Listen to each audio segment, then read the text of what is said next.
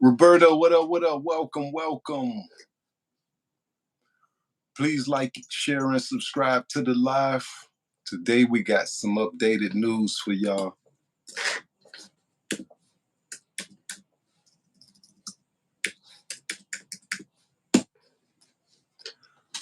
Welcome, welcome, welcome.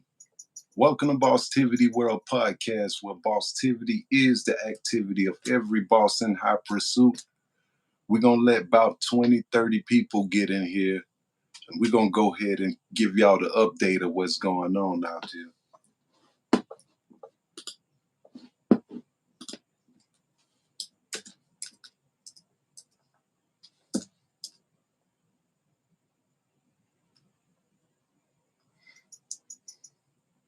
For sure, bro.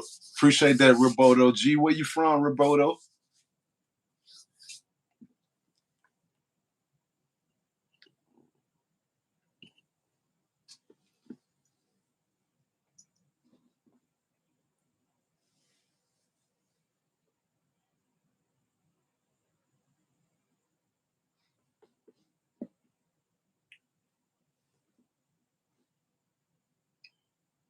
Okay, for sure. Shout out to Canada, no cap. That's what's up. We right here in Atlanta, Georgia, live and direct. And right now it was just a shooting just happened in Atlanta. And a lot of people who was on the last live should be coming back to this live so I can give them the update about what's going on.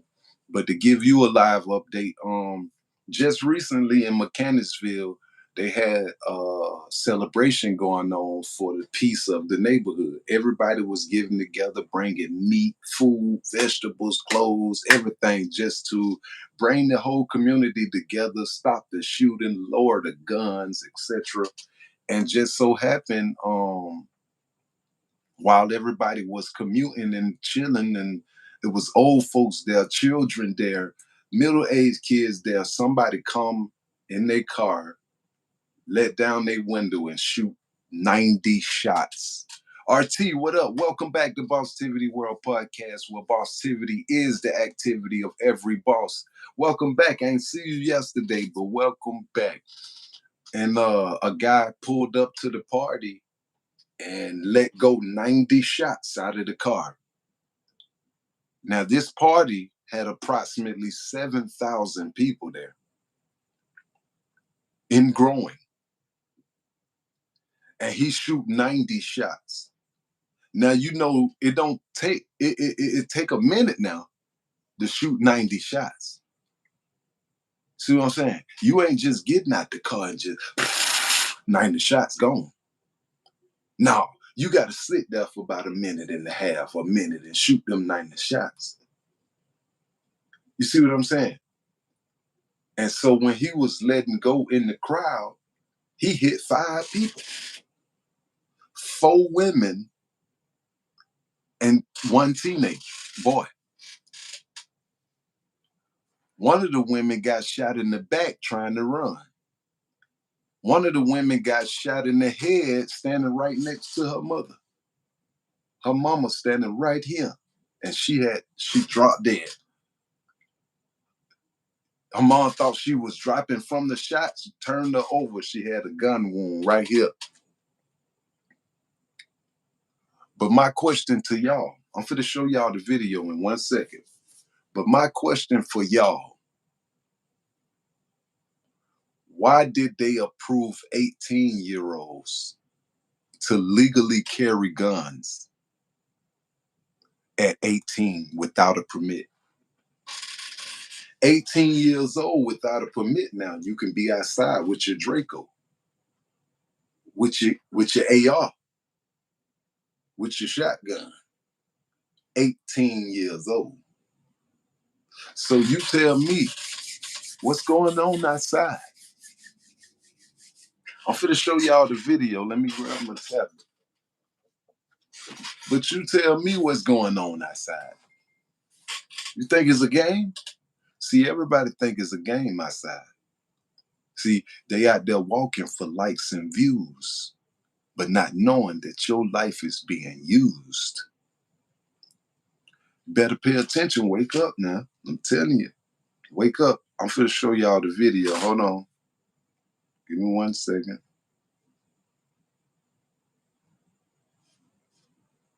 Give me 1 second, y'all.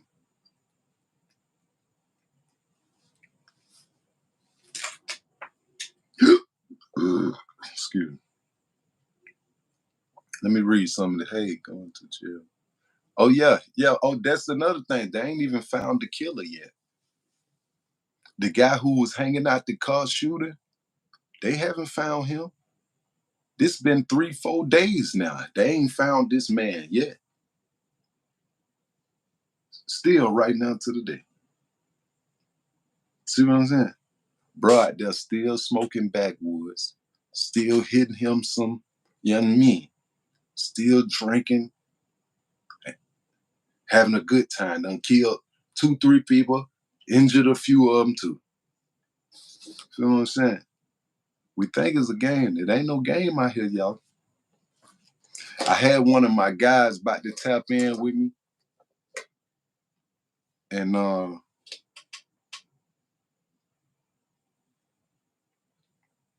had one of my guys about to tap in with me.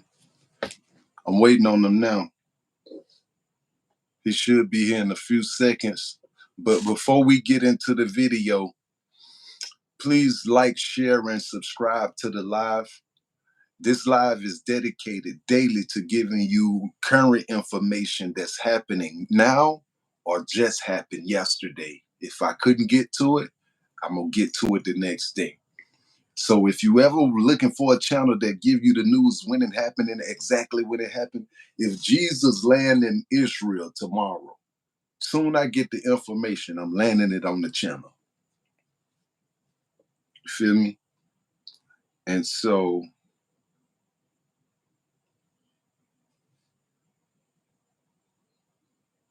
hold on 1 second.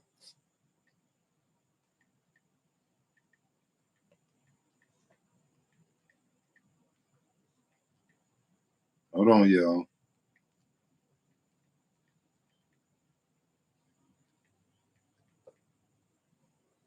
I'm trying to see why my boy ain't came in yet.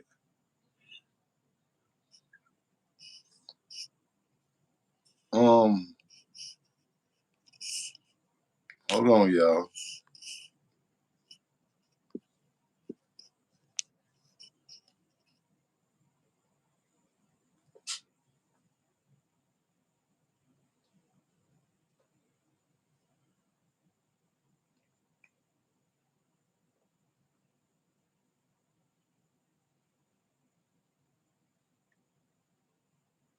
Hold on, y'all. He coming.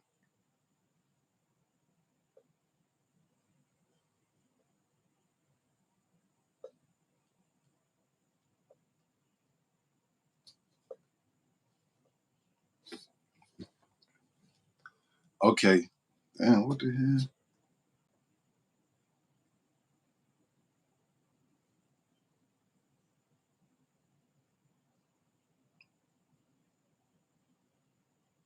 You reached the max. That's bullshit, man.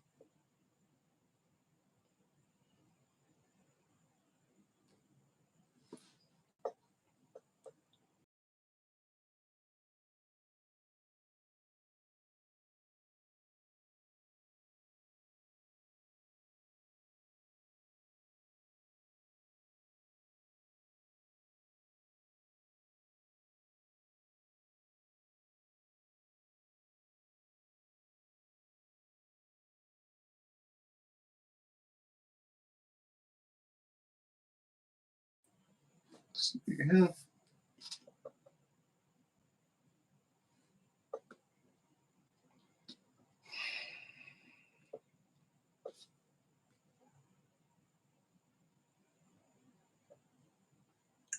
We waiting on him, y'all. Hold on. He coming in. I was trying to get this tablet lined up. Don't worry about it. I got it like that then.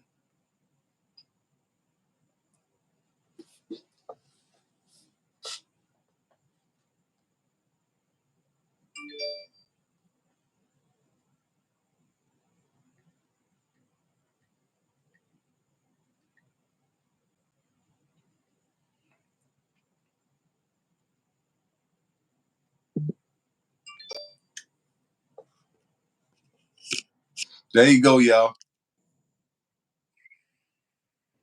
Yo, Mechanicsville shooting. Yo, Mechanicsville shooting. y'all know what it is. Your boy JB jugging bags, 8 keys. I'm pushing glass, make cheese, ain't cooking crack. You know what I'm saying? For sure, for sure. Welcome to Bosstivity World Podcast, where Bosstivity is the activity of every boss in high pursuit. Bosstivity is a channel dedicated to live news, live one-on-one happening now situations. Bosstivity is also a two-compound word defined for the average hustler. Never in your life have you been a boss, but you're on your Bosstivity pathway of becoming one. Thank you for tuning in. Well, please like, subscribe, and share the live. Today we're talking about shooting just happened down the street from me, hood called Mechanicsville. 5 people was injured. 4 teenagers, 1 adult. One of the girls in the situation got shot in the back trying to run away from it. Turn And your Wi-Fi. You ain't got the Wi-Fi on? uh, You real choppy. it's on. It should be on.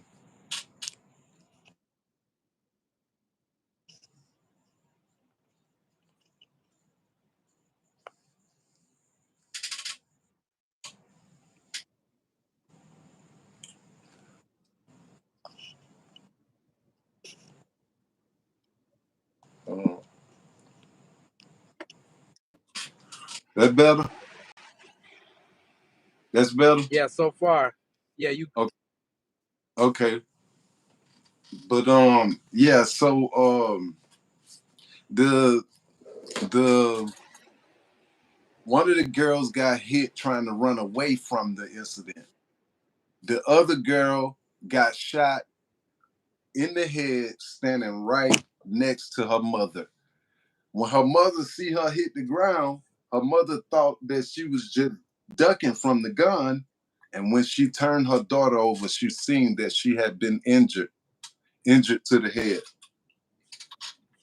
And so what this live purpose is about is seeing why do they have 18-year-olds walking with guns legally? They have permitted that 18-year-olds in Georgia can carry guns. Y'all didn't know that? Without a permit. Y'all didn't know that? This is happening. And these young men know they going to the store getting them a Draco. They walking around with their shark book bag, JB, with the Draco in there.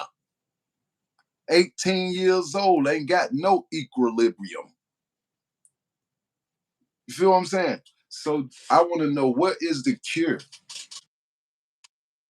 to that we can do to give these brothers stability with these guns, to give these brothers common sense with these guns. You feel what I'm saying?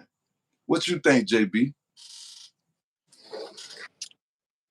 I mean, I don't think it is no stability in having a gun. You know what I'm saying? You seen the movie Juice? Pop was getting beat up before he got that gun in his hand. It's powerful. To feel that power, you feel invincible. I don't know, man. I want to keep blaming it on the music because, man, country singers and rock singers ain't really singing about these guns like that, bro. It's just the culture. It's a fad. It's a trend. It's cool to have a gun. It's not for protection no more. Right. You know, because most of these motherfuckers ain't got shit to protect. You know what I'm saying? And it's sad to say, but when white people get together, it don't make you as nervous as when black people have a get together. You know what I'm saying? Right. When black people get together, just like my homeboy, I got a lot of homeboys. We damn near 40, and I'd be like, yeah, bro, let's go to the day party, and he'd be like, nah, too many niggas in one spot. Right. And this is a black man saying this. You know what I'm saying? All we could do is up the security, but man, I done seen police be at these venues and it still pop off, bro. It's just they're Man, I think it's all structured by the government, man. It's just self-genocide. They'll kill their own self off. I don't know. I don't think there's no control in that. Okay, y'all. Here go the video, y'all.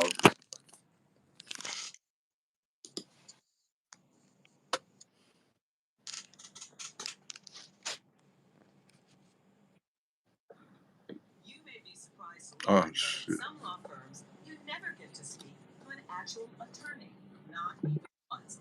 That's not the way they do things here at Motley. If you've been injured, you can speak to an attorney Here on we the go. very first call at no cost to you. Remember, person is in critical condition this morning. 4 others are wounded after a shooting in Atlanta's Mechanicsville neighborhood last night. Atlanta News First reporter Asia Wilson is live at Atlanta Police Headquarters. Asia, we got some new information in overnight from police. What can you tell us about this? 5 people shot. Yeah, we now know that 4 of them were females and 1 male. Now, we're still working to learn their ages right now, but we do know 1 female was shot in the head. Now, Atlanta police say the others were shot in the leg. Now, this all happened on Richardson Street Southwest at an address we believe is called the City Views at Rosa Barnell Park Apartments. Now, it's down the street from a park where some neighbors say there was some sort of neighborhood gathering celebrating Mechanicsville Day, but later some started hanging out at the apartment complex. And as they were wrapping up, a woman says a car pulled up and several men hopped out and started shooting at the crowd. There it go. They were doing, that's what I heard. And God, oh, we y'all. So I'm just standing right there. I had my plate in my hand. I'll eat my fish, and then I just Ignorant. heard, and I just dunked in the breezeway. She trying to go viral. Now, at last check, that female was shot in the head. That's what they do. Condition. Meanwhile, Atlanta police. That's why you can't die no more in front of folk. They're gonna try to go viral on you. Also, not release any details about any arrests in this particular case. We're live from Atlanta Police Headquarters. Asia Wilson, Atlanta News First. Asia, thank you. Rest in peace, Joe Rogan. Have you been in a car accident? Listen to He's what they're trolling. Joe Rogan ain't die. Yeah, I know that's a lie. Somebody said what you call it died yesterday. I forgot who they came in. Who that? They said that who it was they said that I forgot. I don't forgot who they came in the live and said somebody was dead all of a sudden. Yeah, Cornelius Hinton said y'all supposed to stick together. Right. Definitely. This is not what Martin Luther King died for, bro. If he could motherfucking see that he motherfucking sacrificed himself just for black folks to fight amongst each other and try to kill each other more than the white man kill him, he'd be pissed. Right. No, Joe Rogan is not dead. Yeah, he just They trying to just start. talking. Okay, so let's read some of these comments, man. Y'all comment where you from, where you from, where you from. Tap in where y'all from.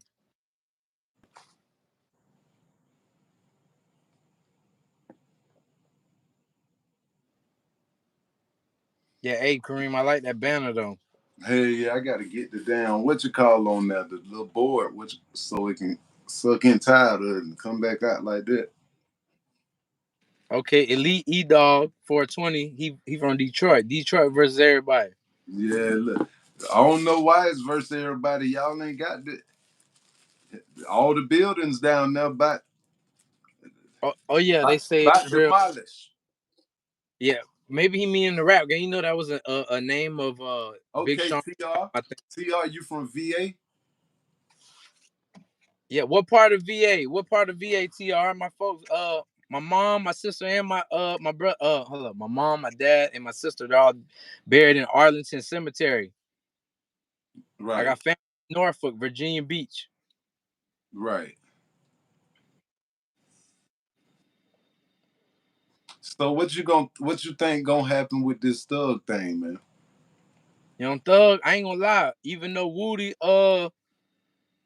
he snitched, and I ain't gonna say that was his plan from the beginning, but he throwing some monkey wrenches. He don't deserve no praise still, but he's definitely, you know, you He can tell he cleaning up, ain't he trying to clean up. He trying to backtrack. Oh, Chesapeake, that's where my aunties live at. Chesapeake. He cleaning Oh, up and Chesapeake, Virginia, ain't it? Stafford, I don't know where that is, TR. Yeah, hey, I love Virginia, but they say they racist as hell up there, Kareem in Virginia. That's where all the wars, yeah, the that's Civil what War I happened. heard too. The Civil War happened in Virginia.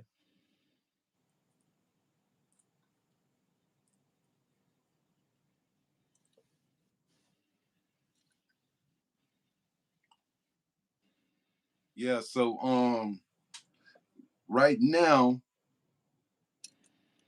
so what's happening right now is Black Youngster just got his gun case dropped. Black Youngster from Tennessee signed to CMG label. Memphis.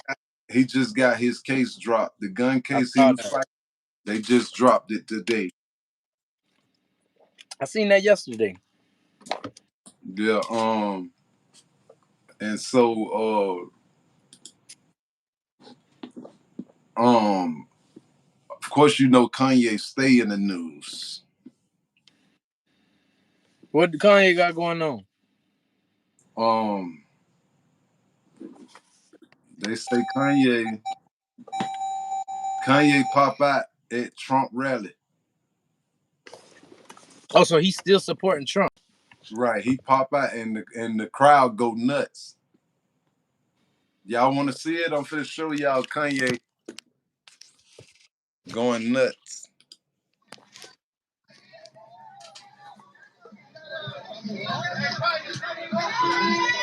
Oh, it's Kanye! What the heck? Oh my God! He in the Cybertruck. He in the damn Cybertruck. Elon Musk Cybertruck. I love that. We're gonna play it again.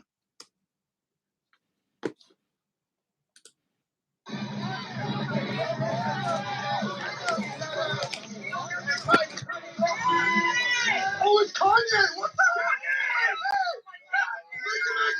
heck? Dunder.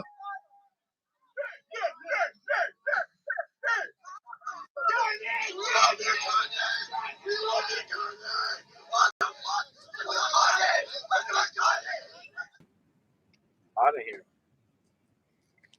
Yeah.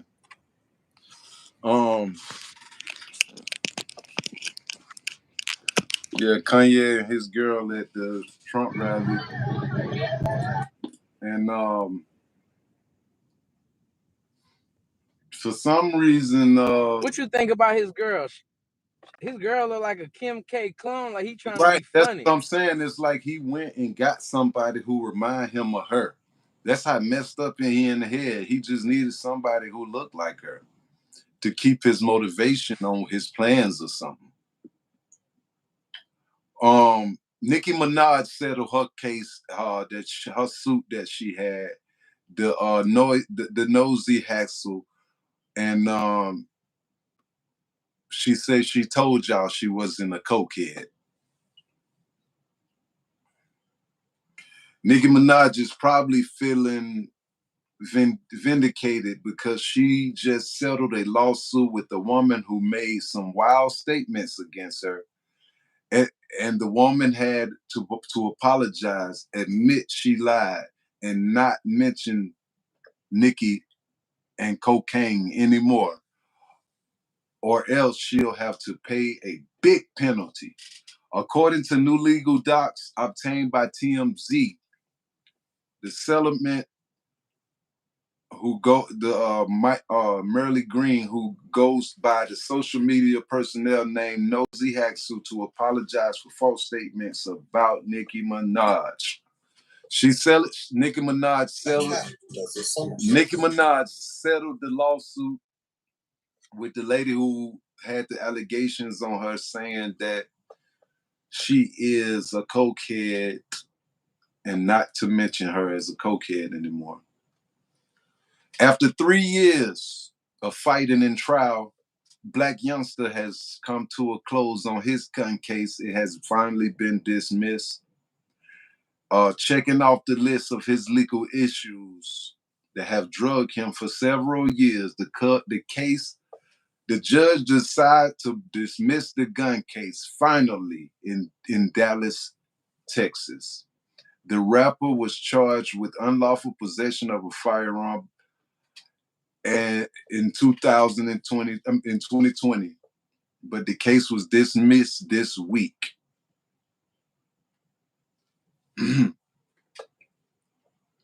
What y'all think about that? What y'all think about Black Youngster case getting dropped? Big difference between apology and being sorry. Yeah, for sure. For sure.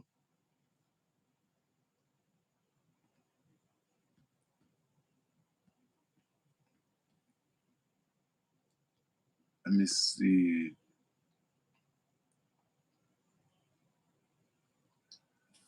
Of course, y'all know that they turned Kamala diss against Trump into a track on a rap track on one of the Lil Pump soundtracks. And Kodak Black. Donald Trump gave Kodak Black his first feature, his first rap feature.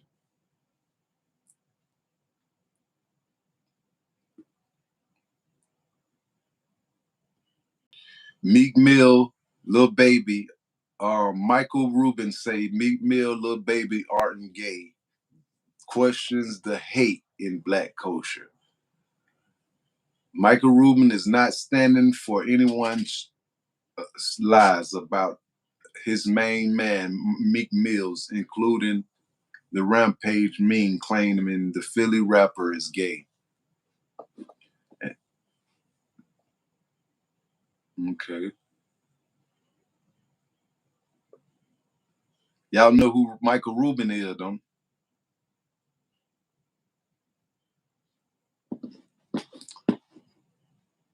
But let me get back to this.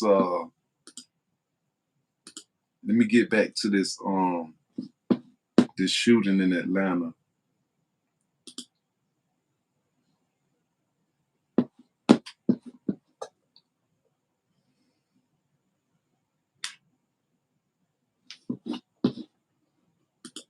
Give me 1 second, y'all.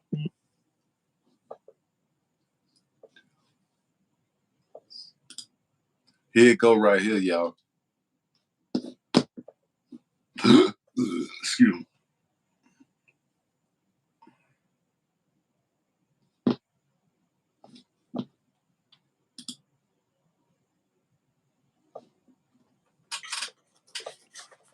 After a weekend community reunion in Mechanicsville. 5 people got shot, including 3 teenagers and a woman who's still in critical condition. Fox Live's Angelique Proctor tells us now that police are releasing more information about the tragic shooting. Angelique? Good afternoon, Tom. So many people jammed into the Mechanicsville community over the weekend to reconnect and spread love, as they explained it to me. But Atlanta police say what happened after that gathering is just unacceptable. The vibe is always love. I've been going to the Mechanicsville reunion for the last 8 years. It was a music playing, laughter, kids were having fun, the singers were having fun. Native Atlantan and community activist Dr. DeJuan Robinson says many former housing project communities in Atlanta come together and reminisce about old times and reconnect with childhood friends during reunions like the Mechanicsville gathering on Saturday. Organizers and Atlanta police say about an hour after the fellowshipping was over, an unexpected turn of events. Shots rang out into the crowd of thousands from across the street. Police have now publicly revealed details about the shooting. They have some great leads on that one. Again, over 90 shell casings were recovered. Atlanta police got called to the scene just after 10 p.m. They say 5 people were shot, a 17-year-old girl, a 16-year-old boy, and a 15-year-old boy, plus a 33-year-old woman. The most serious, however, is a 29-year-old woman who remains in critical condition. Robinson says the violence is disappointing. He knows the organizer and says everything was done by the book. He's a stand-up guy for the community. Always tell him, make sure you cover everything. It don't matter what it is, because you got to think, we're paying for this stuff out of pocket. You got to pay off to the police. You got to pay security. You got to pay for the permits. Dr. Robinson believes Atlanta police need to draw a bolder line. And no gun violence, leave your guns at home. It hurts you nothing to make sure that no one is walking around with guns on their hips. Now the Mechanicsville community is fighting back. They will have a security meeting here at the library beginning at 6:30. We are live in Southwest Atlanta. Angelique Proctor. Those details are still so troubling. Angelique, thanks for the latest. Yeah, so what's going on, y'all, is that the neighborhood of Mechanicsville came up with a date to celebrate the expressions of peace, unity, and togetherness. In their pursuit of standing to these principles, somebody pull up in a car, man, and just start shooting at the crowd. 90 shots was released in the crowd of approximately 70,000 people in this neighborhood. 90 shots was released. 5 people was hit. Thank God, that's a less number. But should nobody be hit? Should nobody be hit? You know what I'm saying? And so, Can you hear me? yeah. And so, my phone cut off. It overheated. I was in the car. all right, hold on. And so, damn, what I'm saying. And damn, what I was saying. What I was saying, y'all. I forgot what I was saying. My bad. What I was just saying, you good, you good.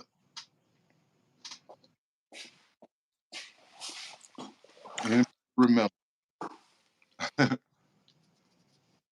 But anyway, just to keep going, 5 people were shot. 1 shot in the back, 1 shot in the head. But this is the thing. In order to go through any park and celebrate, you have to have permission from the city halls, right, JB? Oh, yeah. It's permits involved, definitely. Right. So they already knew it was going to be a lot of people at that party. They knew this. So once they got the call, because see, on the other video that we saw, they got the call saying, hey, it's some guys over here with book bags, and they got guns in them visible. Ain't no police pull up to check up on that statement. Guess what they did? They waited on shots to be fired. You got to think about it. The legislators been trying to get us to stop going to parks and stuff like that. They want that out of our system. Stop going to parks for your birthday. Stop having these Dre days and these type of days. Yeah, Dro Day and all that. Yeah, we sick of that. Find somewhere else to do that at. So they don't want us at their parks no more. So they getting us closer to staying in the house 24/7. Y'all got to pay attention to what's going on.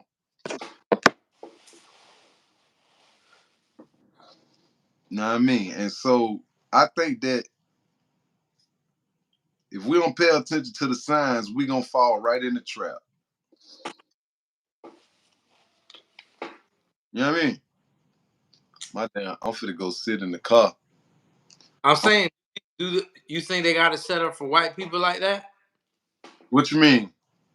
How you saying they trying to make us go to the park, or they trying to not let us go to the park? Yeah, they don't want us to go in the park. They want us to stay in the house.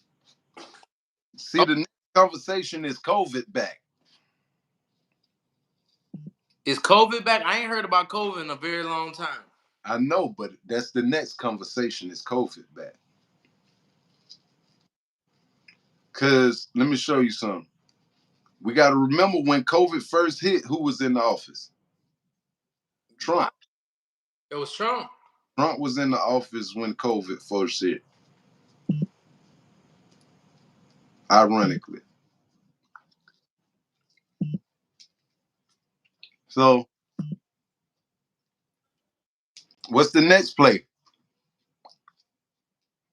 We're going to drop COVID back on these nigga ass. And why would they want to do that?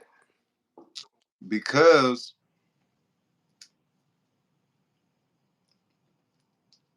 they trying to spread awareness of the vote. They need us in the house, bro, so we can make our decision. They need us in the house. They don't need us out here moving around communicating. We ain't gonna never vote. We ain't gonna... Cab D says 90 shots was fired and 5 people got hit. Well, got shot, and God was watching them folks. Yeah, but think about the folks who got hit and how they daughter feel. I mean, how they feel about their daughter and their nieces. Them ain't the only shots gonna be fired. I promise you, we finna hear about some more shots. I'm gonna go live. You might as well subscribe to the channel because soon any shots going down in Atlanta, yeah, I'm going live. Any mass shooting like this here? Oh, you saying families are gonna want to retaliate?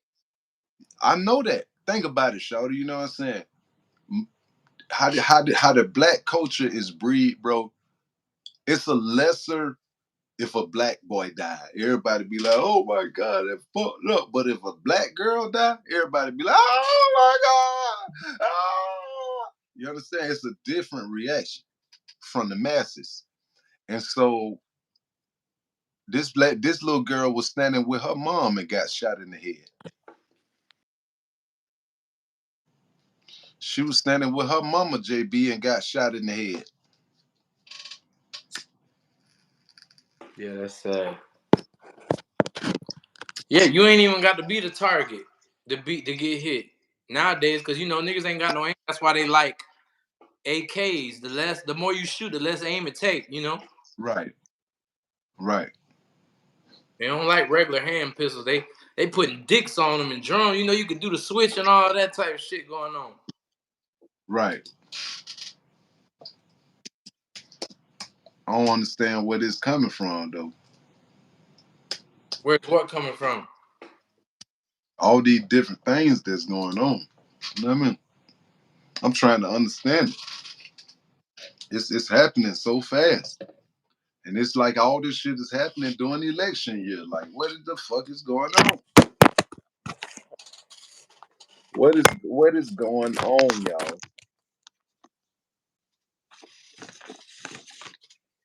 I don't know.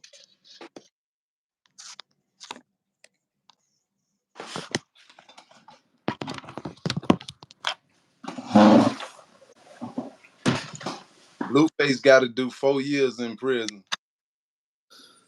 That ain't nothing. I mean, he was involved in the shooting, right? I don't know. Yeah, I seen him get involved in the shooting shit. You know, everywhere but Georgia got better laws for shootings. Right. Right.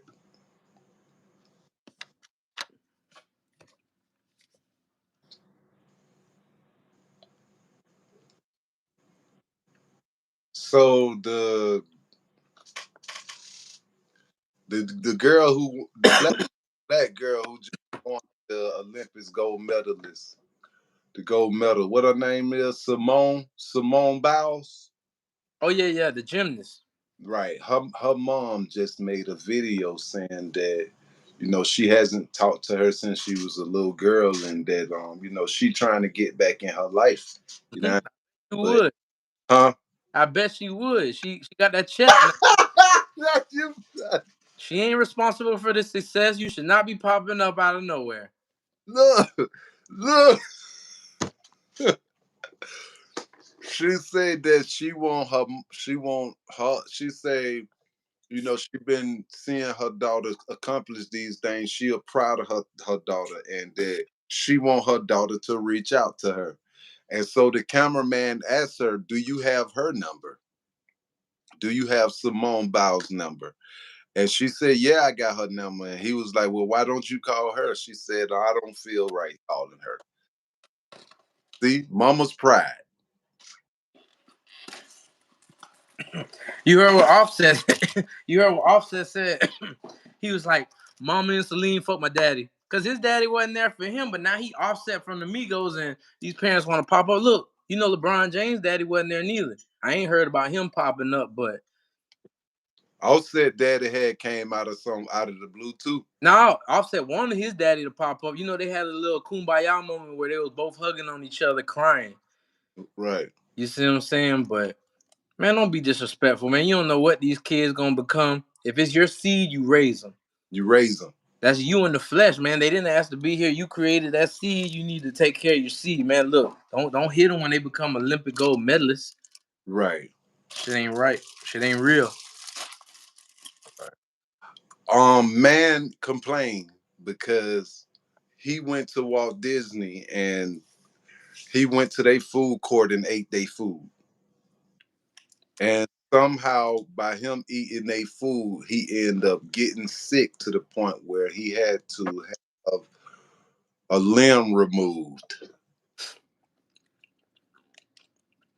So his attorney went to try to sue Walt Disney, and the suit was turned down by the state. Because when you go on Disney property, it's private property. Man, when you big business like that, you got a lot of things put into place, a lot of loopholes put into place to protect yourself.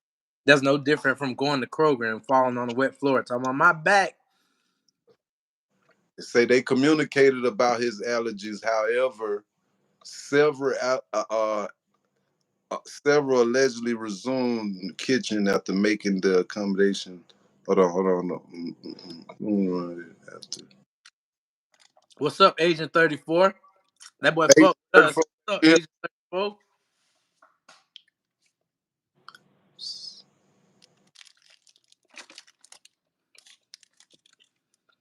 It say emergency officials reported that to report to the local hospital for treatment. The husband didn't know what was happening until he called his wife's phone, and a bystander informed him of her reaction and transported them. Months later, February. Listen, months later, February, the lawyer filed a wrongful death suit against Disney and result in Disney Park and results and the restaurant involved, claiming negligence. He's seeking $50,000 in damages. An autopsy report of the person died while having elevated levels of nut and diary in his system. Her death was ruled an accident.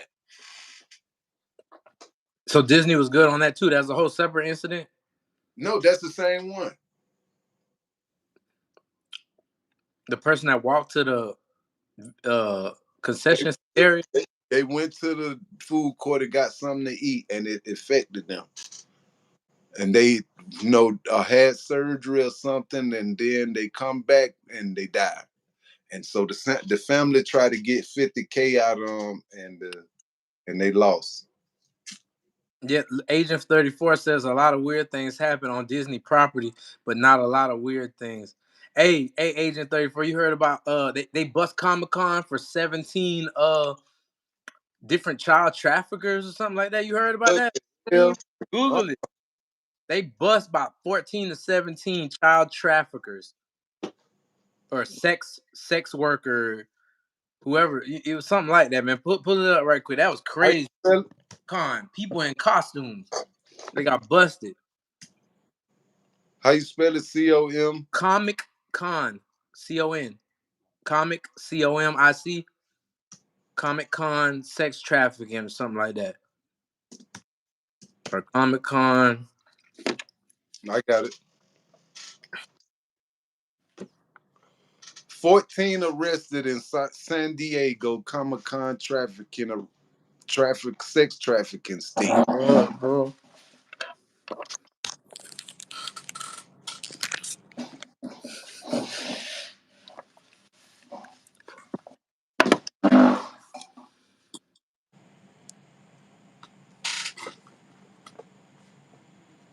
What a volume. Was not just cosplay. In here, everybody's like a disguise. It's like Halloween. They feel like they are invisible. Director of Bilateral Safety Corridor Coalition, Marissa Ugarte, is cheering on the 35 to 50 undercover officers with the San Diego Human Trafficking Task Force working Comic-Con daily to make so many arrests.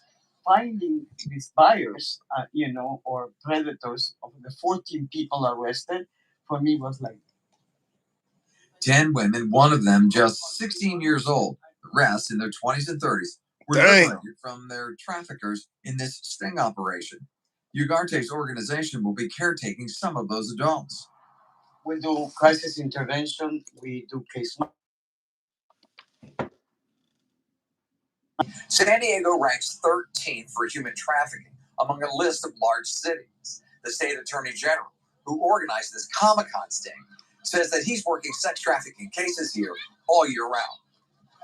During Comic-Con, task force members posed undercover as sex buyers to contact potential victims and arrest their attackers. Fake advertisements soliciting sex were also posted to arrest further buyers. We will detect you. We will dismantle your operation. We will arrest you and hold you accountable. The 14 arrested face solicitation charges. Attorney So General they went Rob in Barkley as tells undercover. NBC7 Yeah. events that draw hundreds of thousands of people like Comic-Con attract traffickers and sex buyers.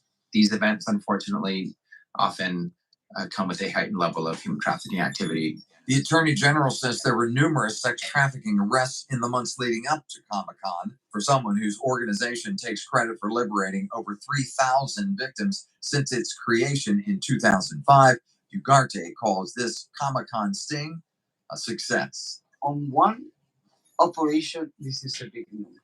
Dave Summers, NBC7. Damn. Yeah, hey, Tom Berg. This terrifying moment caught on video. Say it again. Tom Berg says, first time I've heard of this, wild. But KM right under him, they retracted the comment, but they said, yeah, right. But, man, this is real, man. People, you can't judge a book by its cover. And you want to know why I feel like Comic-Con was such a gold mine for the sex trafficking, Kareem? What's that? Because most of them niggas virgins, bro. They weirdos that don't get no pussy. They ain't got the way with the ladies. Oh, man. Man, you go run it up, man. But I don't suggest you kidnap no sex, it should be a surprise. AR says it should be a surprise that geeks figure prominently in online predator circles. It ain't no surprise, man. I watch How to Catch a Predator with what's the dude's name? Hey Ryan. What's it? Chris Hansen. Chris Hansen. You know what I'm talking about? No, I ain't heard of him. They do like undercover stings where they text dudes all day long, but it'd be a grown police officer, and they lure him to all the way to the address. And as soon as he walk in, Chris Hansen walks out. He goes, and he'd be like, "Yeah, just have a seat right here." You know what I'm saying? Right. And it's funny, but it don't be funny. Milwaukee hotel employee charged with murder after an altercation goes wrong.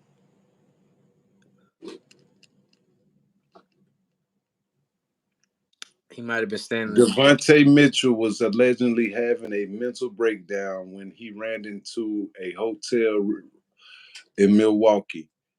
Instead of receiving aid, footage repeatedly shows security of the hotel staff punching, dragging, and restraining Devontae. The order repeatedly left him. The ordeal reportedly left 43-year-old unable to breathe.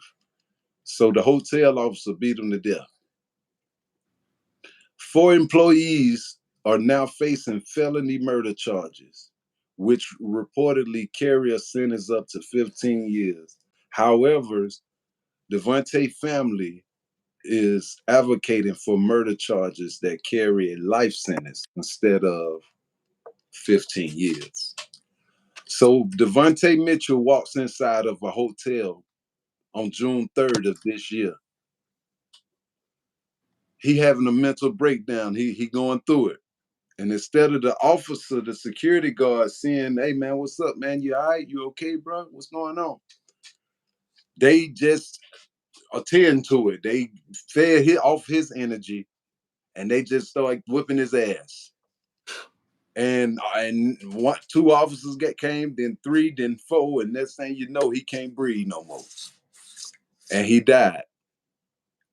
And so they indicted the 4 security officers at the hotel, and they are facing charges up to 15 years. But the family advocating to change them 15 years into a life sentence. What you think about that, JB? What part? It's in Milwaukee. I mean, it's in You talking about who walked into the hotel, right? Yeah, which I'm saying, like, what you think Oh, about that? so the person who walked into the hotel is the person who He died. was spazzing. He was spazzing like that lady But who he was died. spazzing yesterday. He died. He died. They beat the shit out of him. And the family got the nerve to get the defenders sentenced to a life sentence. Well, when they got to court, they seen that at the pretrial that they was only facing up to 15 years. So now they want them to be facing up to life and not 15 years. Man, listen, when a mental health person come at you, you can't be sparing them. They don't know what they're doing. You got to defend yourself. How you Right. gonna that person to goddamn face the max when you know your folks ain't? That's just like the other day you was in the store, Kareem, and you said that there was a junkie up the way, butt ass naked, and I was like, "Ooh, let me see. I want to see." He was butt naked. And what you said? She What you was. said? I said I ain't fucking with her. Man, Why? You said she might come at me. She might come at me. Yeah, that bitch was crazy. You see what I'm saying? So I'd be going to jail, fucking around with this, done lost everything. people want the person defending themselves to face the max. Some people just got to be honest with themselves and know what the hell was going on with their people. All right, let's read some of these comments. Agent 37 said, back 34. I always say 37. Dude. Back my internet just went off. The government Wi-Fi wasn't want to work well sometimes. Okay. Hey, he must be a federal agent for real. Agent 34, are you this man on government Wi-Fi? What do you do, Agent 34? He probably on food stamp Wi-Fi. It say even the AR said even the fact that so many 30 and 40-year-olds go to what is effectively a kid event. Right. Godson said, y'all heard about the dude that killed the 4 officers in North Carolina? No, I ain't heard about that. Let's look that up. Yeah, Dope Sick Foundation say, big dogs, how you boys doing? We doing good, man. Thank you for coming back. Who that is? Dope Sick Foundation. Okay, what's up? What's up, Dope Stick? What's him? Hey, for everybody that's tapping in, man, I love when I see the same names from last time, man. I love Yeah, y'all. man, for sure. Welcome back to Bosstivity World Podcast, where Bosstivity is the activity of every boss in high pursuit. Please like, share, and subscribe to the live. You know we keeping you updated on recent news and events that's happening now. Right now, we're looking up 4 officers killed in Charlotte. Let's check it out, y'all.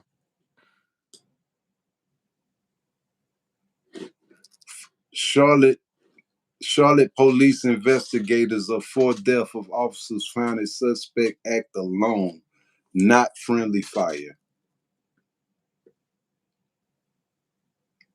A man who fatally shot 4 law enforcement officers with an assault rifle a month ago acted alone and was solely responsible for the casualties.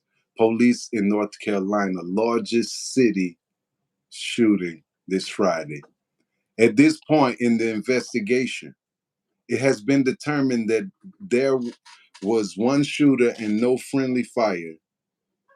That's what the police department said. I mean, fire means that another police shot another police on accident, right? I don't know. I think that's what that term means. I don't know. Y'all know what friendly fire mean, Agent 34?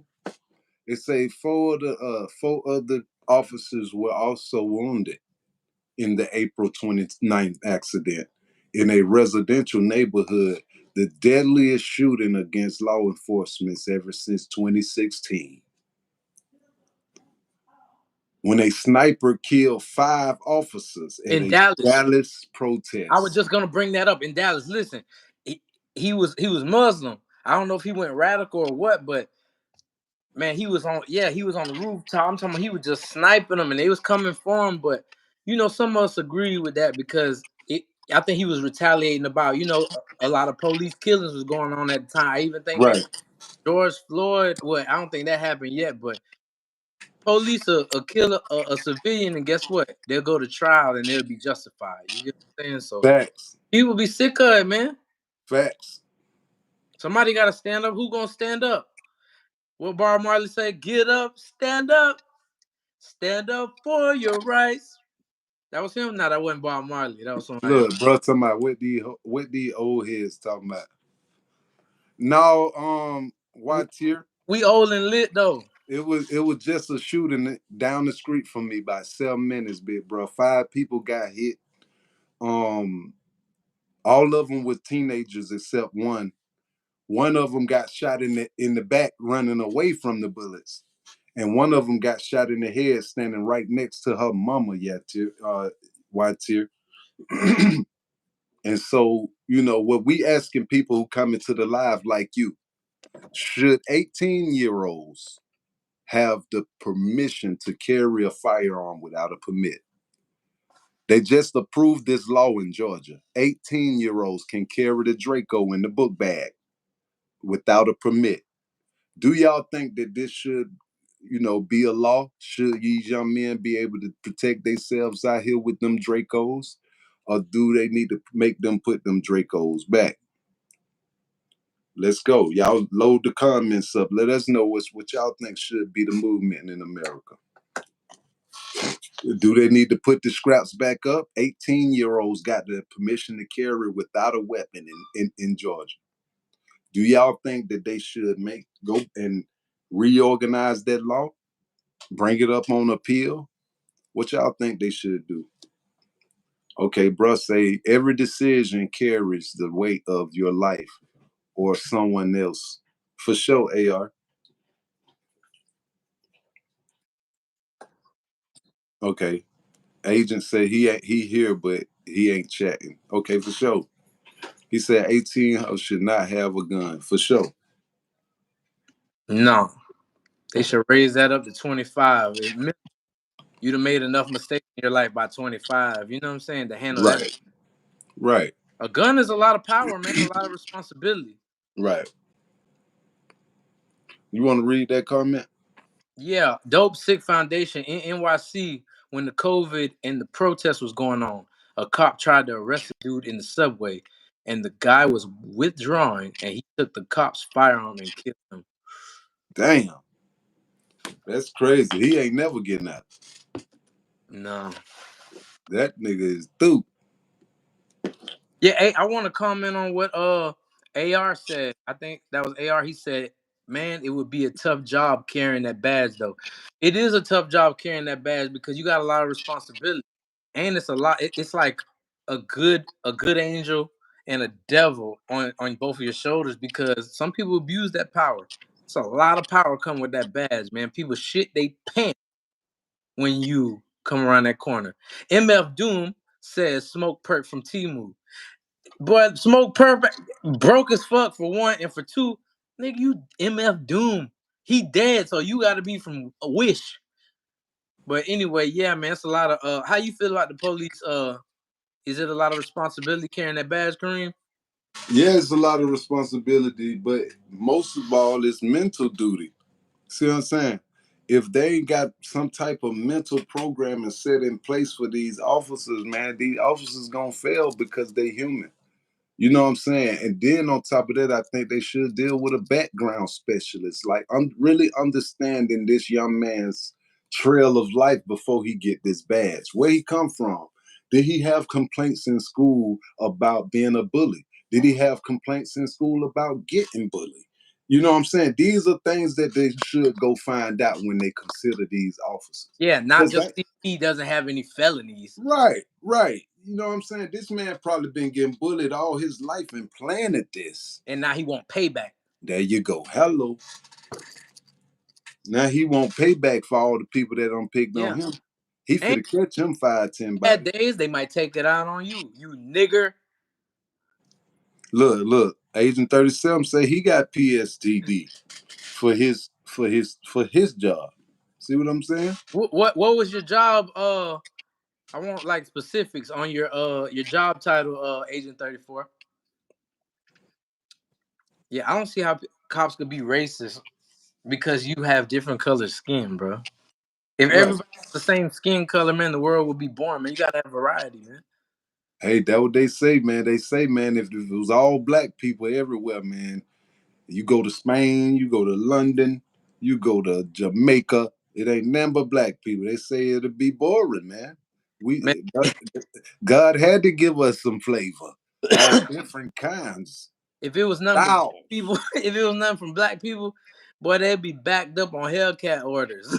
Ooh, all over the world. But they back order on Hellcat. We can't make enough Hellcats. Man, hey, I went to this halfway house and spoke yesterday. And I told them young brothers a story that ran across my head. And I'm gonna mention it in the live while we got over 50 people in here. It was a famous boxer. We ain't gonna say his name.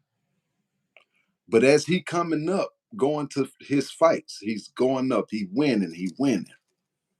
Every time he go to his fight, he see this certain lady there in the same seat every time that he go to his fights. Don't matter where he fight at.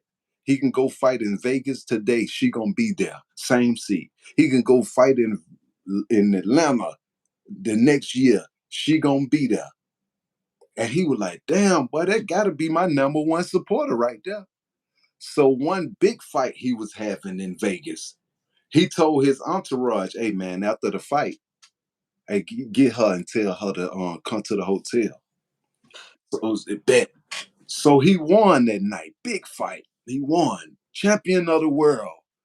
So he get her to come into the room. She come in now. She's like, oh, how you doing? Hey, how you doing? Like, finally meet you. Nice to meet you. So he was like, yeah, I wanted to meet you because every time I have a fight, you there, man. And I just want to see, is there anything I can do? Do you want me? Do you want me? Do you want me to buy you something? I'll buy you anything. You said. She said, oh, no. It's not like that. She said, no, I buy your ticket. I buy the ticket because I be wanting to see your ass get knocked out. She said, I ain't seen a motherfucker knock you out yet. I want to see the reaction behind when somebody finally knock your ass out. You know what I'm saying? And everybody started laughing in the room. And so I say that story just to say that just because somebody is at your party showing up every day don't mean that they're at that front row seat to see the W. Some people that'll see the L for sure, and they investing into the L. They'll buy your tickets. They'll join your subscriptions. You understand? Recognize where you're at. Recognize who you're dealing with. But yeah, I just wanted to throw that story out there because that's the story of the year for me. Yeah, that was cold. That's That cold. was cold. That's cold, lady Yeah, JB. that was a curveball. Like I didn't expect that ending. that was cold. Yeah, hey, Dope Sick Foundation says, and listen, when you're in a place isolated like the Carolinas, people don't have a common moral compass. Agent 34 says he was just a field worker. I'm just a field agent. What does that mean? What do they do, Agent 34? AR says, in a healthy world, you would never consider that someone would take your life with a gun. Today, cops must assume that everyone has a gun and wants to kill them. They are at 99% stress levels. That's right. I never really took that into accountability. Hey, he said that shit then. Damn, he broke that down in 3-4 sentences. That's it right there, brother. That's it right there.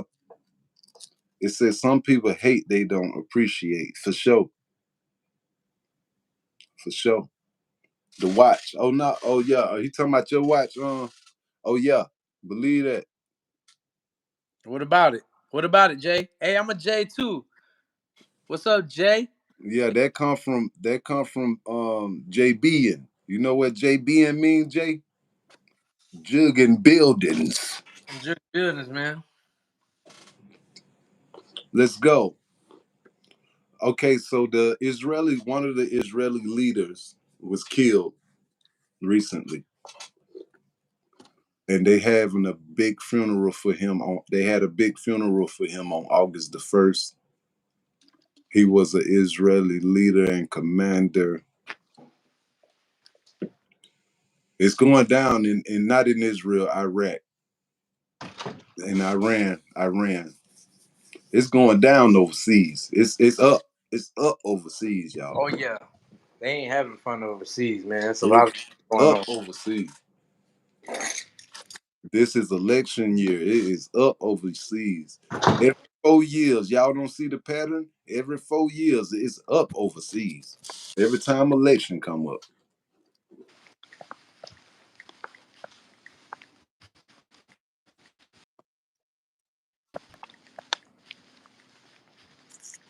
Yeah, this might be the scariest election we Oh ever yeah, had. for sure though. For sure though. Man, that was the first assassination attempt in a while. For sure though. When was the last assassination attempt before that, Kareem?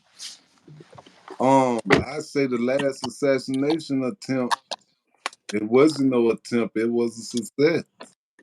Really? Yeah, it was it was Reagan? it was No, they no, didn't it get was Reagan. Clinton. It was Clinton. Bill Bill it was ain't not died. Bill Clinton, not Clinton, dead, but boy. Kennedy. No, they tried Reagan after that, bro. Kennedy was in black and white. Reagan was in the 80s where color No, came about. Reagan was before Kennedy, man. No, sir. Man, Reagan was before You can Kennedy, make I a think. friendly wager, Let me bro. see. You know, Ronald Reagan, Dope Sick Foundation agrees with me. Agent 34 says they investigate federal crimes. Okay.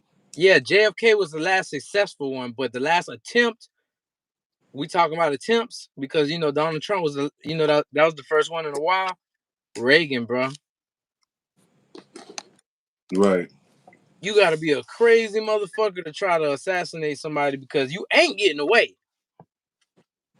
You remember the Boston bombing? Them boys didn't even get caught. Man, they motherfucking tracked them boys down from fucking cameras everywhere. The government goddamn powerful, bro. Yeah, yeah. So yeah, it was Kennedy, bro, because Kennedy was from 1961 to 1963. Then come along Johnson, Leonard Johnson, from 63 to 69. Then Richard Nixon, then Gerald Ford, then Jimmy Carter, then Ronald Reagan. And after Ronald Reagan came George Bush. Then Bill Clinton. Then after Bill Clinton come George W. Bush. And after George W. Bush, here come his cousin, Barack Obama. And after his cousin, here come Donald Trump. And after Donald Trump, we got Joe Biden, and now we got a question mark. So now we know the presidential list. Now let's go find the last presidential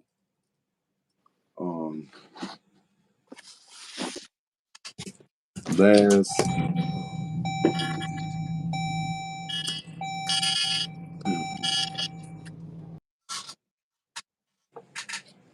Okay. Ronald Reagan in 1981 is the only U.S. president to have been injured in an assassination attempt while in office and survived. Two former presidents, Theodore Who? Roosevelt, Ronald Reagan is the only U.S. president to have been injured in an assassination attempt while in office and survived. Two former presidents, Theodore Roosevelt and Donald Trump, have also been injured in attacks. Let's go. So it's only three people. It was only Ronald Reagan got attempted. He lived. Theodore Roosevelt and Donald Trump all lived. But this the thing. How many of them assassination attempts was set up by them? Out of them three, you think all three of them was natural, organic attempts? I'm throwing the question out there. I don't know. Yeah. You, It's funny that you say that because Jay comments how they let him up to do it in the first place, though. Because how did they even let him get that close to do it? Like, they got people everywhere and they didn't see this stranger on the top of the building. Say, Dope Sick Foundation also says Trump had God on his side that day, which is true. Because I'm talking about he just moved by a increment and they just caught his ear. right. If he wasn't to move, boy, they would have done called Trump. It would have been over with.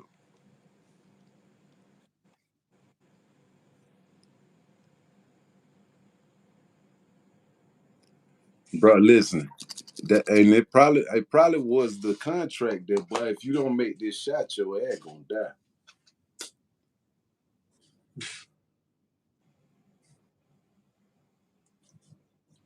But yeah, man.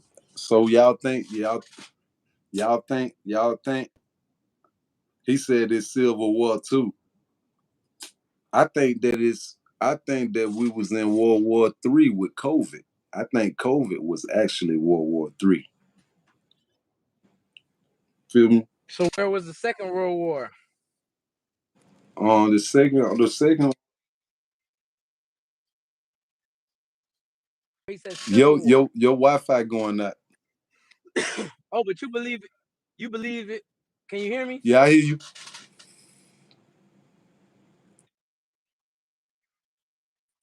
And you feel like, see, that's the only way I feel like they'll have a world war. Because see, the difference between back then and now is it's too much money at stake. Back then it wasn't that much money at stake.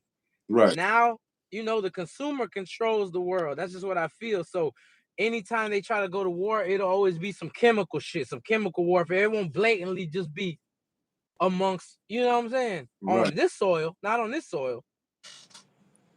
Right. They'll try to paint it as something else on this soil. That's just how I feel. For sure.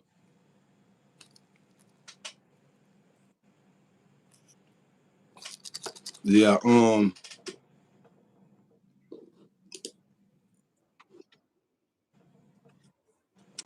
let me see. Oh shit, what's that? Hey, Dope Sick Foundation says, you boys ever heard of human chronic wasting disease? What's that? Might need to Google it right quick, Kareem. Right. Agent 34 says the Secret Service is the worst. Good thing I'm not in the Secret Service, however you want to pronounce it.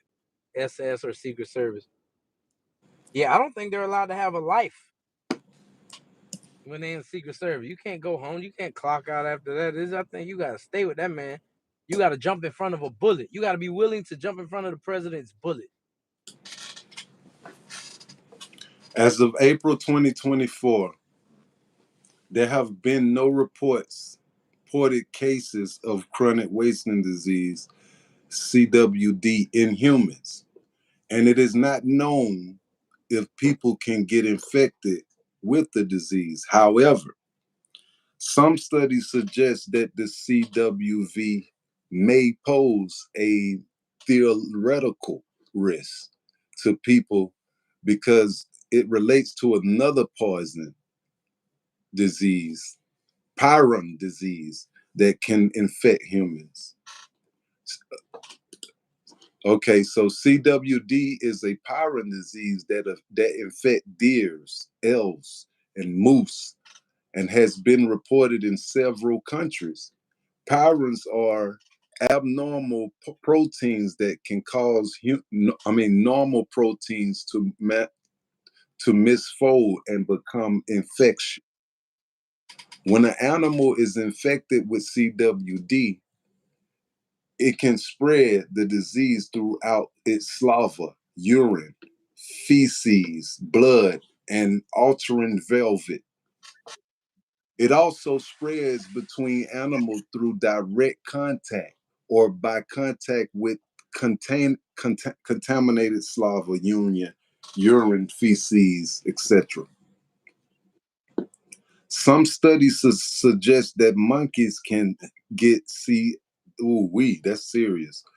Some studies suggest that monkeys can get CWD by eating meat or brain tissues from infected animals, which raises concerns by humans may also be at risk.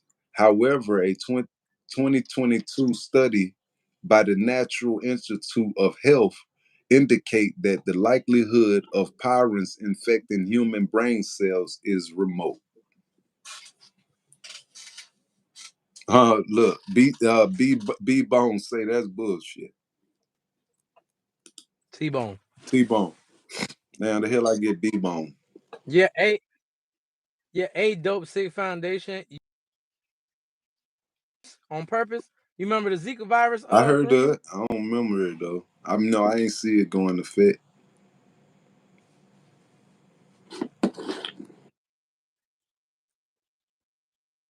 The serious effects. I think it was happening mostly in Florida. Some mosquitoes came from, I don't know where they Mosquitoes. came from, somewhere overseas. Yeah, and it was biting people.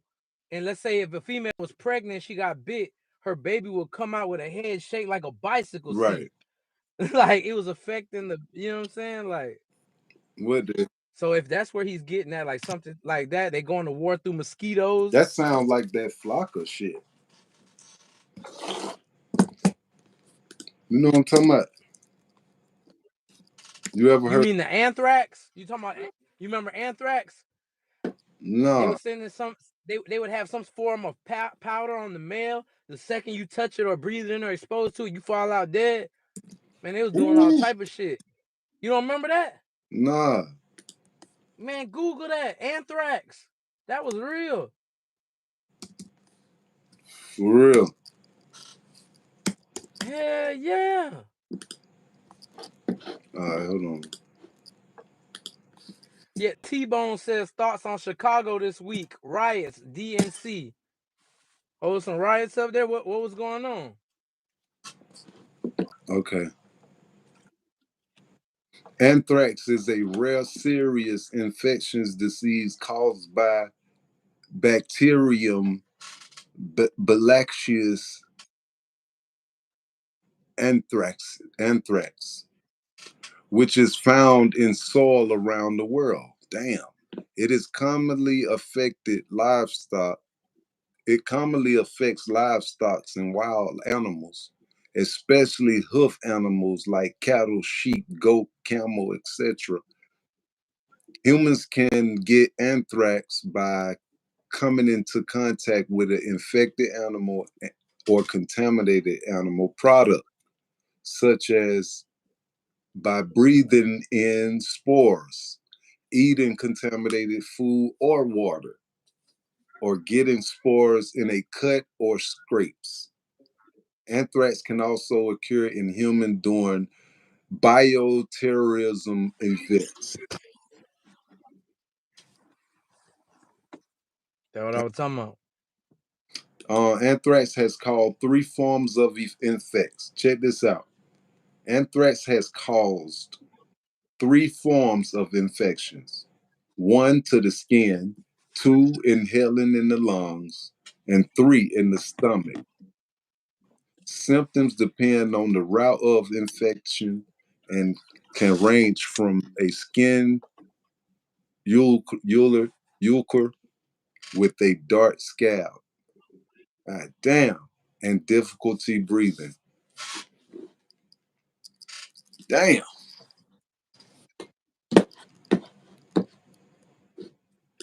That's crazy. Yeah, I can't believe you don't remember that.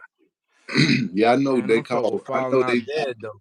I know they call anthrax weed. I ain't never knew it was something like that. Nah, yeah, that's the reason. You know, people like to remix names to make it catchy. I done Right. heard of Corona Pack because it make you cough. Right. Corona Pack. Yeah. I remember when them Obama runts came out. Exactly. They called it anything. Okay, my bad. It said, bro, they don't even put individual meat tenderizers on fentanyl. I mean, bro, they even put industrial meat tenderizers on fentanyl in Philadelphia. Daniel said Jesus is coming back soon. This is all in the Bible. Let's go. Dope says someone in Florida caught leprosy by working landscape. Look it up. Leprosy. Yeah. Someone in okay, I got it. Age of 37 say, why 34 say, why didn't they tell me this in the academy? T-Bone say, mark my word now. Dope said, the thing is the thing is in the Arctic. Supposedly there's frozen viruses that are thawing out. Let's go. Yeah, Dope sick.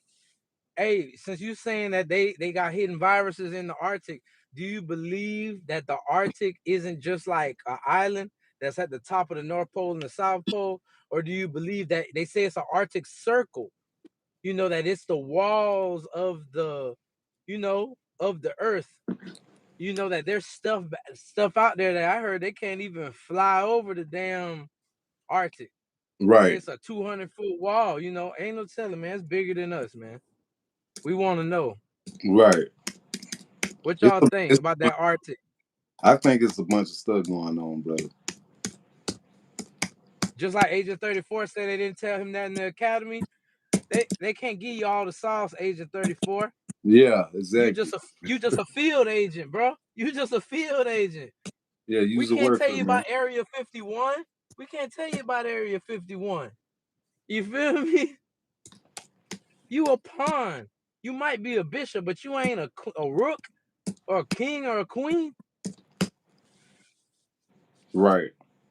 That's why they say these devices are set up to blind us, bro. That's why we talk about what we talk about on here.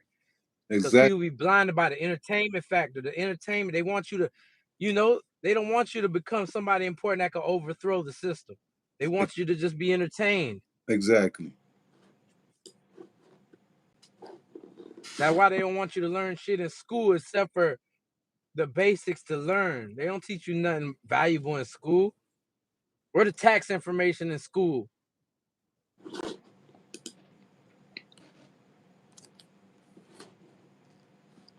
It's crazy, man. I don't understand what this process right now that we going through, man. I never saw an election so scary, like you said, bro. This election right here is scary, King. This is a scary part. This is a scary version of life right now, I think. And I wonder why Donald Trump won't go ahead and see what Shawty talking about in the one-on-one stance. Like, go ahead and, see what she talking about. Go ahead and get with her publicly and talk to her. You know what I'm saying? Whatever the debate, go on and do the debate. Feel me?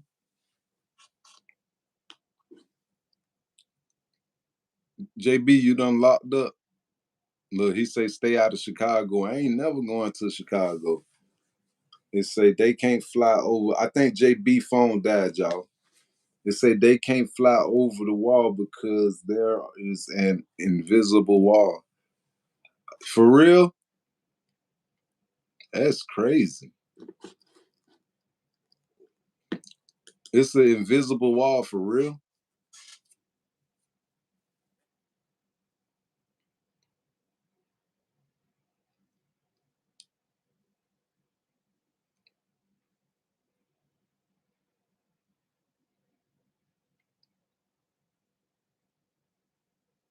Okay, for sure. Okay, so now we're going to jump back to the subject at hand for the new people who just jumped into the live. Welcome to Bosstivity World Podcast, where Bosstivity is the activity of every boss in high pursuit. Please like, share, and subscribe to the live where we keep you on latest news that's going on currently in the neighborhoods of Atlanta.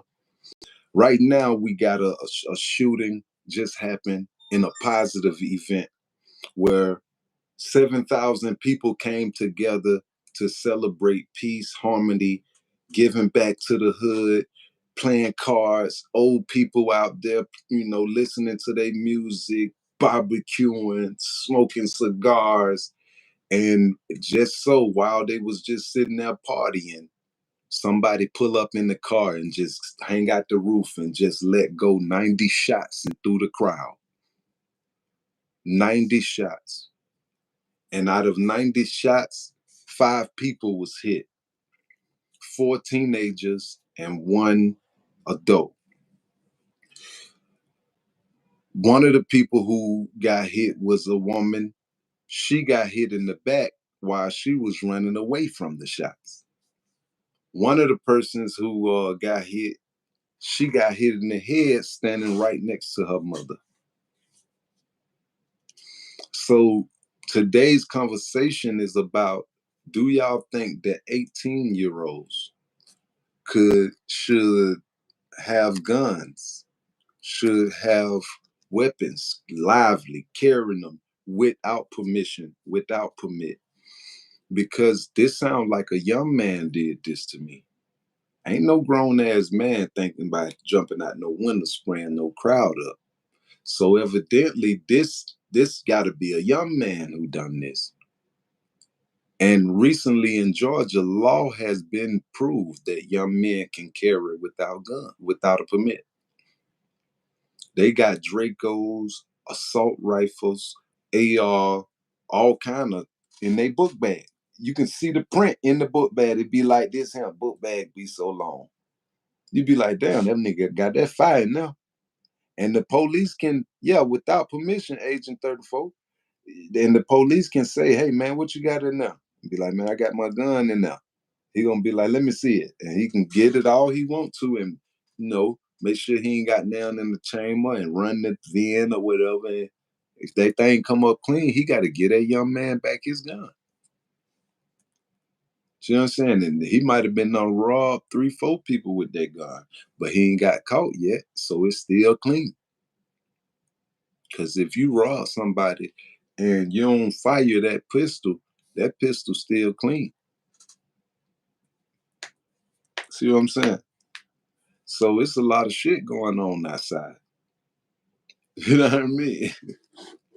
It's a bunch of shit going on outside. I'm telling y'all, man, y'all need to pay attention. It's a bunch of stuff going on outside, man. And my job is to make sure that you understand what's going on. You feel me, JB? Yeah, man, I'm having some technical difficulties, but what happened? What I missed? No, I was re-explaining the shots at the park. Oh yeah, definitely. Yeah, man, it's just sad, man, and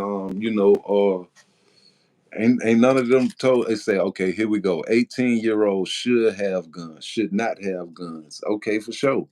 It say they have a violent record. If they have a violent record or mental health record, no. Okay, so why? Okay, so he talking about some. So okay, so you do think Dope Stick, you do think they should have it then? If you say this, 18? yeah, he just said that Oh. if they don't have a violent record or no mental health record, no. So that means he believe they should have it. He said, "What are your thoughts on the 2 amendments? Editors who open and carry to antagonize the police." Hey, I don't think they should use it like that, but I'm thankful that it was created. That's the reason why we can move around like we can move around. It say Georgia is kind of crazy place. Yeah, for sure. I feel you. Yeah, okay. So now he want to say 21, JB. Dope shit.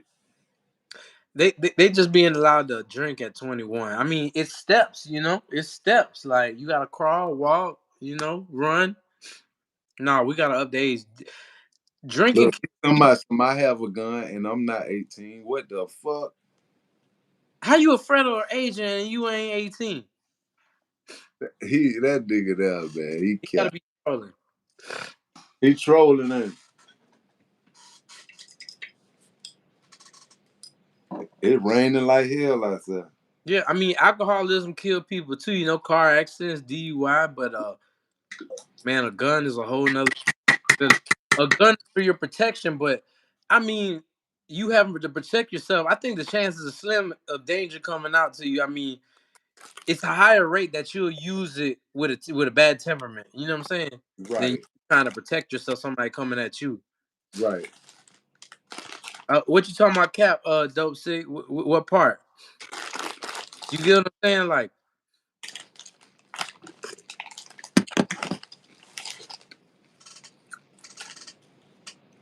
you having this 24 hours, 365. Ain't nobody came at you all year. But you might be getting into agreement more times than a disagreement more times than you actually trying to get robbed. He says, Oh yeah, you know I know that trouble definitely comes to you, but yeah, trouble come to you. You that's don't even need to. not they're not telling it for that. I got a scrap over here. I ain't showed that motherfucker yet. I'm 40 years old though. These kids, they showing it. They put it in it matched their outfit. They got on all black. They wearing hoodies in the summertime. You see what I'm saying? It's in rap videos. Their fashion statement, accessorizing, putting dicks on them, drums on a handgun. Like, come on, man. Right. Just too extra. Man, too extra.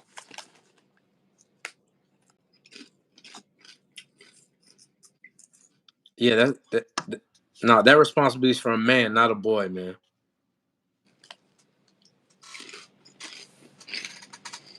But what I say is this though. If America was like Africa, see, in Africa, a young boy, 11, 12 years old, can be responsible for a weapon. Why? Because they intellectualize their children young. These children be 10, 11 years old, know the whole Bible in they language from head to toe. Oh, you talking about overseas? Overseas. Yeah. These young, they be 11, 12 years old. They know the whole It's different circumstances over there. right. They know the whole Bible, the Here. whole Quran from page to page. Why not give him a gun? That man know the whole Bible. He know the whole Quran. You know what I'm saying? Why not give him a gun? You know what I mean? So you got 11, 12, 13, 15-year-olds in Africa toting guns. No, but you know why? Because it's more freelance over there. They got Talibans over there. They got pirates over there. You know what I'm Right, saying? The war is going on in the streets. But what y'all gotta understand, it's a war going on over here in the streets too. It just looks different. right, right. And so that what I'm saying. If America's kids was like that, then I wouldn't say nothing about a young man carrying a scrap out him. But them kids ain't grow up like them kids over there. These kids grew up on Call of Duty, GTA. You can't listen. They want to emulate that. That's another thing.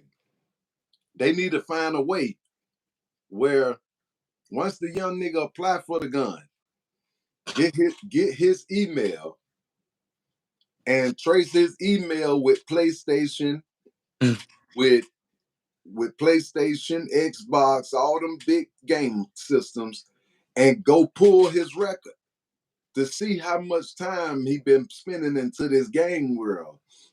What type of games he like? Do he like all the Call of Duty games? I'm talking about he got the first one on now to the last one. Them type of people right there don't need to be the police. Yeah, hey, they can find that out too, because every time a kid gets a mass shooting, they know everything about him. All the way to kindergarten, they know everything about him. So why not do that in advance? Excuse me. Why not do all that in advance?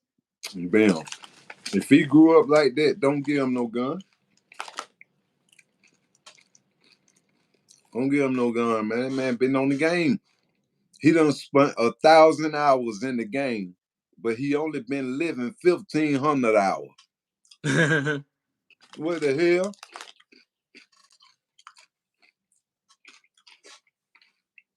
Shit crazy. I don't understand these young men. Myself. Those Foundation say, I don't play games. Them games make people lose their sense of reality. Yeah, no better. I play 2K. I play basketball online. It's fun, you know, because It depends on what game you play, man. develop mine, you know. Agent 34 says, I don't play video games at all. I'm just a homebody, you know. But I'm a develop mind, man. These kids, you don't know what, you know. Let's take all ourselves, for instance. What from your childhood molded you into the person you are today? It starts from way back then. It's the foundation of who we are. Woo! Yeah. So what I'm asking you, Kareem, for example, what happened or what did you witness in your childhood that kind of molded you into who you are today?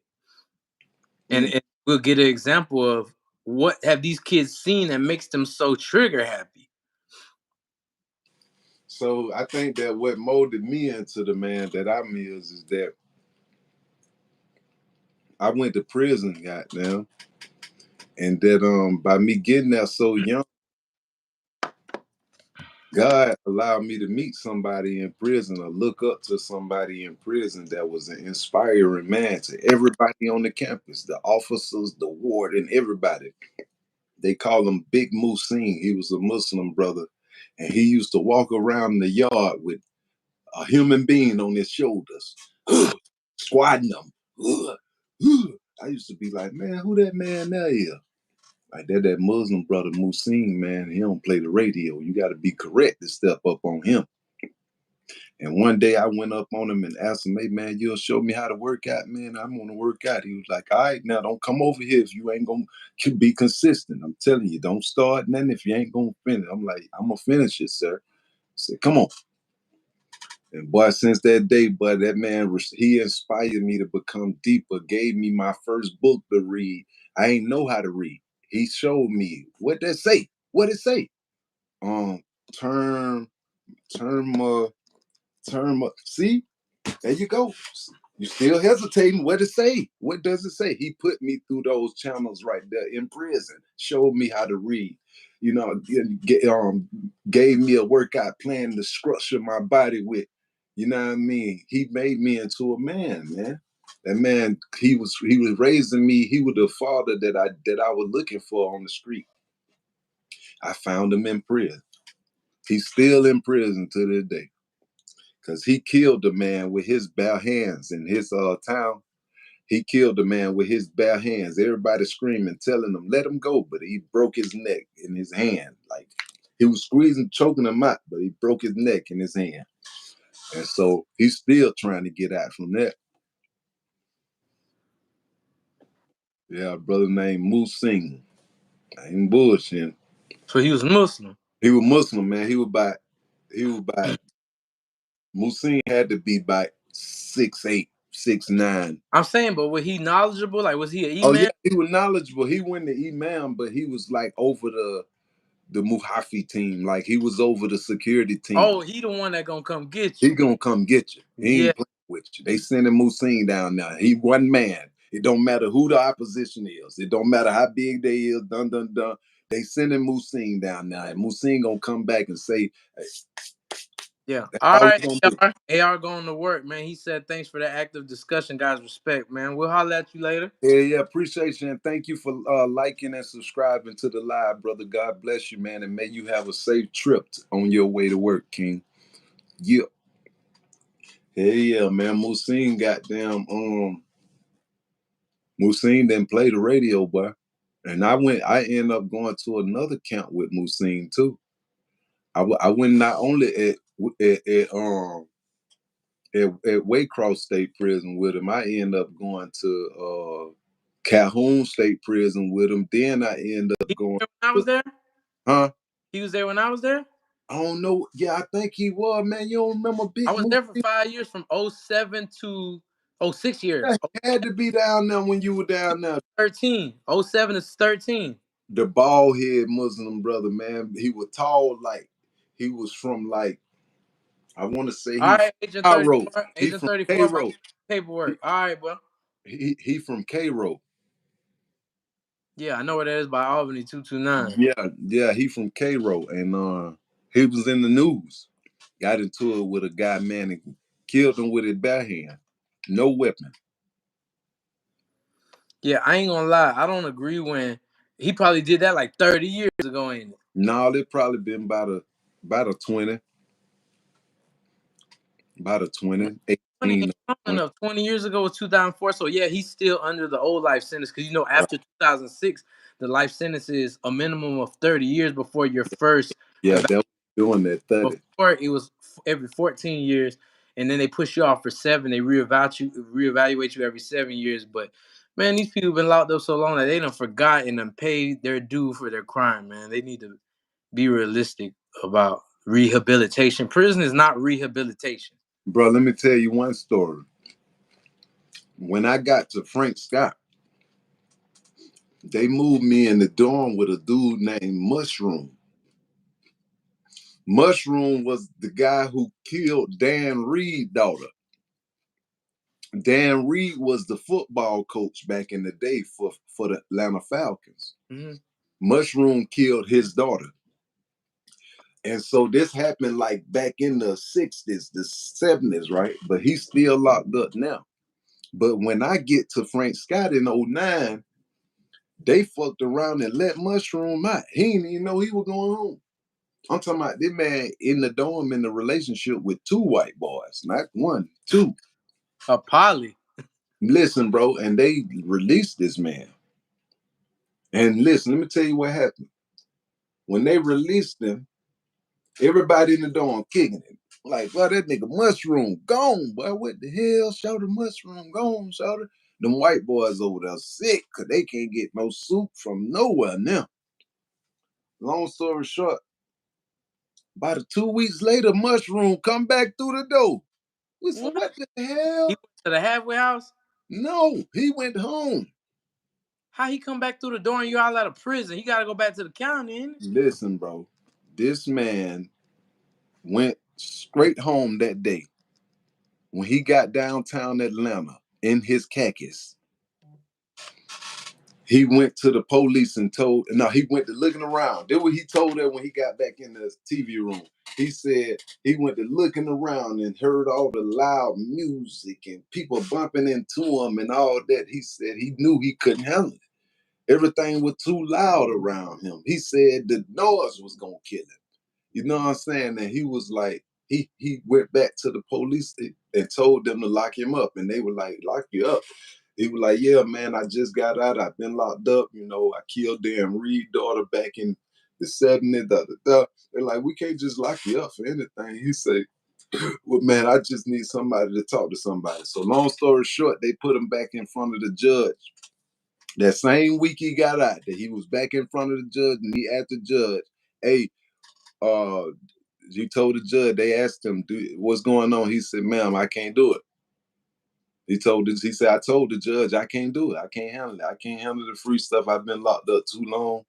The noise messed with me, you know what I'm saying? And she asked him, are you sure?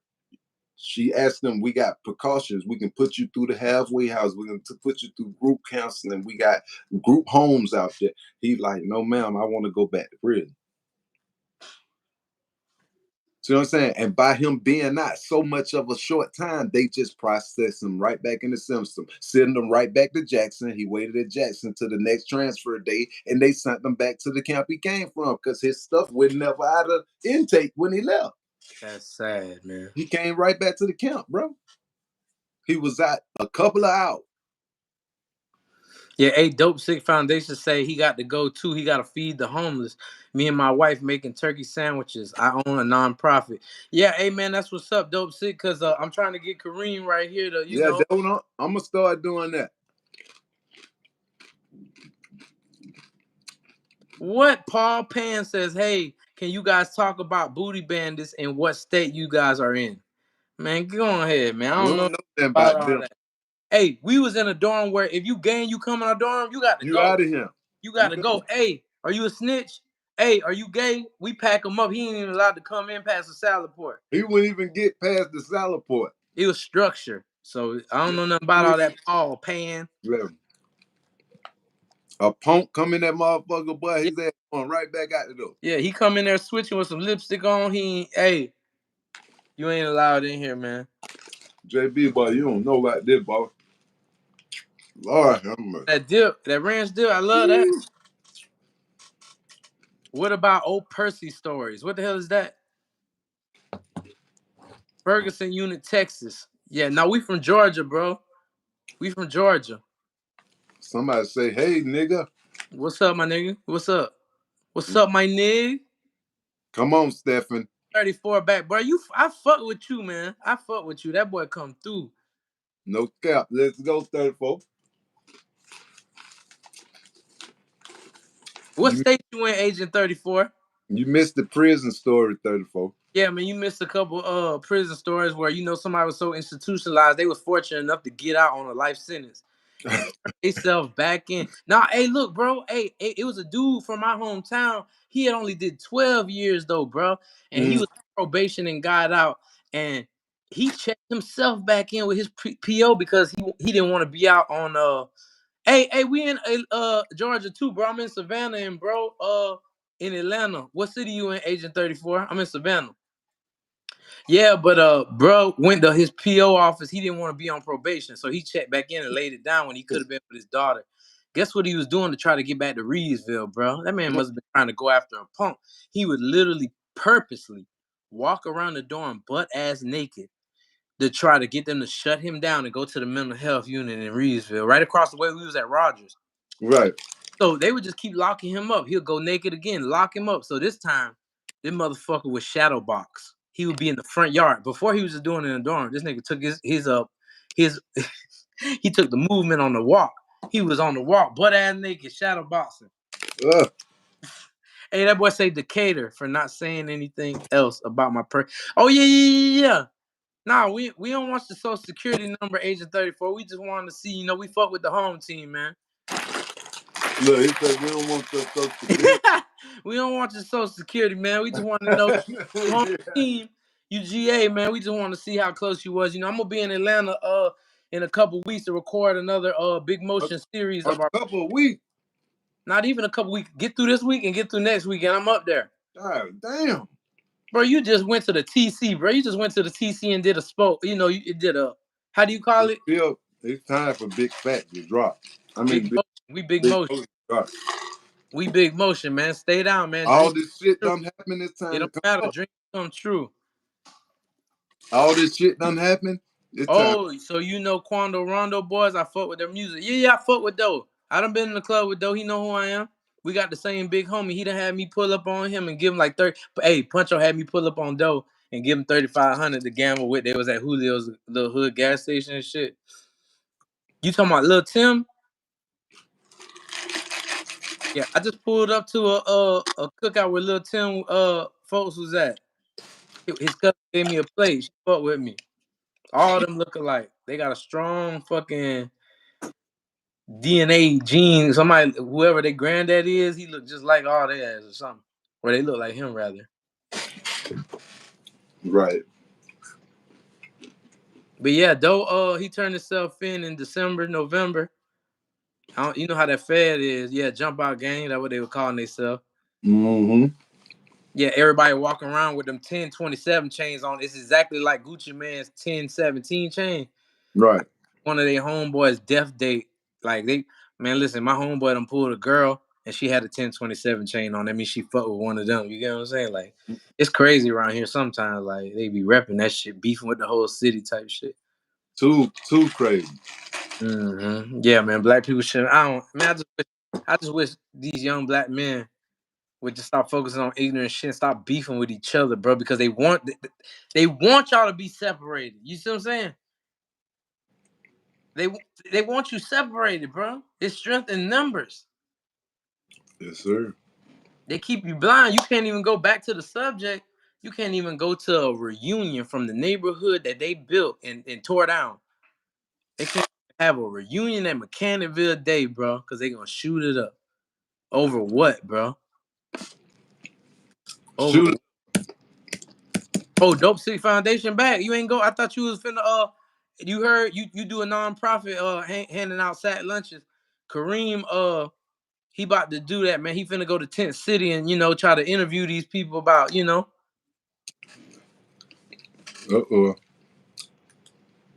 he finna do the Lord's work, man. You gonna multiply some bread for them, Kareem? I don't know about that. You don't know? You say what? You know how Jesus multiplied bread and wine for the people? Oh yeah. Oh yeah, we're gonna do that. We're gonna most definitely do that. I just gotta find my man who I can trust, man. I don't wanna be interviewing somebody and next thing you know, some jump off, I turn around like this here, and I turn around, cameraman and the camera gone. Damn. Hey. You gotta make sure, man. You know what I mean? Hey, for y'all that usually watch us, man, I usually have, a different background, but I'm having a lot of technical difficulties today, man. Yeah, because you got that Wi-Fi box upstairs. No, I don't know what's going on, but I gotta plug my phone up. It's dying and it was overheating.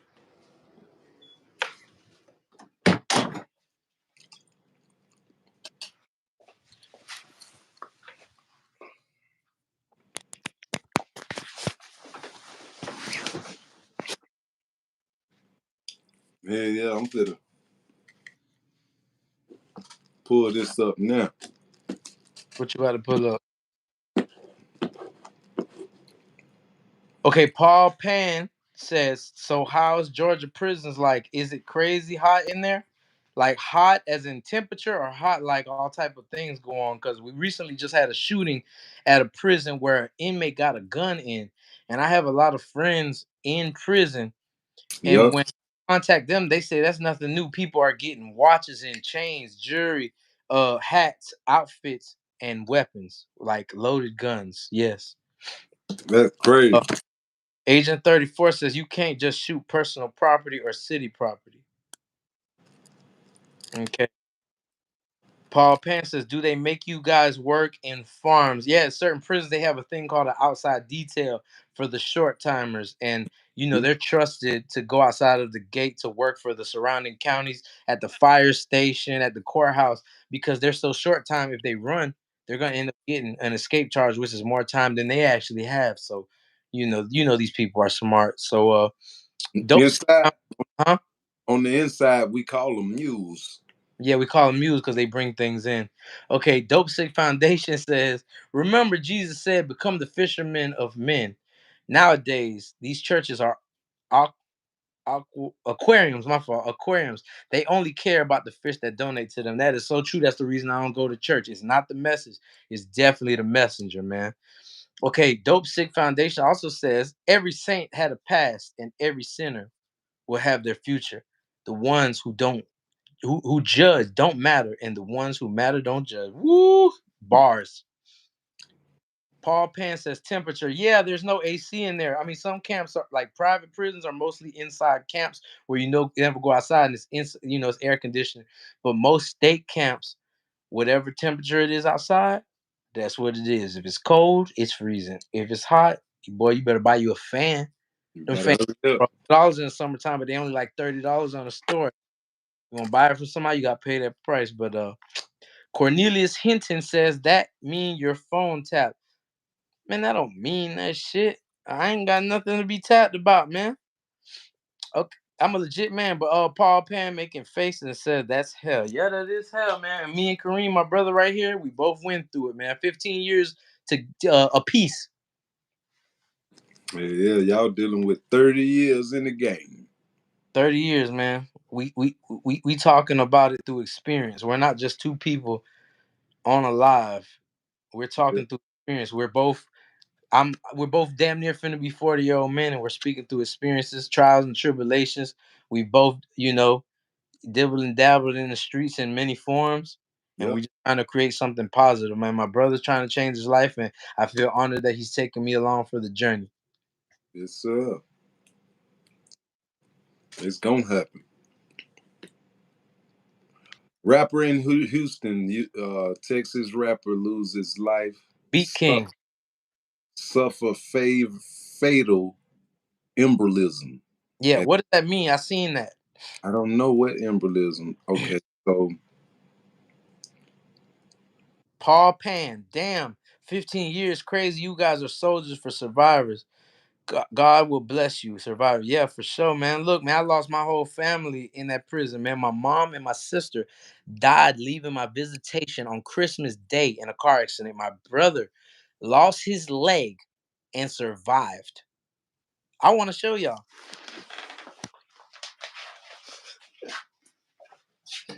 Ryan, I need you to do me a favor, bro. I'm speaking to the YouTube viewers about prison, and I was telling them that we did 15 years and survived, and I told them about the accident, man. I just want to show them how you survived and you lost your leg.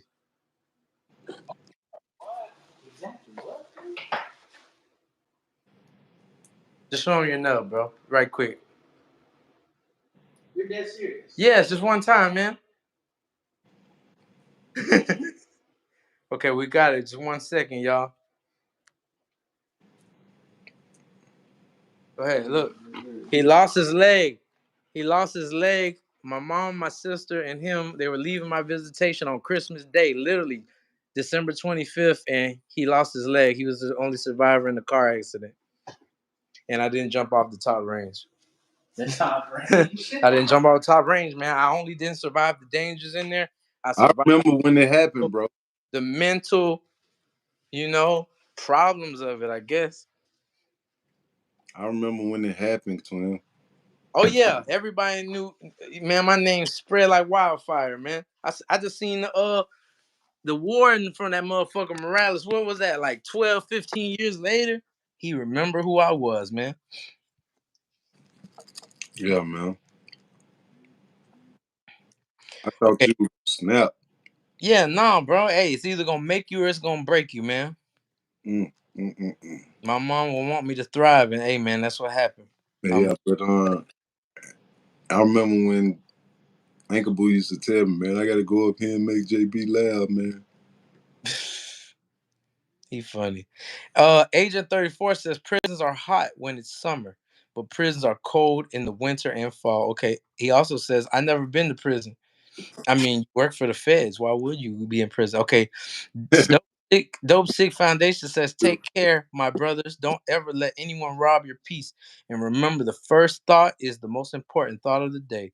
Every other thought stems from the first one. That's real. Paul Pan says, I'm so sorry, my brother. You real, man. Dope Sick also says, thought turn into words, words turn into actions, and action turn into habits, and our habits turn into our character, and our character turns into our destiny. Good night, gentlemen. I'm copying that. Look, he talking about I'm copying. Ooh, boy, you dropped the bar, boy.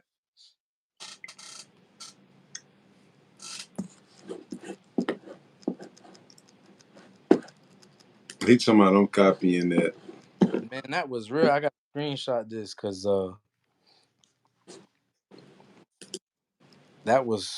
that's real, bro.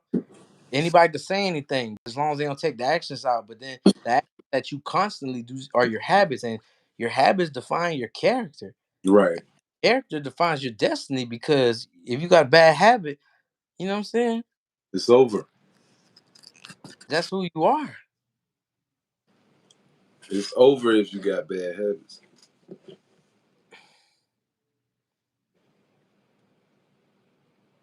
That's crazy.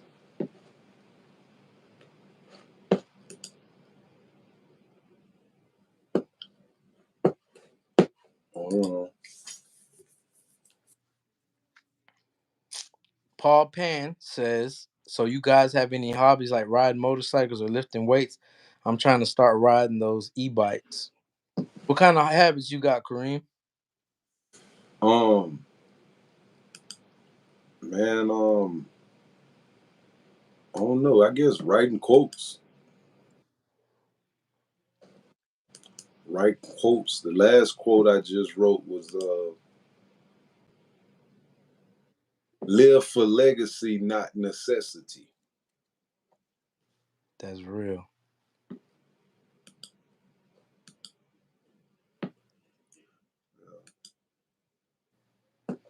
I keep one right here on my dodo. It's not my quote, but I read it every day. It say, so shall a person think, so shall it be.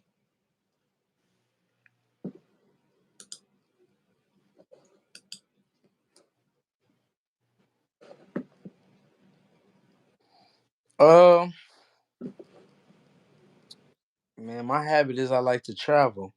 I was so closed in a cell that I couldn't see past my locker box. So whenever I get the chance, I like to see the world.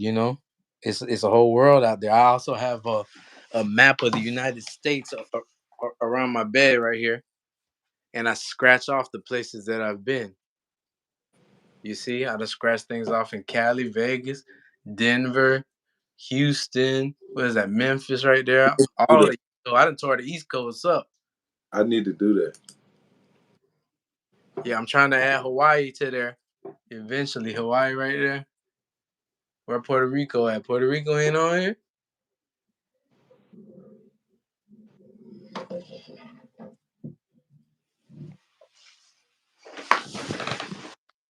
Yeah, I appreciate that, Paul Pan. This prison money. Me and my brother Kareem, we was in there getting it. Damn right. It don't matter where you at. Oodle, oodle soup. The whole economy in there. Oodle soup. Well, you know how much a pack of cigarettes is in jail? About 100. Yeah. They more at some place. They 200 at some place. They 50. It depends how flooded they are. Supply and demand. Damn right. If it's rare, it's up. If it's flooded, the prices are down. No cap. What you looking up now, Kareem? Something. I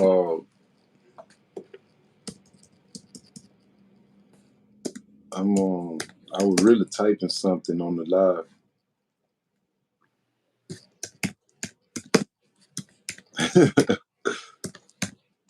I was typing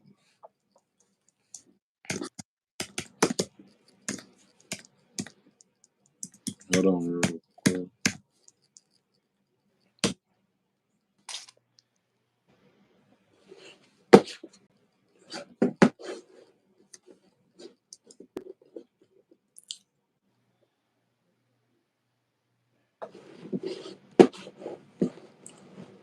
All right then, Viral Nation.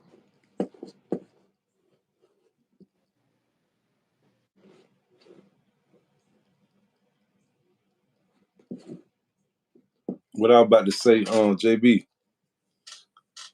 I watched the new Wolverine and Ooh, Deadpool I movie. think. I rate that movie.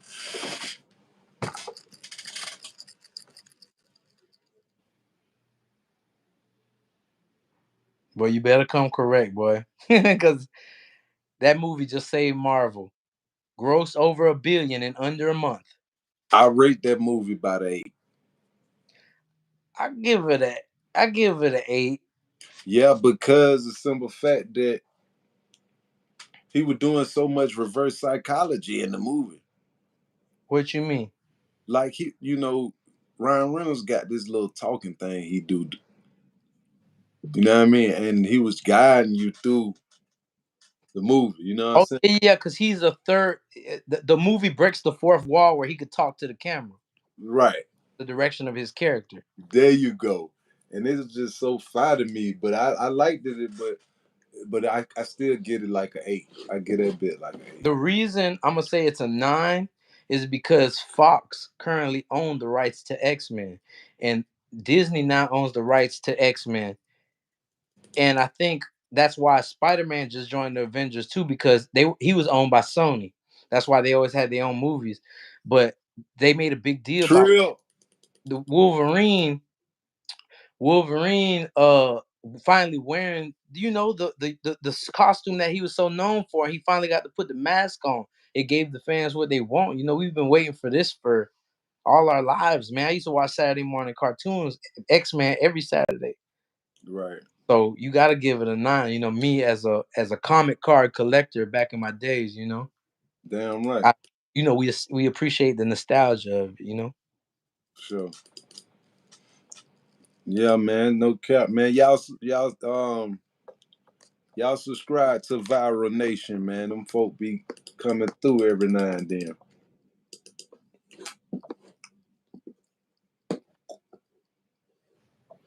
What's up, Trill?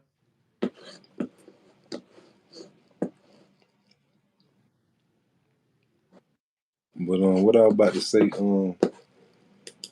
let me get you. Yeah, so what you call it came out of the closet.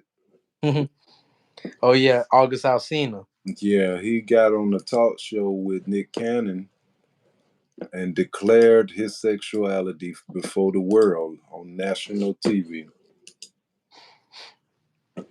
Yeah, and he blamed it on God. He said God sent him a message or gave him the power to give his love to another man, but that might have been the devil. He really didn't say God. He said his higher power, but that could have been the devil in disguise, man. He comes to you with temptation. You're supposed to deny it. It's a test. He going to hell. Motherfucking first class flight. This stupid as hell. Who say he's going to hell? August Alsina, the singer, y'all, who was in an entanglement with Jada Pinkett Smith. Right.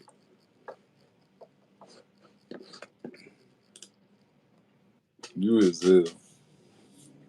He say he's going to hell. He going to hell, man. I mean, the people are starting to catch on, man. We don't want to piss that community off because they obviously got people in high places. Right. It's not as accepted. They were forcing you to accept it for a very long time, but it's a lot of people, including the NFL, who they're not trying to participate in that. I don't understand how whatever you like behind closed doors is any of anyone's business. Don't ask, don't tell, man. I won't disrespect you. You know, that's you. Just don't come at me with it. Right. Big facts. How do y'all feel? Type, hey, Trill, what state you in? Agent 34, he said he had to go to the gym and get your workout on, man. You and Kareem might be working on the same gym. No, you stupid. That boy said, I will not be putting no more of my personal information out there. Who said that? Agent 34, he home team, no, Georgia. We tapping in from Georgia, y'all. Where y'all at?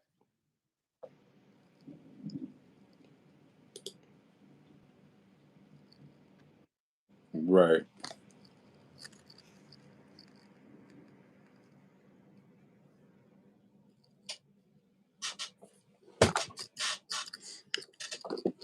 Sure. But yeah, man, I also came and did a live about how they had 3 adults in Augusta in the room with a 4-month-old baby, and they was trying to come up with how they gonna kill this damn baby. What? And they ended up taking a wet towel and wetting it. and wrap the baby up in the towel, turn the AC unit on max cold, and put the baby right there up under the towel. And they left out the hotel room. And when they left, I guess the neighbors seen them pull off. Like, damn, where the baby at? Where they left the baby in the room? Call the police. And when they get in there, they see the baby wrapped up in the goddamn blanket. Gone. Dead as a doorknob. And what was the reason for them wanting to kill the baby? The intentions hasn't been declared. Man, there's some sick people in this world. Dead as a doorknob. It's consequences to sex, y'all. If you don't want a baby, pull out or use protection. Right. Or get birth control. Many Right. donate the baby. Give the baby up for adoption, man, but don't kill the baby. That could have been you. That baby could have easily been one of y'all. But y'all had people around you that was protecting you, nurturing you. Right. It's sick. People forget that.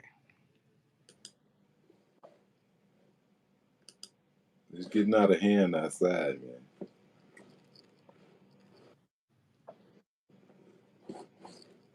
What you think? Oh yeah, times is crazy right now, man. Every day something happening in the world, and that's why we reporting. It's getting out of hand outside.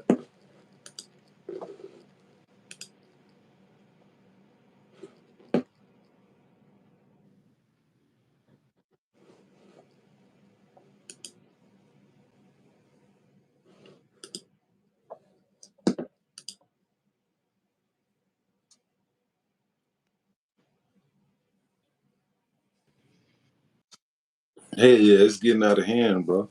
It says it's raining on my. Oh, so you in Atlanta then? If it raining, cause it damn sure raining over here. Raining like a motherfucker.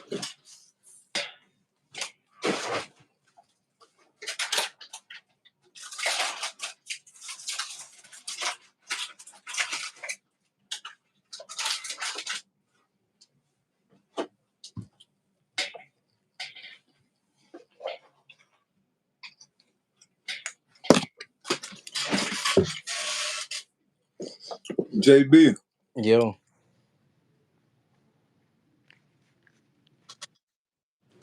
who you think gonna win, man? it's hard to call it now, man. I was pro-Trump, but Kamala's saying a lot of things that she says she want to implement, but we don't know if she's gonna stick to her word. It's just the fear, man. It's the fear of what may happen if Trump gets in office. All he got to do is promise less fortunate people money, the middle class or whoever, and they got his vote. He got their vote or whatever. But I don't know. November's the election, right?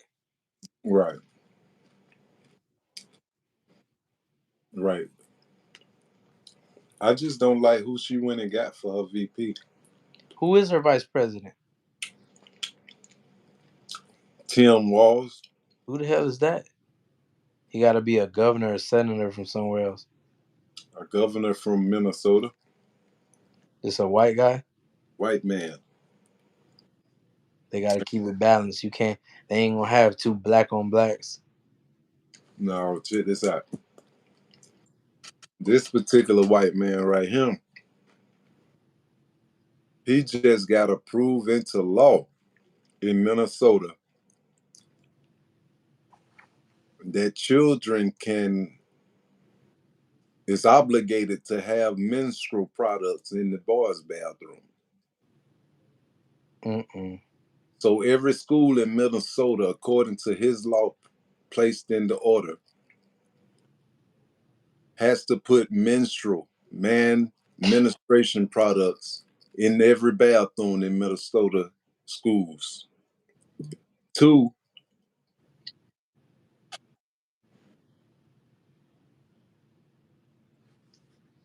A child can come to the principal office and say that they don't want to be a boy no more, and they will take state funds and support the child in his transformation into the girl's way, or the lesbian way. And they will take state funds and and pay for his transition through counselor, cut his penis off. They would go, they paying for everything in Minnesota. And this governor, who the vice president Kamala Harris just chose, Tim Walz, is responsible for those. Wow, you think that might go with the agenda because he's only responsible for that state and making that a rule. So just imagine if he was over the whole nation, he would try to implement it. It's like, man, that's mental health. Men do not menstruate. Men do, like I said the other day to you, Kareem, if 100 men were stranded on the island, it's not like 100 men and women. They wouldn't flourish and become a society. Those men would die because there would be no reproduction. They'll Men die off. not menstruate. Where they gonna stick that up at in their booty? Ain't gonna be with some fecal matter on that motherfucker, dog. Yeah, man. It's out of hand. Yeah, that's crazy right there. I don't know who he's trying to please, but I think that's telegraphing. I think that's a sign of things to come. You heard me, Kareem? Right. Yeah, I heard you. Yeah, that might be a sign of things to come right there, Kareem. Yeah, I heard you. I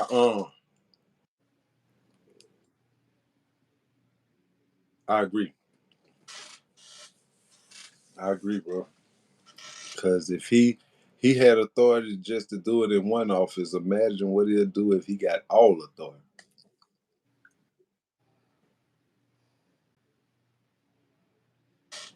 Ain't nobody seeing how their kids is under attack.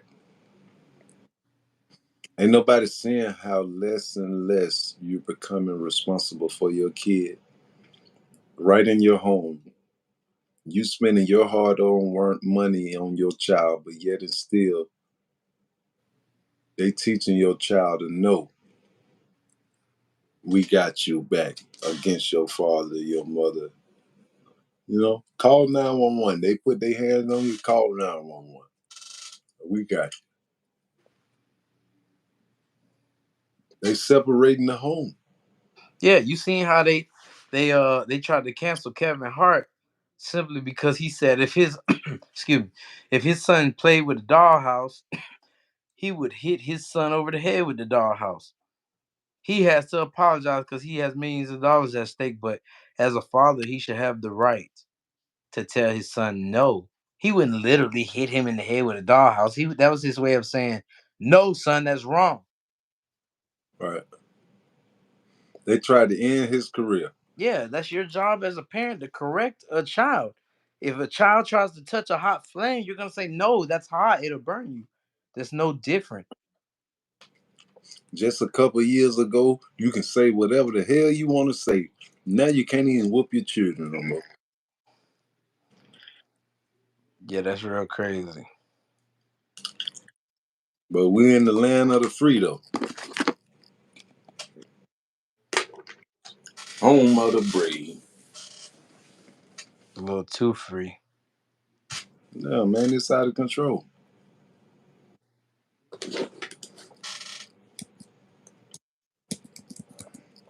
Agent 37, give me a good show or movie to watch that got some clues in it or something. I like clue movies. Oh, you talking about things that they put right in your face, but Hmm. it's really just a clue of what things are to come. Boom, there you go. You hit it right on the nail. Just like they said, didn't they say Obama produced a movie about the world ending? Oh yeah, I watched it already though. What was going on? Um, Shit, it was something about the satellites. The movie basically was about the possibility all communication stopping in the world. America cell phone towers, America TV, everything go off. What would the world come? You can't dial 911. You can't fly with a plane because you don't know who up there. Because you can't communicate with the towers to know what's in the sky. Man, they was flying before back in the 80s and 90s without communication. Yeah, Walkie-talkies. because it wasn't that many planes. But now you got hundreds of thousands of planes in the sky now. Probably millions. That's just like how everybody was scared of Y2K back in 99, right before 2000 New Year's. Right. Man, they was tripping out. Right. You're getting deadly outside, boy. It's definitely getting crazy. It's getting deadly outside, boy. I don't know what the hell we gonna do, but we gotta do something. We gotta do something, brother.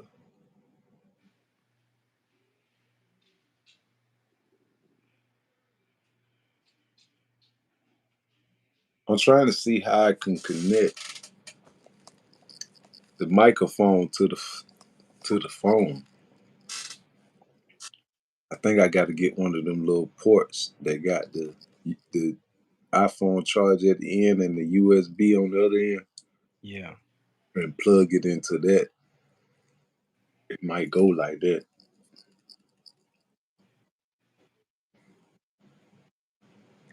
I don't know, man. I might just sit the damn camera up on the wall or something and hope nobody don't run off with the mother.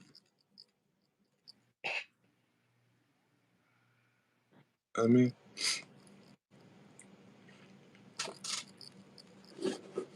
I gotta do something. Can't keep prolonging. But hey, man, it might be a situation where it'd be perfect timing. God had me doing all that procrastinating because, boy, as soon as it happened. And then we're going to be doing it on the monetization side. You mean? Yeah. Yeah. Yeah. But shit, I'm ready to move when you ready to move. You want to get some more in? Yeah, we can. Yeah.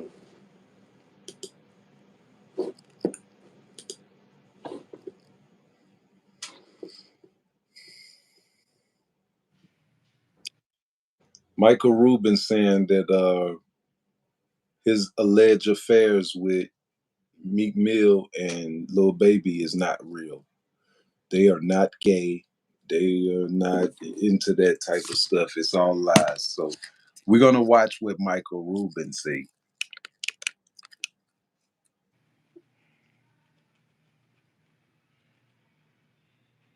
Hold on real quick.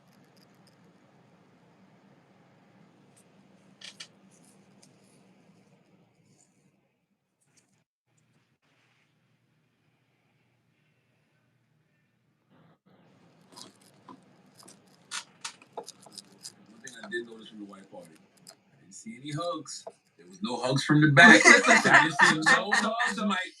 No one was a bigger hugger than me. I will say, I pay attention to everything, and I decide people right or wrong. I think that was pathetic.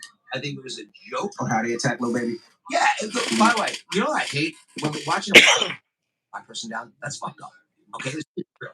Okay, Baby is one of the best human beings on the planet. There's not a person who will always do more for his community, who's a great human being, who works his ass off. And here's what happened with Baby.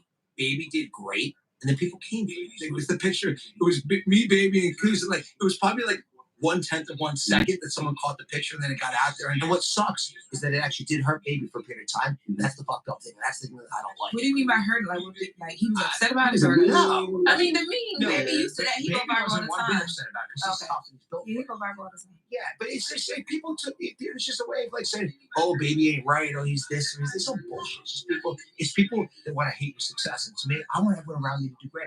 Nothing's gonna make me happier than you guys doing great. You guys killed in there everything you do. That's how we all push each other up, and so that's how we all learn from each other and grow together. They do the same thing with Meek when they keep bringing up the bunny hoppers. They said you made them do the bunny So by the way, let's talk about that. There's nobody who's been more tortured this year than me. Meek says to me at the beginning of the game, he says, "What do you want to bet?" I'm like, "What do you want to bet?" Like, I'm not generally I don't want to ever take money from my friends or let bet money, but if they want to, he's like, "Let's do push-ups." I'm like, "Great, 50 push-ups, great." He's like, "Actually, let's do bunny hops." I said, "What's a bunny hop?" So Meek's idea. Meek said, 100%. Because Meek thought he was going to win. So Meek's like, you go like this.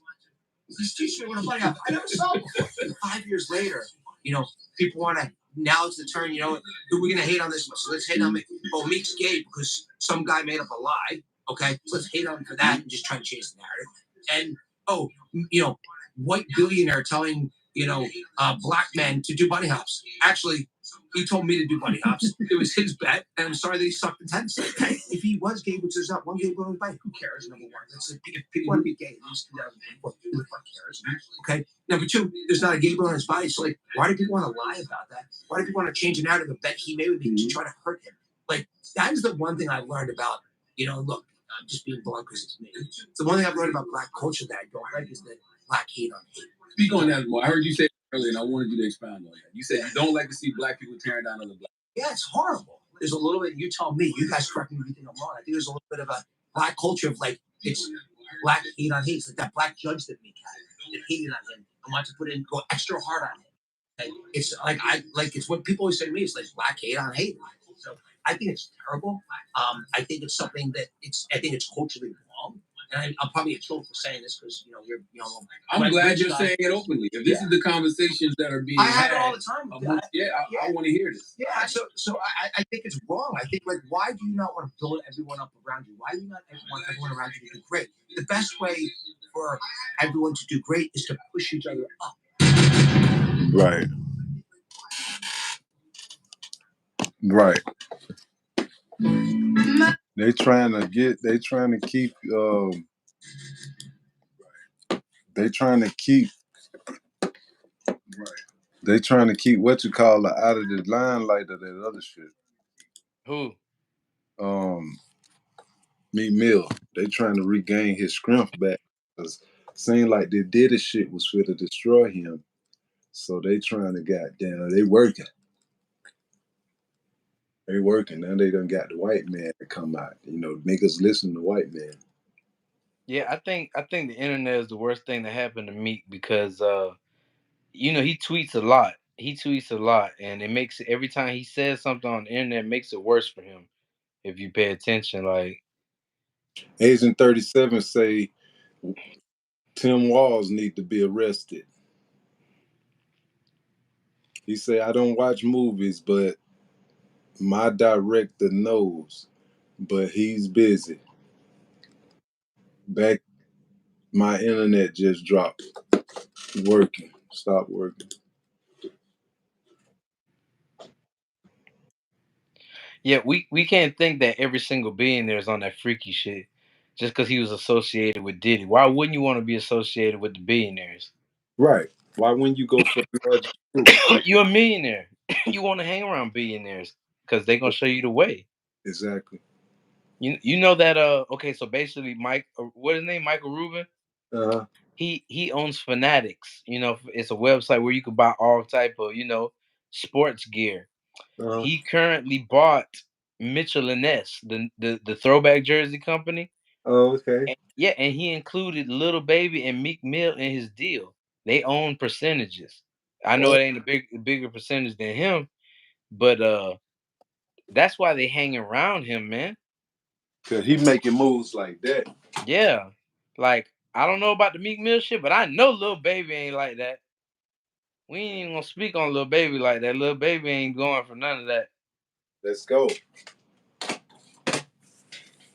Big time no. Yeah, like come on, man. Being there making listen.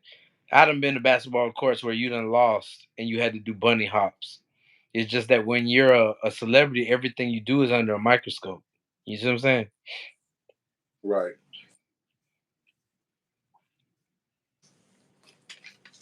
That's what it is for him. His ass on the microscope. Everything he do is scrutinized and criticized. Every single thing, like It's cold as hell in this house, but God damn. Can't do nothing about it. hell is hot. It's cold as a motherfucker.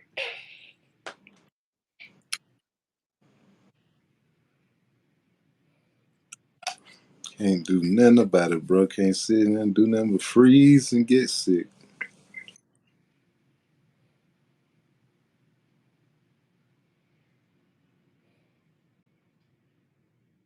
Mm-mm.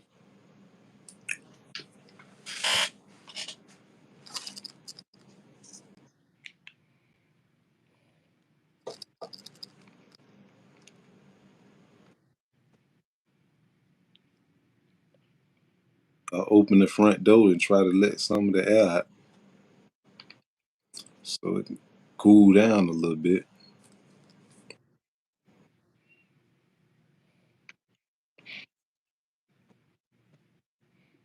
Agent 34 says I gotta go change my VPN location. I ain't never understood VPNs. That's how you like hide your location. Like when you scam, you use a VPN so they can't really trace you where you at. Or I think it's called Toro app, a Toro browser or something like that. Right. You can't just blatantly do some scamming shit on your own browser. You have to use a Toro app, a Toro browser. Right. It's called Turtle. Which one is it, Agent 34? Turtle or Toro?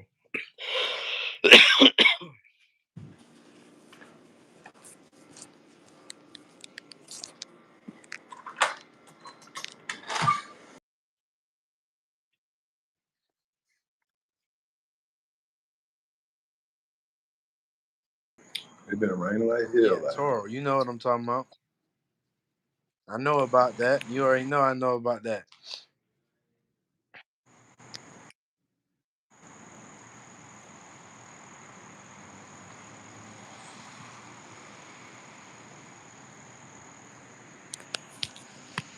It been raining like a motherfucker out here. Yeah, it ain't raining down here.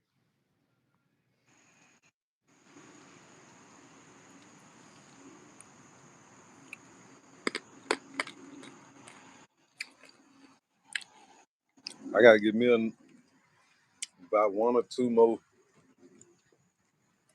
female friends. Damn, I left my damn.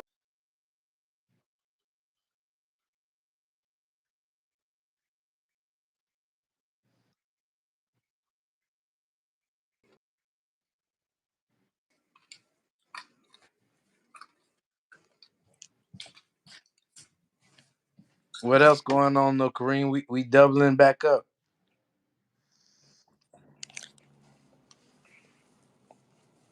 Um,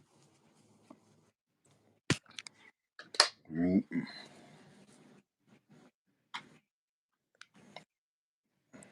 where my kid? Hold on real quick.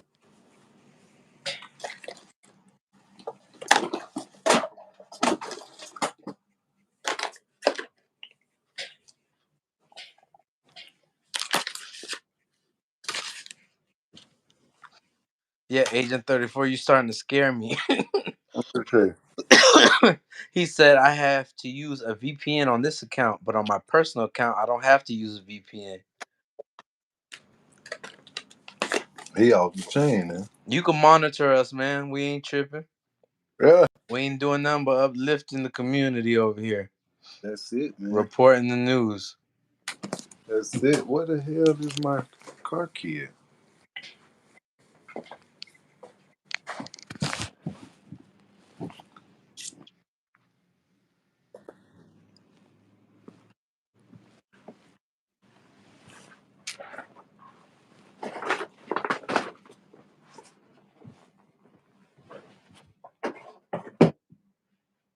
don't even know where my car key is.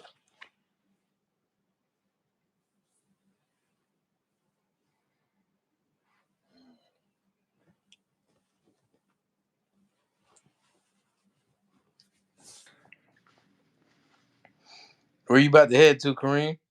Shit, I ain't finna go nowhere. Oh, okay, it's just cold in there.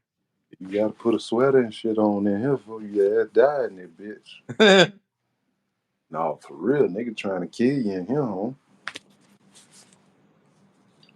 Nigga keep light, nigga be freezing outside. Nigga got the air still on. You mean to tell me that ain't on purpose?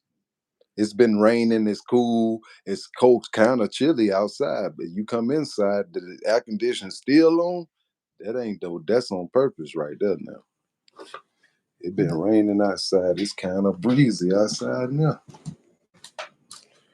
You come in the house and the air conditioner still on. That's some purpose shit. Nigga ain't trying to. Nigga doing some shit on purpose. It's all good. I'm gonna keep that door open and let that air come up out of there.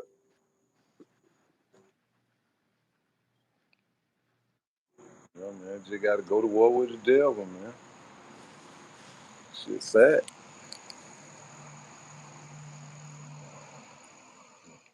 Nigga, they want you to be uncomfortable. Period. That's all it's about.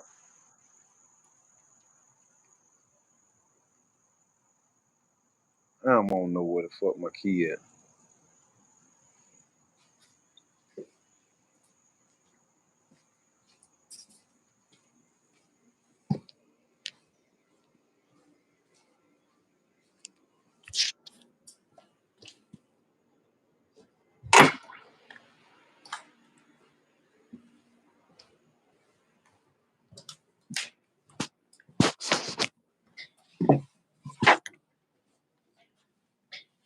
Hmm.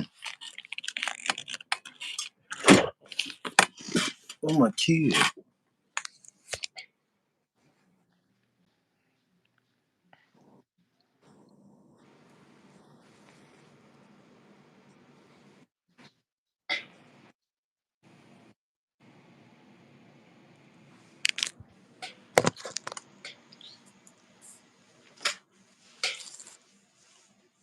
Damn, I don't know where my damn key is.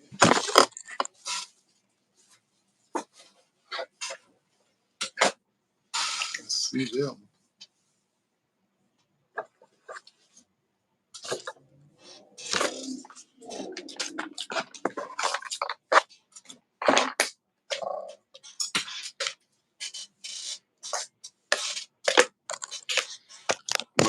Excuse me, y'all.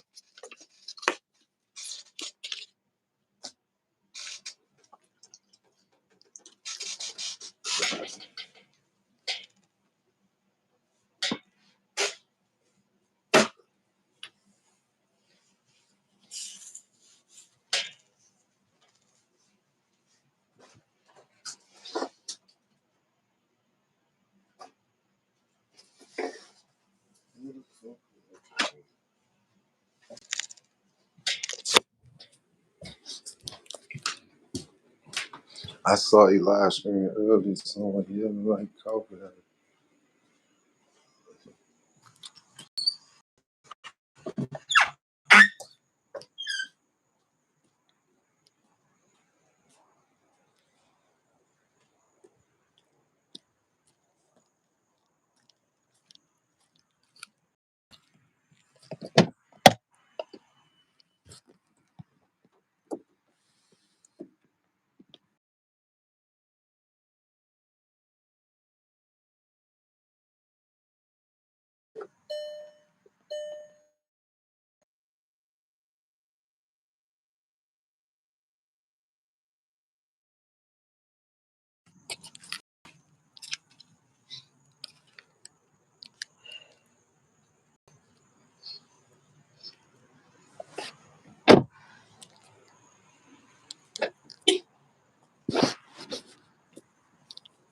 Just got my car washed today, and the car already back dirty.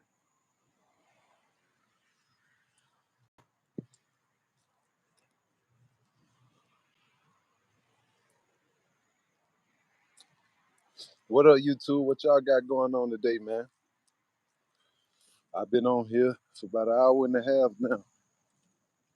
Let's talk about y'all. What y'all got going on today? Welcome to Bosstivity World Podcast, where Bosstivity is the activity of every boss in high pursuit. Please like, share, and subscribe to the live. Let's conversate. What y'all got going on, man? I've been talking the whole show.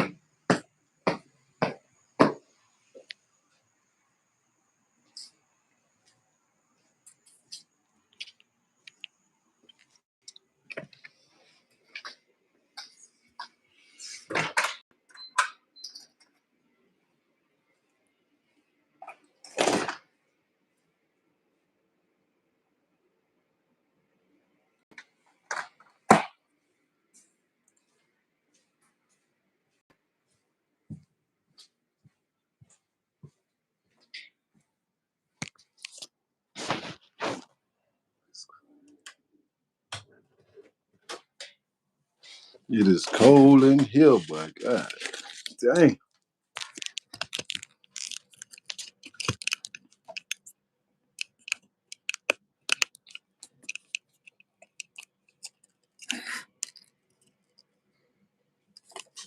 It's more colder than this room than out there. I can't do nothing about it either, man. I tried to cover the vent up, put a pillow in front of it, everything. It don't work.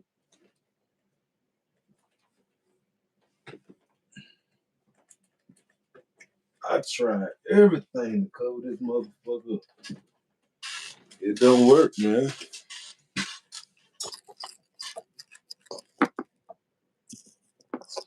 So I guess I'm gonna have to turn my heater on and run the bill up some more.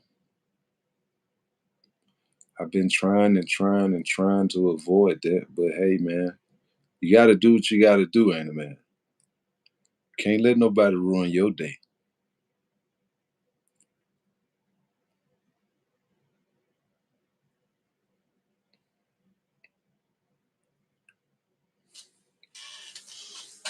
Damn, sure will.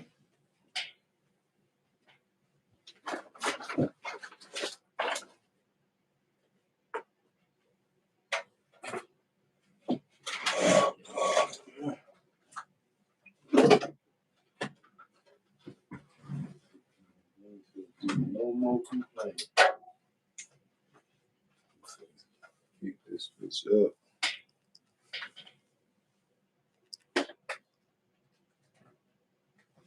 Yes, sir.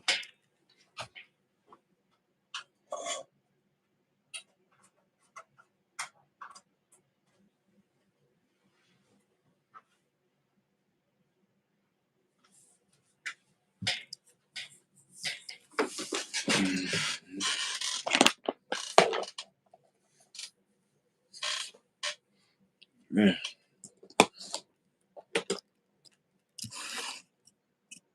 we ain't gonna do no more complaining, y'all. We just gonna use the resources.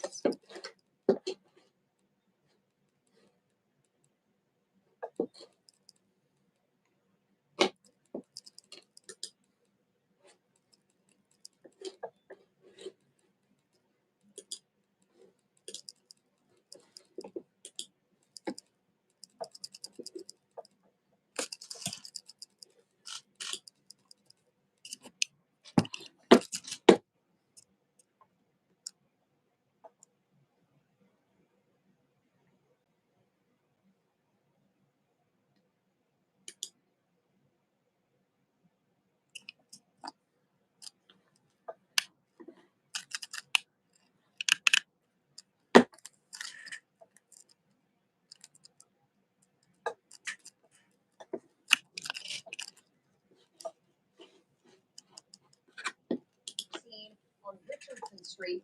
Police are still gathering information right now. Carly, quite a chaotic scene here in South Atlanta. As what we know is that there was a drive-by shooting just about an hour ago, and you see there's still lots of police presence here, some of them surveying the scene. We just saw a fire truck pull off several Grady Hospital ambulances. Also, we talked to neighbors. They say there was some sort of neighborhood gathering celebrating Mechanicsville Day that was wrapping up before a car pulled up and several men hopped out and started shooting at the crowd. And from what we heard from those that live here, they say there were shots fired back from the group. Although at least 4 people were shot and 1 may be deceased. Take a listen at one woman which we spoke to. The lady, when we was coming out, I just seen the girl trying to run, and then she just got hit in her neck. That was just bad. I kind of teared up because she was a very young girl. And then when we came out, I seen another lady. She was getting drunk outside of the car. She got hit in her side. A lot of people got shot. Another guy got shot in his chest. Now, when we pulled up, we did see one woman getting escorted by EMTs into a Grady ambulance hospital. We hope she's okay. We don't know her condition at this time, but we hope to speak with a spokesman for the Atlanta Police Department coming up shortly, and we'll continue to update you on what happened here in South Atlanta. Reporting live from Mechanicsville, Blake Devine, Atlanta News First. Very.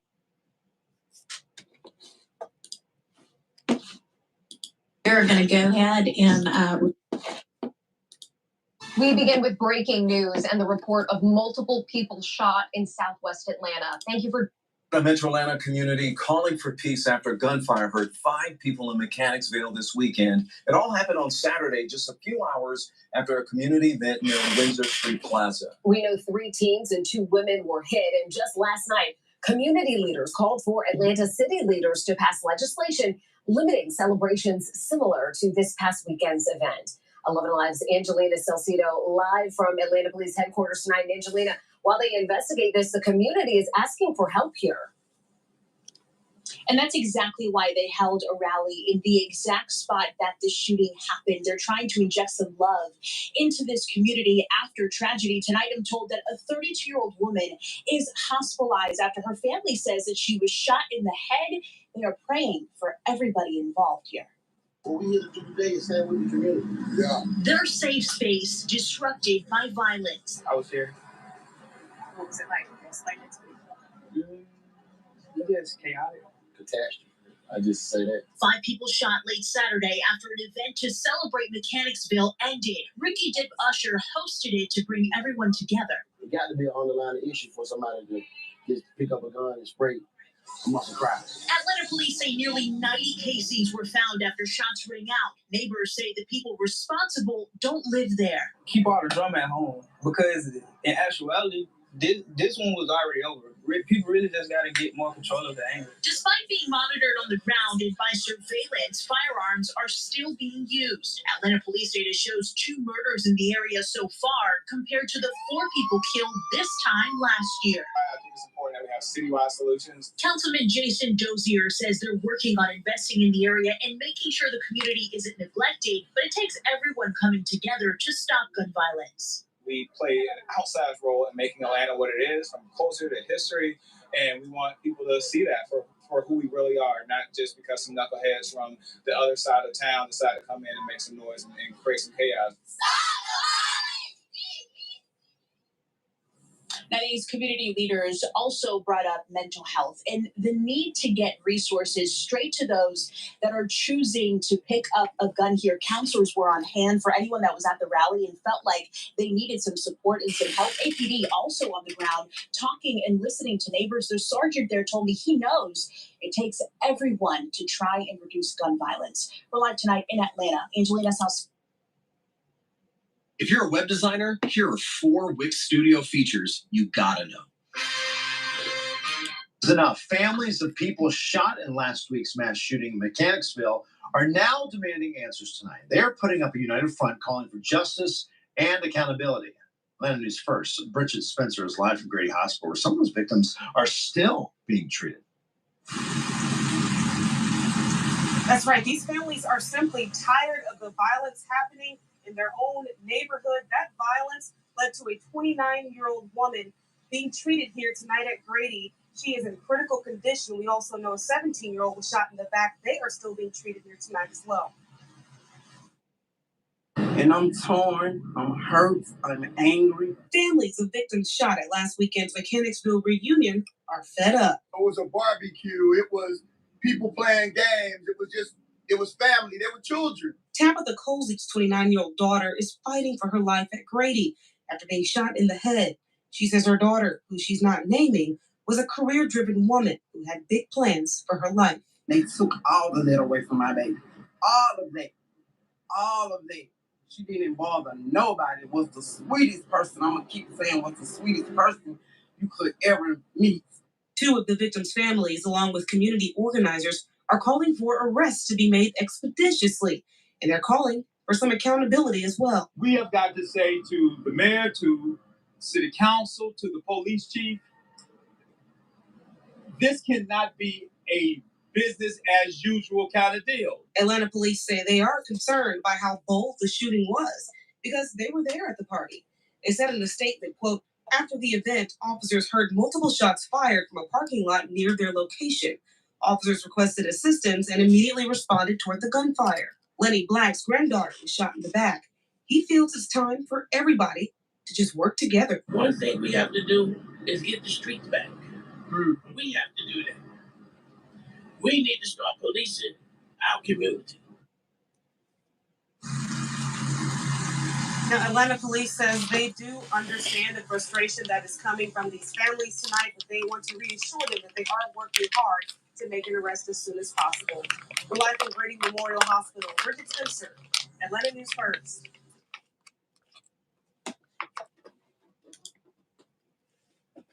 We took our brand new software company ListKit, sent 10,000 cold emails per day, and hit $108,000 in monthly recurring revenue. Person is in critical condition this morning. 4 others are wounded after a shooting in Atlanta's Mechanicsville neighborhood last night.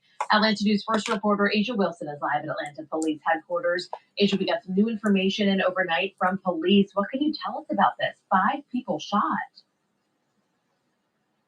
Yeah, we now know that 4 of them were females and 1 male. Now, we're still working to learn their ages right now, but we do know 1 female was shot in the head. Now, Atlanta police say the others were shot in the leg. Now, this all happened on Richardson Street Southwest, and the address, we believe, is called the City Views at Rosa Barnell Park Apartments. Now, it's down the street from a park where some neighbors say there was some sort of neighborhood gathering celebration Mechanicsville Day, but later some started hanging out at the apartment complex, and as they were wrapping up, a woman says a car pulled up and several men hopped out and started shooting at the crowd. They were just like, that's what I heard. It was gone. Oh, y'all. So I'm just standing right there. I had my plate in my hand. I was eating my fish. And then I just heard, and I just dumped in the breezeway. Now, at last check, that female who was shot in the head was in critical condition. Meanwhile, Atlanta police have not said who is all involved in this. They have also not released any details about any arrests in this particular case. We're live from Atlanta Police Headquarters. Asia Wilson, Atlanta News First. Asia, thank you.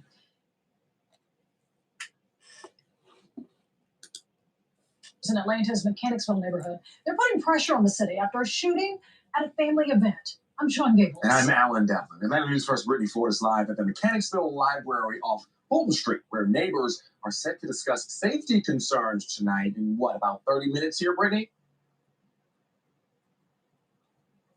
Well, Alan, community leaders here say the city's permit process for large events needs to involve the community, the people who live here, work here, and are familiar with the crime trends. That's one of the solutions that they're set to discuss at a public safety meeting here tonight. You're looking at the scene from Rosa Burnley Park Sunday night, where police say 5 people were shot, including 3 teens, after attending the Mechanicsville neighborhood reunion. Please like and subscribe to the live, y'all. Dr. David Holder is president of the Mechanicsville Civic Association. I think that our officers did an outstanding job out there. think that we have a loophole in our permitting process. Holder says they're working with Councilmember Jason Dozer, who represents the district, to look at changes to the city's permit process for large events, so that neighborhood planning units can have a say in what's approved. We're looking at ways in which we can put some stronger guardrails in place to provide that oversight. But we're looking through the existing city code and figure out what makes the most sense. A step Holder believes could prevent tragedies like Sunday. Please like, share, and subscribe to the live, y'all. We would have recommended. Thank you so much. That we, as we have in the past, is to close the reunion down 7 o'clock or 5 o'clock in the evening. And stop future violence. As a community, we want to make sure that we don't have this happen to us again. And a public safety committee meeting is scheduled to happen here again in the next 30 minutes at 6:30. The community is also hosting a peace rally tomorrow at Mechanicsville Plaza, again in light of this tragedy, to bring people together. Reporting live in Mechanicsville, Brittany Ford, Atlanta News First. Did you know you could be entitled to a 5- or 6-figure payout if you were in a traffic collision within the past 2 years? Yes, even if you weren't the driver. Just click on the link around this video to discover how much you're in.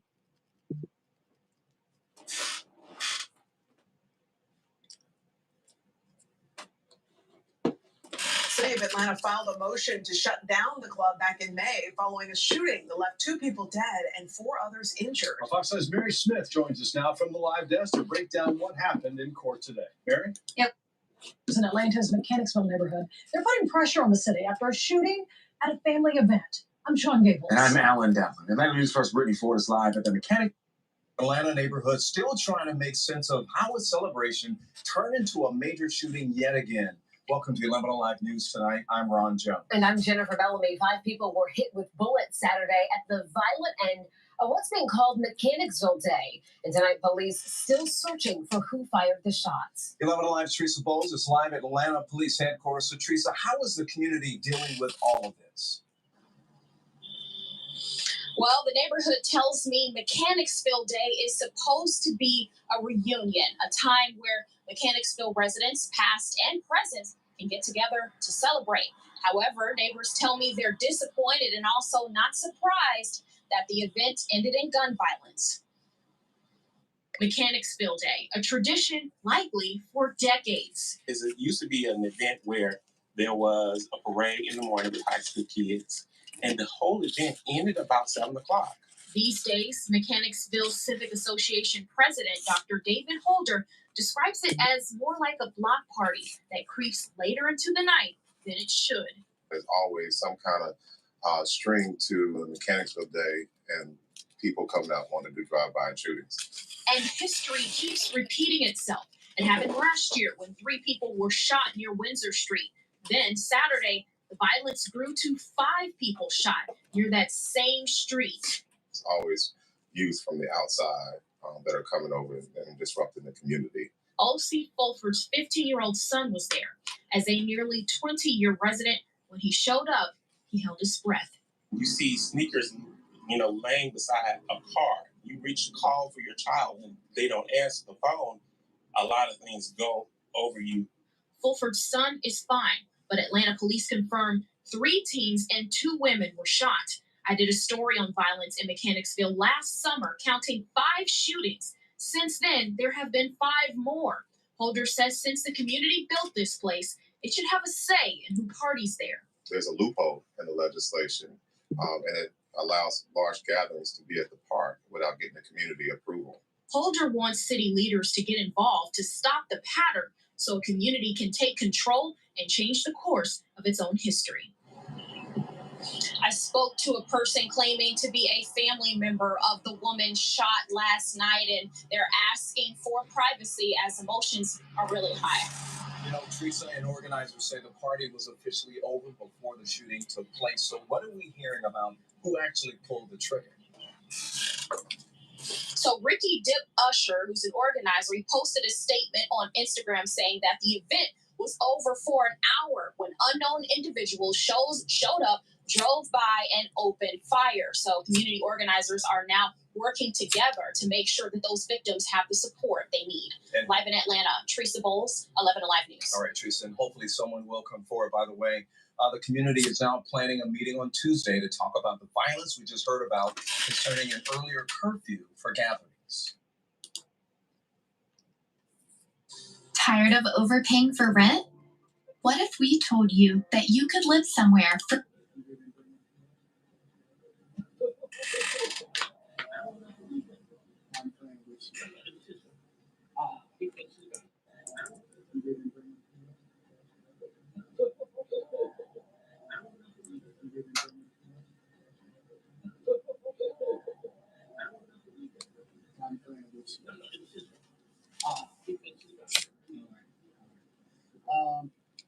Good afternoon. I'm Maui Davis.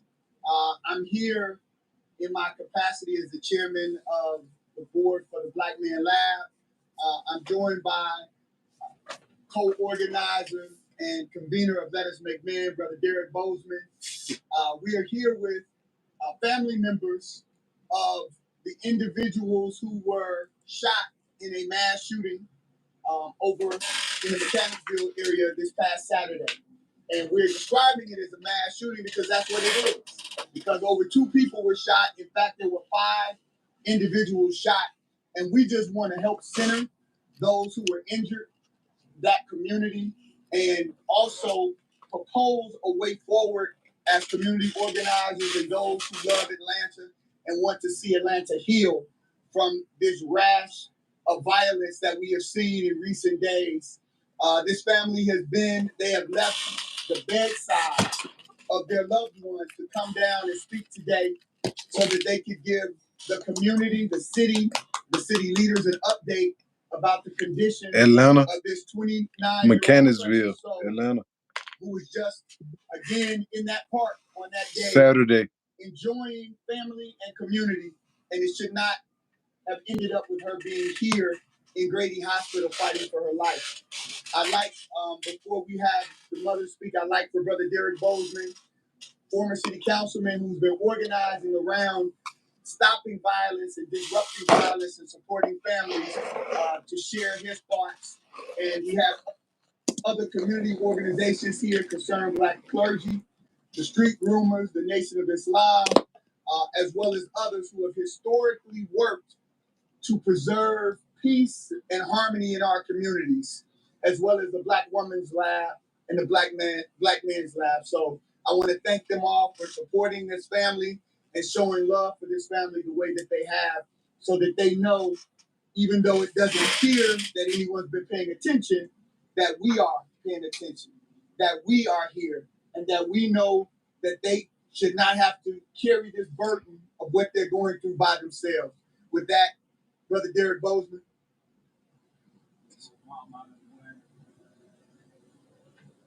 Thank you, Attorney Davis. You know, Dr. King said it best.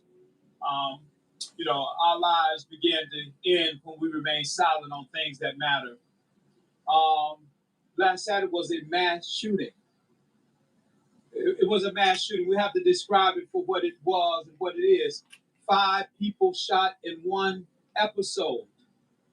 We have people fighting for their lives. And we thank, first of all, Almighty God for mercy and grace that sustain life. But at the end of the day, we have got to say Atlanta has a serious problem. Atlanta has a serious problem. When this mother talk in a minute, she'll tell you. She went to ask for help. She was watching what happened in that community and asked over and over again from the police. Something is going on out here in Mechanicsville. Something is happening in this community. Something happening at the end of this event. So we come to say very clearly, we are not going to cede the streets of Atlanta to the element that wants to hold us hostage. I was born one street over from the Dunbar Center on White House Terrace. That's where I was born. Wells Fargo has enabled small businesses to create or preserve 200. At the end of the day, we have got to say to the mayor, to city council, to the police chief, this cannot be a business as usual kind of deal. I heard about this on my way back to the town. Atlanta, Georgia, Mechanicsville, psycho. That came from the city that this was a all-out assault on a community, and the response was going to be proportional to the assault. What we saw was business as usual. And so we got to be willing to call it for what it is and disrupt this. We cannot give the streets of Atlanta over to the thugs and the gangs who want to hold an entire community hostage. That over 7,000 people maybe came out to this festival. 7,000 people who love this city, love that community, was there to show brotherly and sisterly love. And at the end, we're going to turn it over to some thugs and shoot up the place. And then we're going to act as if that is okay. We have to say very clearly, I have used all of my life, resources, time, energy, talent to help save Black boys and girls. That's all I've ever done in my adult life. But I'd be damned if I'm going to cuddle and say it's okay. I don't care if you're 10 years old, 12 years old, 17. He has to be, and they have to be held responsible for what happened to these families. See, we can hear about the shooting and then go home. These families been at the hospital praying and waiting for a miracle. And not one person has been apprehended as of yet. That should have been Ain't nobody been locked up yet. Atlanta, don't nothing move. You either turn yourself in or you got 24 hours, we're coming to get you. Because I know this community. There's nowhere in the world we don't know who was responsible for this. If we are scared of gangs and we're scared of organized street organizations. Y'all heard what he said. He said you got 24 hours. We got to get some people with Y'all, if we are scared of quit, we're coming to get you. Y'all heard what he said now. Has been apprehended as of yet. That should have been a stop everything in Atlanta, don't nothing move. You either turn yourself in or you got 24 hours, we're coming to get you. Because I know this community. There's nowhere in the world we don't know who was responsible for this. If we are scared of gangs and we're scared of organized street organizations, just say it. Just say that. But we got to get some people with courage up in here. He say you got 24 hours to turn yourself in. Because I can tell you this, if it was one of their children that they were coming down here to visit, it would be a different kind of response. That's right. And so we're sick and tired of being sick and tired. And so I'm glad to be joined by Attorney Davis and all these other organizations concerned Black clergy, because we're saying part of the solution is also on us. That these children were not dropped off from some other foreign country. They belong right here in our community. And we are committed, absolutely committed to doing our part to redeem the soul of this community. But we also want the police, City Hall, and everybody involved to make a declaration, not in this city. And mean it. Because we say a lot of times it won't happen here, but we want you to mean it. So the streets should feel the same pressure that these families are feeling. And so that's it. That our response is going to be, what can we do personally? What can we do collectively as organizations to make sure that, one, that's counseling that's going on here. This was as traumatic as anything you would experience in a theater of war. Jellyfish Lighting is an all-in-one permanent exterior lighting system. Through an app on your phone, you are able to People running from bullets, ducking on the cars, hiding, and now they're just supposed to go home and get up Monday and go to school? And we've not interrupted that to say, babies, come on, you are ours. We need to talk and see what you're feeling, what you're experiencing. Okay? And so the bottom line is this, is that going forward, it can't just be, this is how we do it. We're going to shoot up the community and then everybody go home. So we're calling on disruptors of that to join us.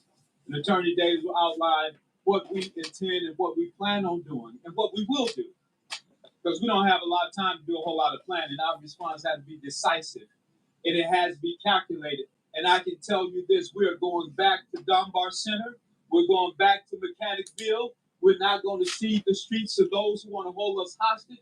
We're going to reclaim that community. That's what we got to do. That's what we owe these children. That's what we owe these families, because that's a city resource that needs to be open for that community. So thank you. Thank you, Brother Bozeman. We have with us Reverend Timothy McDonald, who has been on the battlefield, both as a prayer warrior, but as a community organizer. And Reverend McDonald thought it not robbery to come and join us on this afternoon to support this family. Because we know that without our Black churches, we are in deep, deep trouble. I know we're also joined here this afternoon by Reverend Derek Rice of Sankofa Church. So we're grateful for the ministry that have come to join us, and we want Reverend McDonald to speak. We'll have Mom speak, and then we will, as well as Reverend White is here as well. And then we'll have Mom speak, and then we'll talk about our next steps as community organizers and what we're calling people to come out and do and to share with us. Right. Thank you all first for organizing the family and bringing us together. I heard about this, another episode on top of an episode on top of another episode. Representing the faith community, we're tired of doing funerals of our children. We're just tired of doing funerals of people who were having a good time, enjoying themselves, and shots are fired. So this family, we want you to know that we are in solidarity, all of these families, with you. The Concerned Black Clergy, Black Push this year also, they've been very involved in the gun violence. I always consider it a joy to be with attorney. Please like, share, and subscribe to the live, y'all. Take care about the people. We need these families to know that the Black church in particular is standing side by side. We're going to call it to accountability. Those folks who need to be called into accountability. No matter how much we like them, how much we voted for them, how much we appreciate them, this instance there's been too much silence. The silence has been deafening, and we feel that more noise needs to be made, that our children need to be embraced, that these families need to be embraced, they need to be just communicated with, so that we can face up to the realities that we deal with. Gangs are real in Atlanta. We've been denying it for far too long. Other street gangs and community organizations that are out there that deal in the community doing the wrong things, they're real. We got to own what is real. You cannot solve what you will not face. And so we're calling on the mayor and city council, our law enforcement. Let's face the reality of what's happening in our community. Innocent people are being killed. What can we do together to stop it? And I commit that the faith community, Concerned Black Clergy, Black Push, all of us, we're going to be there with these families. And we're going to continue to monitor and to call for our elected officials, our law enforcement, to do the darn right thing. Thank you, Derek, for doing the other word. I say Like and subscribe to the live, y'all. Let's just do the Spike Lee. Let's do the right thing. We stand ready to offer ourselves, our facilities, our churches, our membership, whatever other resources we have to make sure that we address what happened in Mechanicsville. This cannot go as silently as we are allowing it to go. At this time, I'd like for Miss Tabitha Cozy and her family to come up and tell you about her beautiful 29-year-old daughter, who right now is laying. Wow, I just built the most amazing workflow on Monday.com. Like and subscribe to the live, y'all. In the ICU of Grady Hospital. And I just want her to really focus on who her daughter is. Because so often they're just names and ages in the newspaper or on the news, and people don't get to know the beauty that right now is stopped, still, and quiet as a result of this senseless mass shooting. Ms. Cozy's going to come up and we'll then follow up with what our next steps are as a community. Ms. Cozy and family.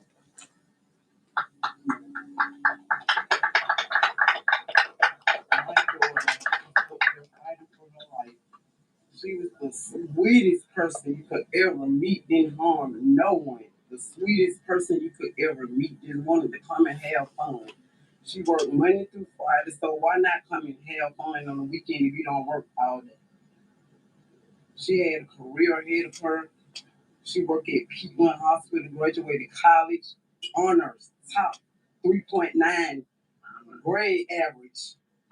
Went to college, graduated college to do her career job, which is phlebotomy. That's all she wanted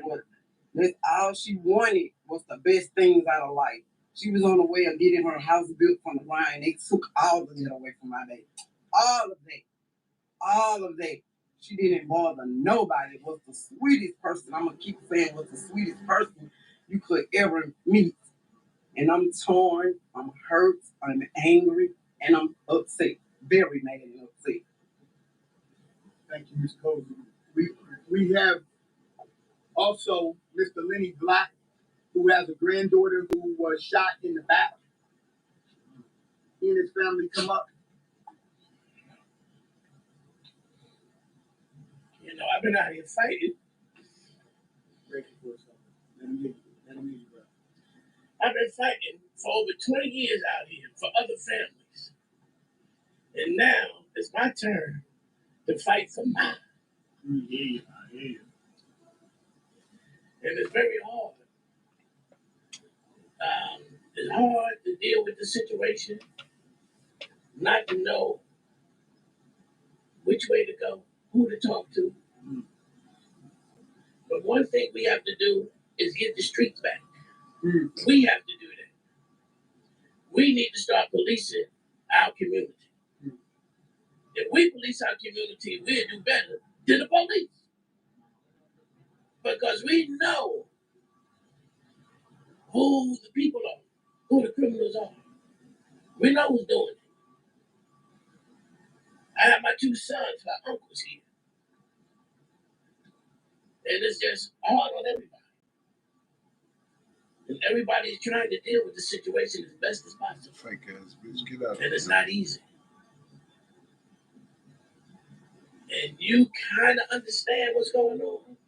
But until it happened to you, you will not. Thank you. You want to say something? So, what the event was, because a lot of people don't know that this was a time for people to come together in the neighborhood and the community. Can you just describe a little bit about the cheerfulness and the purpose of that event? To my understanding, come on. So what the understanding is that this was a reunion, like many communities have reunions where people from the community that lived in the past and live in that area currently, they come together. And so this was Mechanicsville coming together, this community coming together to spend time together. So it was a barbecue, it was people playing games, it was family, there were children, there were elders, kids everywhere. And so this was a family affair, a family event that has resulted in these 5 families who have had to spend many hours down here at Grady Hospital. And I just want to give some context. When Lenny Black says he's been doing this for a long time, he's the vice president of Street Groomers. The president is here. This is an organization that our dear brother Haroon was a leader of, and they worked over and over again to disrupt violence in communities. And so when he says he's been on this, here's a man who's been working in an organization to address violence, who is now finding himself a victim of it as a result of his granddaughter being shot in the back. She's only 17 years old. So where do we go from here? And Brother Bozeman and a number of us have gathered. And what we're lifting up is this, very simple. We're asking people to go to a website that we have stood up so that we can gather mental health experts and community organizations. It's www.healingforall.org. HealATL.org. Heal, HEAL. HealATL.org. Because we have to heal. And we recognize that we are the healers as a community. We are the healers. And so we're asking anyone who has expertise in mental health to come volunteer your services. If you have a community organization that's already working with young people and their parents, we're asking you come and register. And on next Saturday at 10 a.m., we'll be at the Dunbar Center. We've reached out to the city. We've asked that they reopen the Dunbar Center for this healing session and community resource fair. Because what we're clear about is that our community needs access to resources. And so these are resources. These organizations, these ministers are resources for the community. And so we'll be there at 10 a.m. next Saturday at the Dunbar Center. Prayerfully, they'll open it up for us. If they don't, we'll do it outside. We'll do what we have to do to make it clear that this community will not be left alone, that we support them, we love those children and their parents. And we always want to remind people that only a few were involved in the shooting. Only a few. There were hundreds, if not thousands of people who came and went throughout that day without incident. So it's only a few. So those multitudes deserve our support. They deserve our love. They deserve our efforts to make them feel safe, seen, heard, and loved. And that's the work that this community is committed to doing. We have talked to other organizers through the night last night. They are ready to be there on next Saturday. Like, share, and subscribe to the live, y'all. HealATL.org. We have a sheet up for you to be able to sign up if you are mental health. This is community trauma. And we want to make sure that this is treated as if it were a shooting in a school.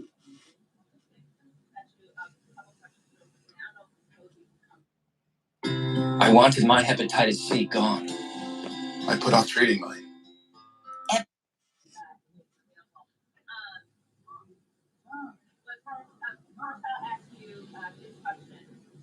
Are you guys, I'll ask like this, what are the next legal steps you take? Are you saying that you guys are prepared to sue the Atlanta Police Department for lack of security? And then I'll ask this Kobe question.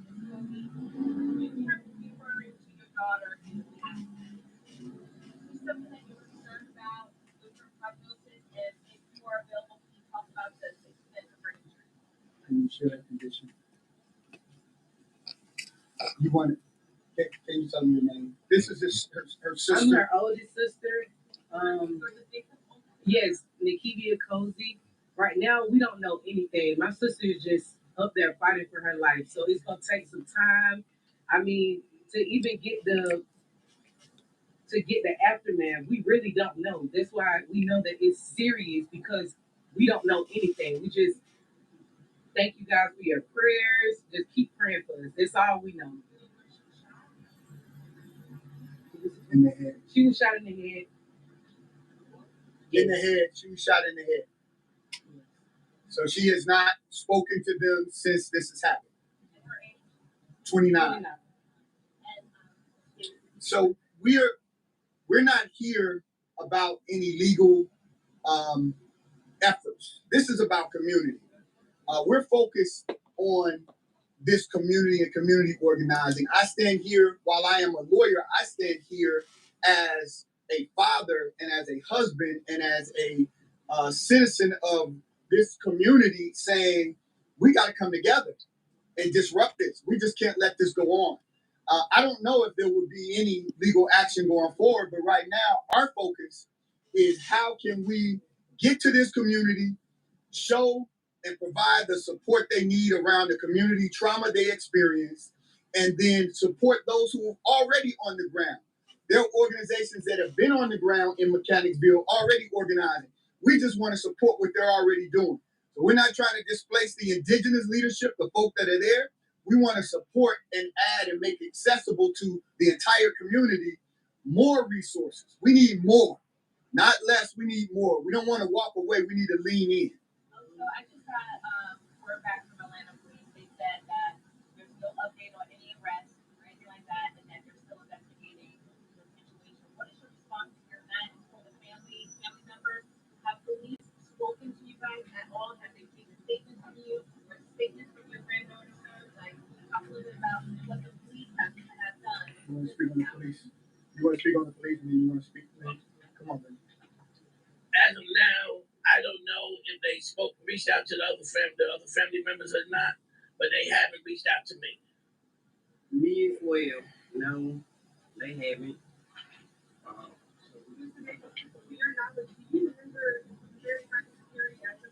Yes, it was police on each end of the corners when I was there. I seen police on each corner, and my mom said she went to them several times, letting them know that something is about to happen. Could y'all get this crew of people? Nothing was done.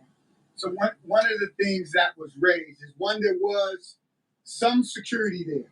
Two, this mother went to security as well as APD and said there are a group of young men who have book bags and guns. Some of the guns were visible on their person. And she felt uneasy about it with all of the young people in the community in the park as they were packing up to leave. She made it very clear, this is dangerous. She communicated that to at least 3 APD officers before the shooting. And the greatest challenge that Brother Bozeman raised is you cannot be afraid. We can't move in fear around our children. We got to get out of those cars and walk into community and engage community. That didn't happen until after her baby was shot. Once her daughter was shot and she's trying to come and render aid and be supportive, then the police, are telling her to back up and using profanity to tell her to back up while her daughter is laid out. And so they pulled guns on her as she tries to provide aid to her daughter. Yes. And so this is the absolute confusion. Yes, Joe. That the peaceful people are the ones who are confronted by law enforcement, and those who are bringing all of the violence are left to go unchecked.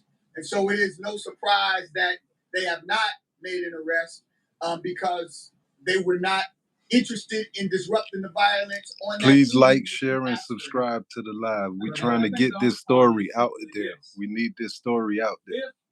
If we let the door stay shut, those few win, right?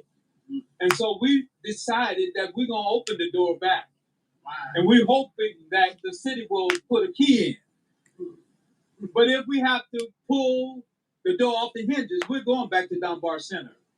Because we wanted to be very clear that we're not going to be held hostage by a few thugs. And we also want the message to go very clearly to the police chief and the police department.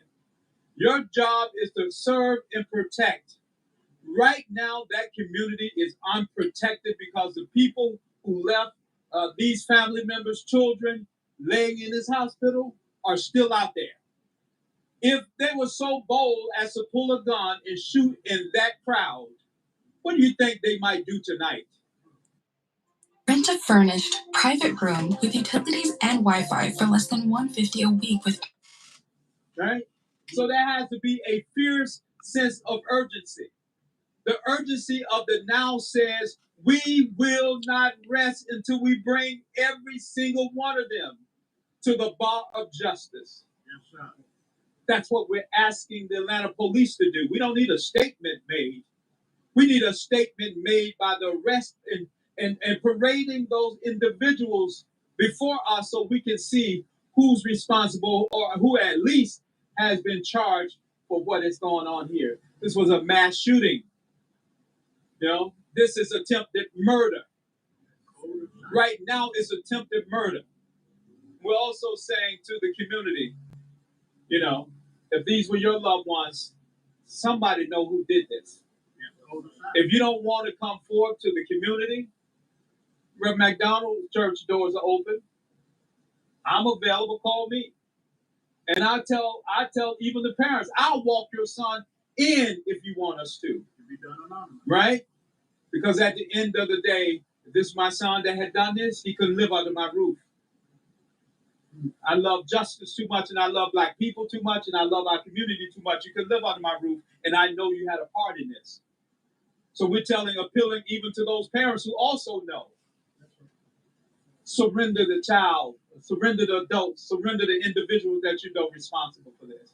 But we will be back at Dunbar Center, 10 o'clock next Saturday morning. Let that word go forth, that we're not afraid, we're not running, we're not hiding. We're saying this is our community, and we're going to live together as brothers and sisters in peace, or some people have to be put outside of the community. Period. It's just that simple.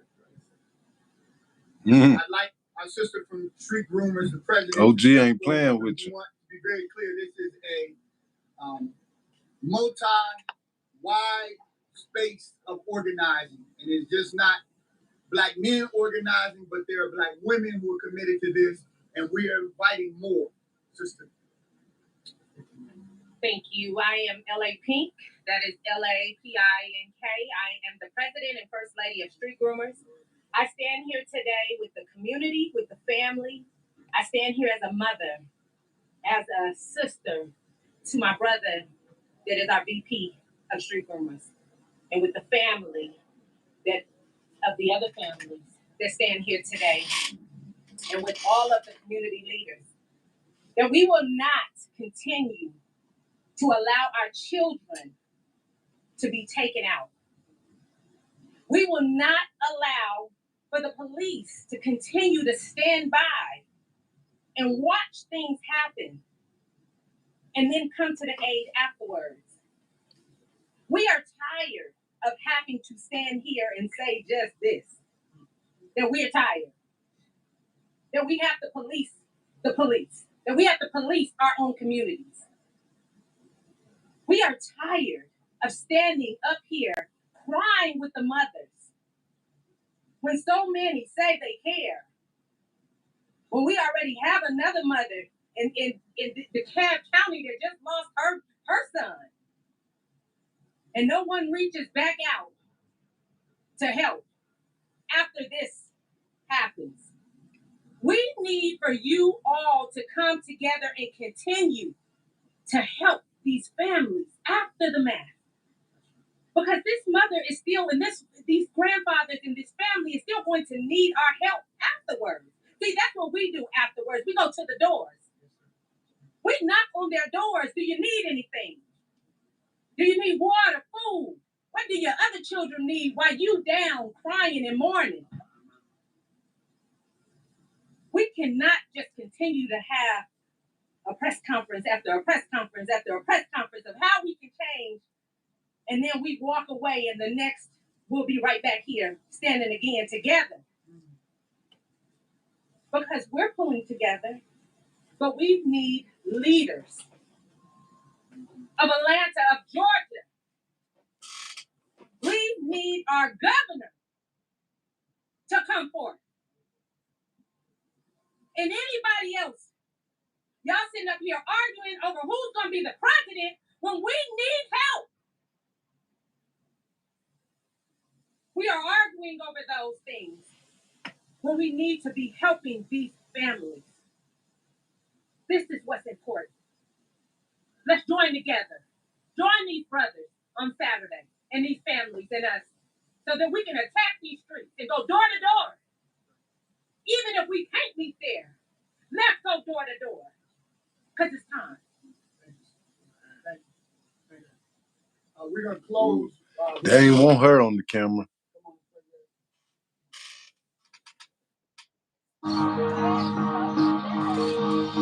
Y'all saw that? Y'all saw how they put the camera on her mama? They ain't want that girl on there. And Dick's Sporting Goods has what you need to win your year. Check backpacks off your list from Nike, The North Face, Who saw that? Plus, for the latest colors from Stanley, Yeti, and Owala. Father God, in the name of Jesus, we come, Lord, in a time when we need you. And everything is wrong. And Lord, you said, return to our own self. Lord, in the name of Jesus, we Lord, you said forgive. And Lord, those who have done this vicious crime, trying to take somebody's life, Lord, ask you to penetrate their heart and allow them to turn their own self in. Lord, you don't need nobody else. You can get into their heart and you can cause them to turn their own self in. Lord, in the name of Jesus, as we prepare for this meeting on next Saturday, God, Lord, be there with us. God, protect us. Let us not come on our own, God, but let us come in your will. Not to be seen, not to be heard, not for money, but because these are your people. These are your people, God. And God, we're asking you right now to do it right now in the mighty name of Jesus. And we give you all the honor and we give you all the praise. In Jesus' name I pray. Amen. Thank you all. I don't know what y'all. Billboard topping Atlanta based. I don't know what y'all gonna do, man, but y'all better prepare. Have yourself straight out here, man. Don't walk light, man. Right now we in a time where it ain't even safe to go to a gathering no more. You can't even step out and have a good time around older people and chill and vibe and let the music play and barbecue and play spades and chess.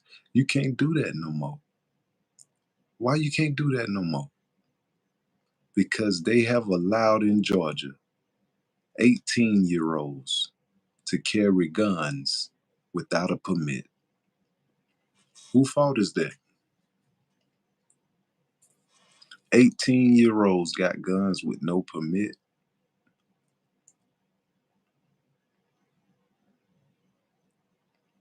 7,000 people in a gathering. 90 shots fired. 90 shots fired inside of a 7,000 occupancy building. Space. 5 people got shot. Feel what I'm saying? 4 women got shot and 1 man. One of them got shot in the head right beside their mother. This how rapid these guns, these bullets were shooting. It was going. One girl got shot in the head right in front of her mother. Oh my God. She fighting for her life right now.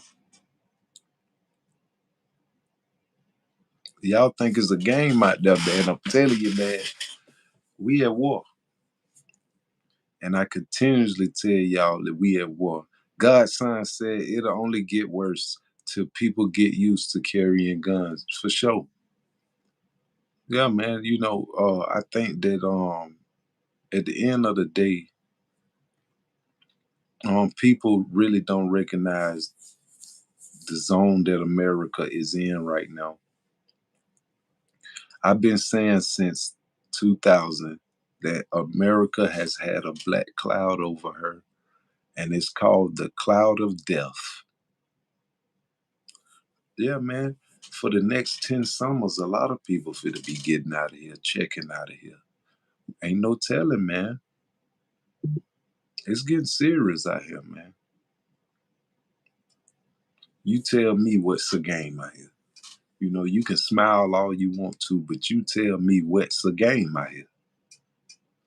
What's a game out here to be playing with? Ain't nothing a game to be playing with. What's a game? You tell me a game.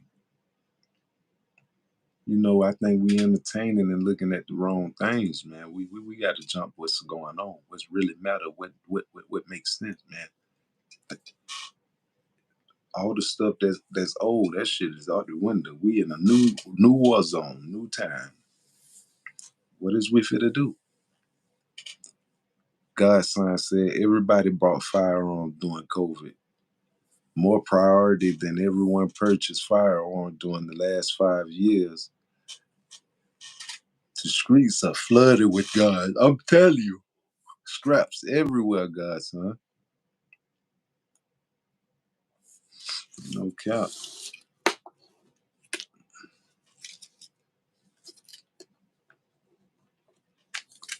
Yeah, it's out of control, y'all.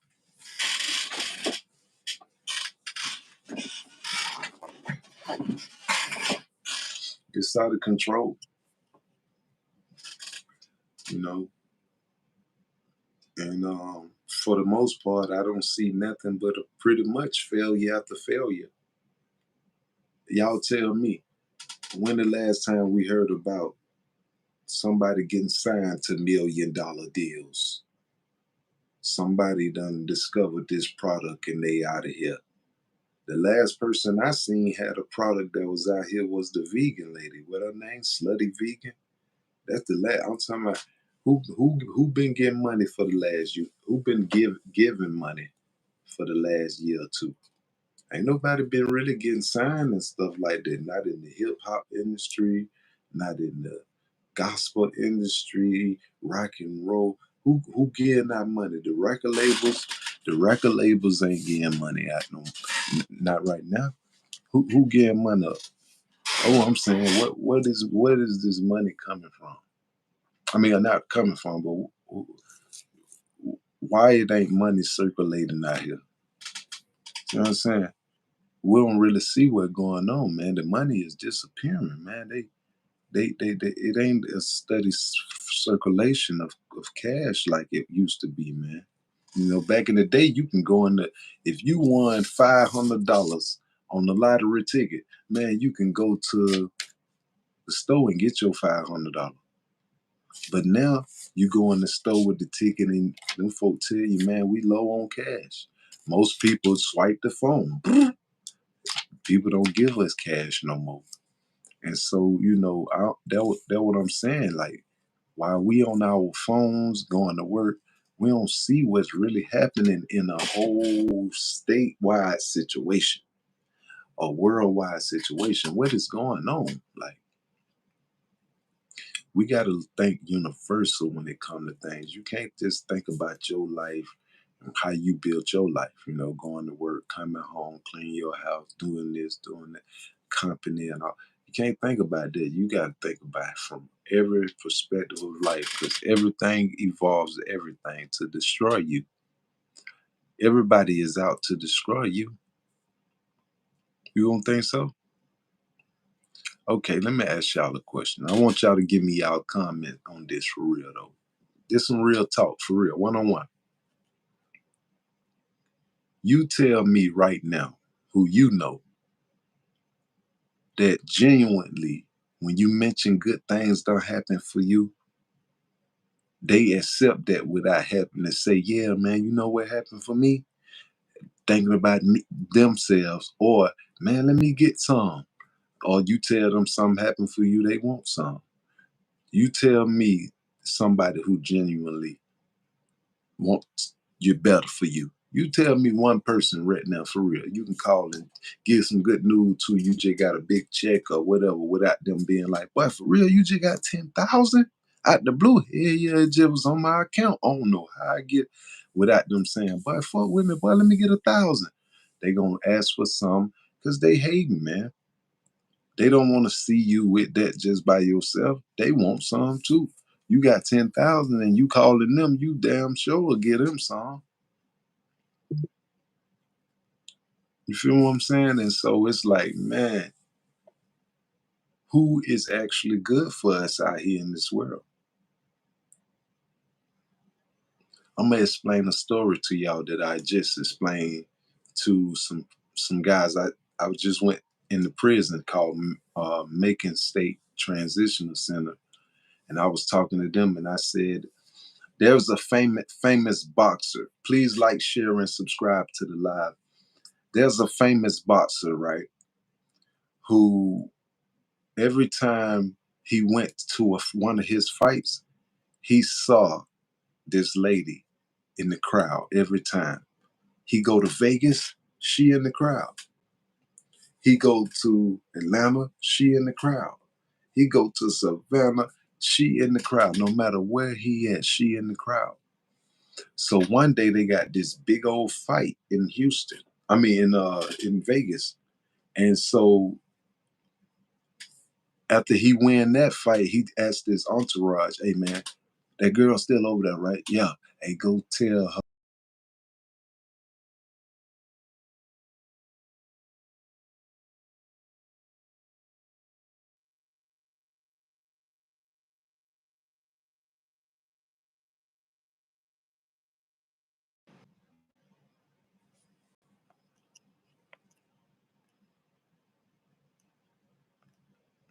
Man.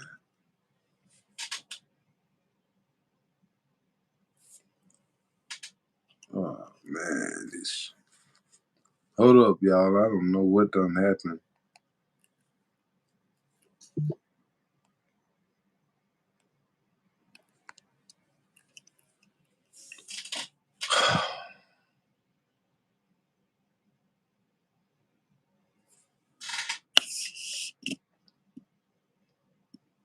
On JB.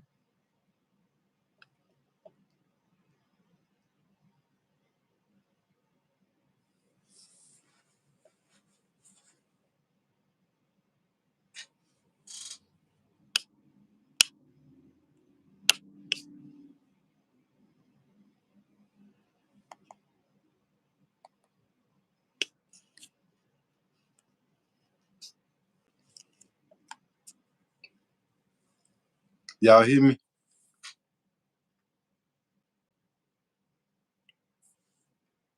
Jacqueline, what's up, Jacqueline? Welcome back to Positivity World Podcast, where positivity is the activity of every boss in high pursuit. Thank you for coming back, Queen. Welcome back. Welcome back. But yeah, like I was saying, let me finish explaining the story. So there was this famous boxer, right, who had a fight. And every time he go to this fight, he see this girl in the crowd. And he like, man, every time I go, no matter where I'm at, this damn girl in the crowd, she must be my biggest fan. And so one day he had this big old fight in in Vegas. And he win the fight. And he tell his entourage guy, hey man, go tell the girl, see if she out there and tell her to come to the hotel room. So his entourage go tell her, hey, we want to holler at you. She get back to the room. When she get back to the room, he like, man, everywhere I go, no matter where I go, man, I see you at my fights, man, and I want to, anything I can do for you. Do you like me? I mean, do you want me to buy you something? You know, anything, you just tell me and I'll make sure you're straight. And she was like, oh, no, it's not like that. She was like, I just be wanting to see somebody knock your ass out. I mean, every time I come here, I see you win. But I want to see somebody knock your ass out. You know what I'm saying? So he couldn't believe that. It blew his mind. And it taught him a lesson that, hey, everybody who show up in your life, that don't mean they came to see the W. They came to see you win. Some people will spend money. Some people will spend time. Some people will spend diligent time to see you fail, man. Do you not understand that? Your ideas, your creations will not succeed over the next man. That's why your grandmama and your mama told you a long time ago, don't tell nobody what you about to do, just go do it. Come back after you done it. But we done got so caught up in the culture where we tell everybody our plans. And you think that devil ain't gonna be after you done put that plan in the earth? He wanna swallow that back up. He don't want you to manifest that. He coming from every angle of angles to get you. You understand what I'm saying? And so, I dedicate this channel to y'all understanding the lessons that be. We under attack. We is under attack. If you don't understand the proper steps of being under attack, you ain't gonna understand what I'm saying. Man, this nigga tripping. Keep scrolling. That's on you. But this live here is dedicated to a news outlet, podcast outlets of information that's solid for you, your soul, your children, etc. So, if you want to miss the idea of what I'm saying, that's on you. You can keep scrolling, man. You don't have to subscribe. You don't have to like. Thank you. I appreciate you for a second of your time. But for those who listen, and I want you to know you're under attack. Every time you step out the door, you're under attack. Every time you step in the gas station with them young niggas who got them glizzes and them Dracos in their book bag, you under attack, man. They have legally allowed these people to carry firearms without a permit at 18. You think it ain't Warzone, it ain't Call of Duty outside, it ain't GTA, huh? These folks been spending thousands of hours on the game since they was young. You think it ain't GTA outside?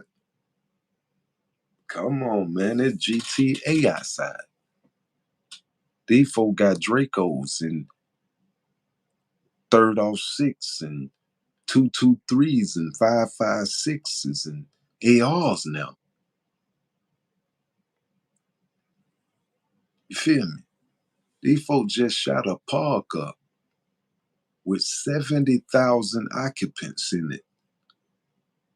4 women just got shot and one boy.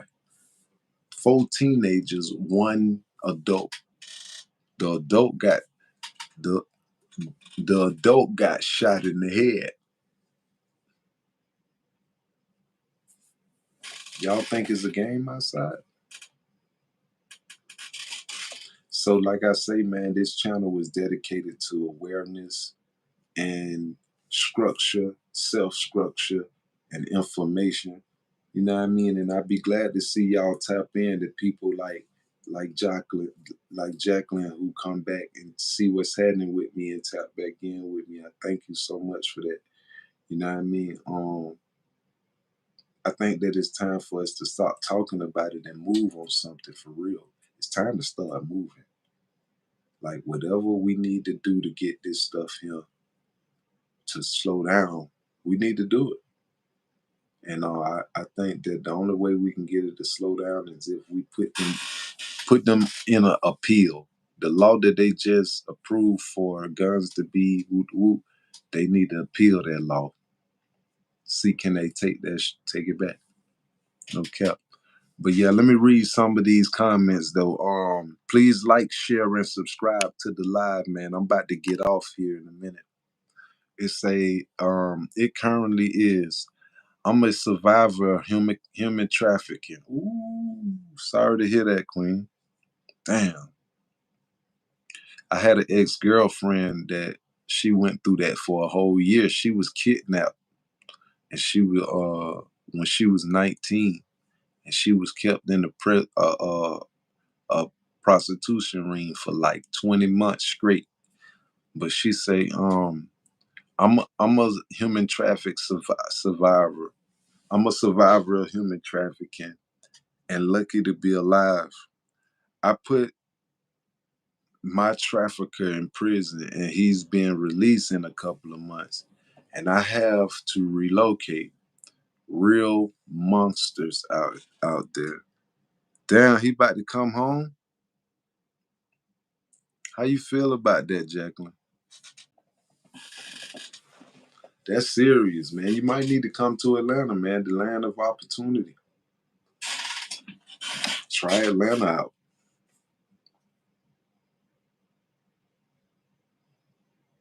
So how long he did in prison?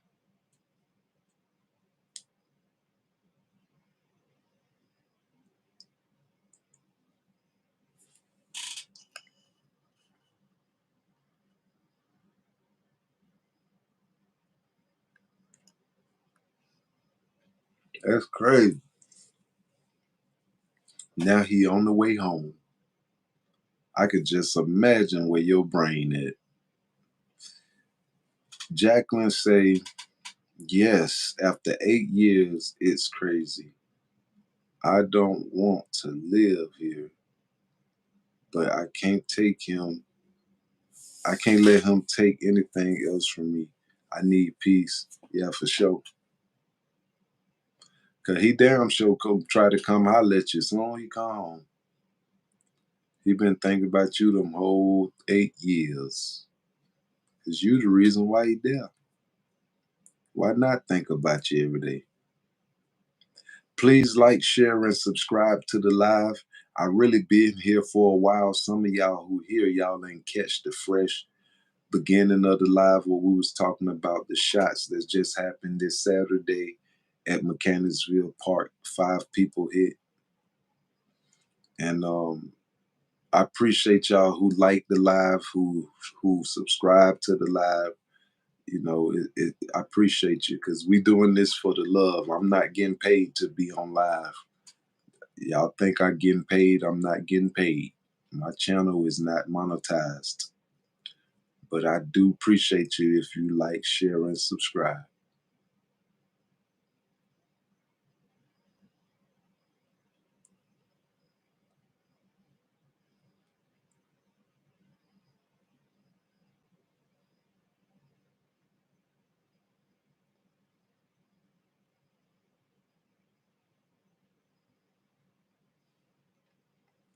Jacqueline say he's the reason he's there. Yeah, for sure. You'll send them back to him.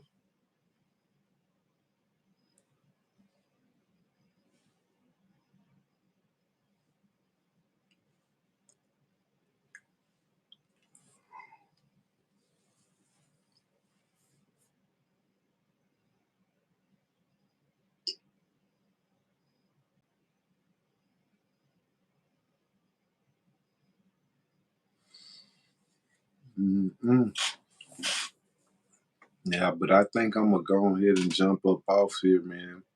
I've been here for a little while. Um, but for real though, man, we working, man. We trying to redevelop the community in so many different ways.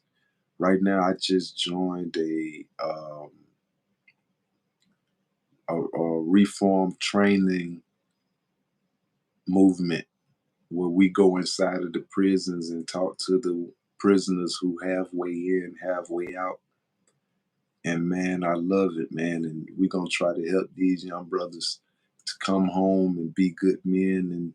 And hopefully they can join the podcast. I put them on the podcast and they talk, let them pop their stuff. You feel what I'm saying? But what I do need is y'all to support the channel, man. You know what I mean? Honestly, YouTube is changing people's life. But it seems like they only changing people's life who doing the negative. You know what I'm saying? And people who over on the other side doing positive things, it take them a little while. You know what I mean? So that's why I always mention, man, that y'all like, share, and subscribe to the live because it is useful. And just like how I got 11 likes that been up here for like an hour or two, them same 11 likes right there. Ain't nobody liked the live. Ain't nobody liked the live. Everybody just coming in, getting my good stories and getting out of here.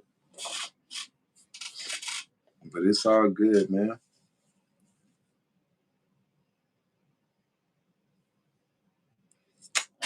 It's all good.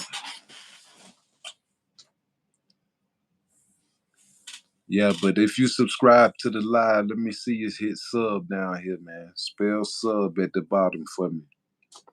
I do give cash apps out during lunchtime hours. I go live every day at 2 o'clock.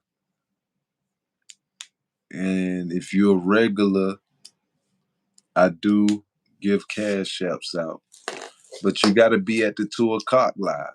You got to be at the 2 o'clock live.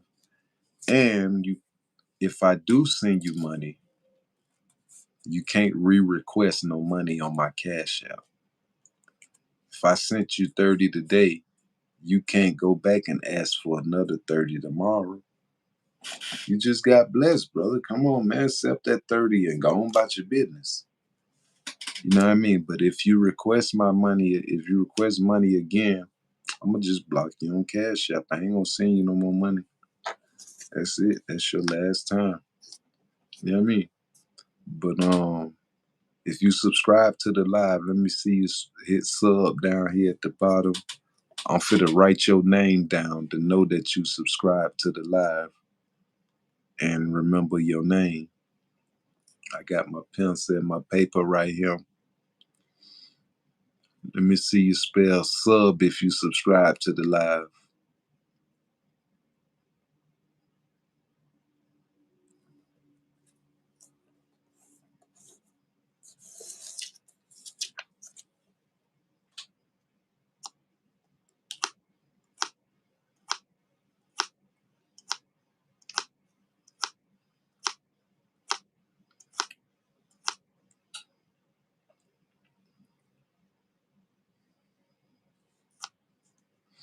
Okay.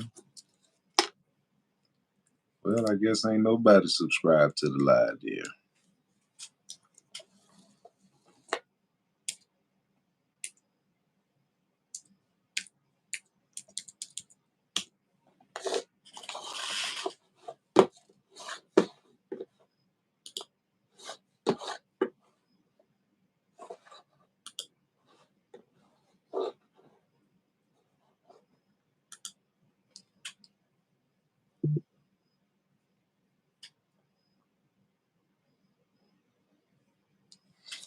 Okay.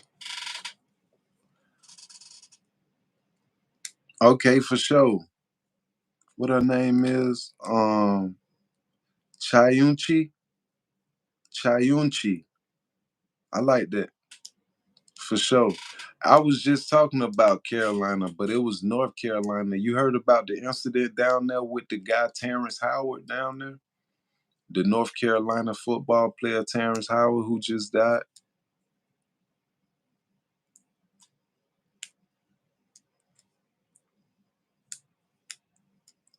And did I say your name right? Chaunchi or Chaunsi? Chaunsi. Schuler.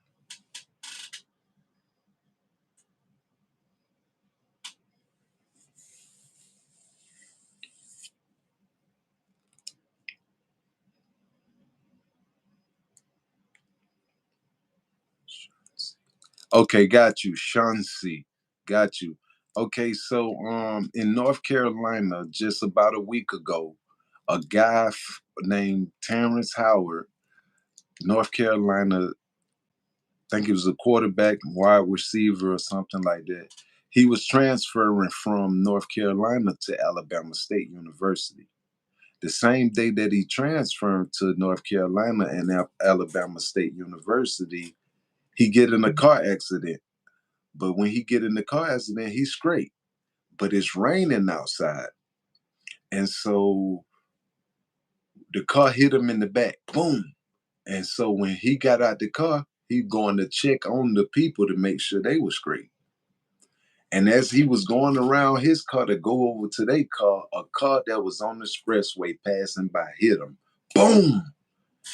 And they got out the car and made sure he was all right. He was still breathing. And they called 911. The ambulance got there. But guess what?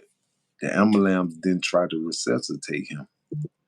Because when they got the call that he was Terrence Howard, a 19-year-old football student, got hit by a car, no life insurance, you already know what time it is. They want them organs. So right now in North Carolina, it's a big story in North Carolina about that situation with this brother. Look it up. It's called Terrence Howard, North Carolina accident. You got Chauncey, you got IG. If you got IG, I just send it to you on IG.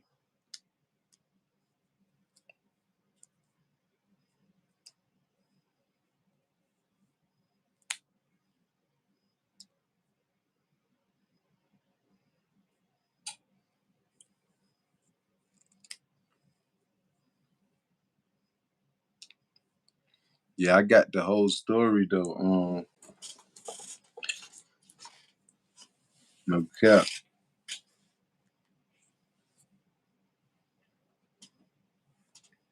I'm gonna show the video.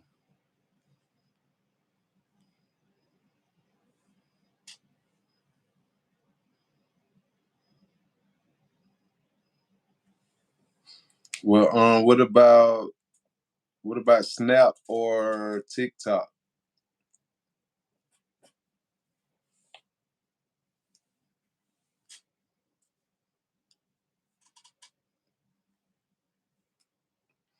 You got Snap or TikTok?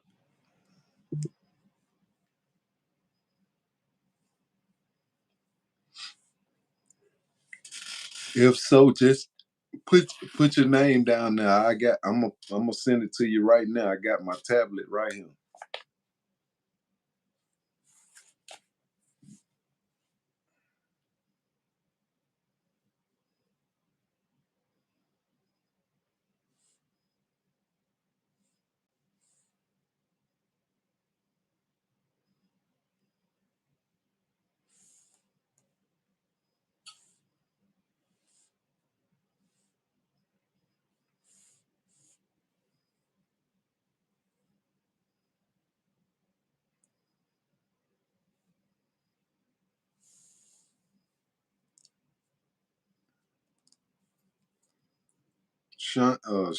She must be out of here.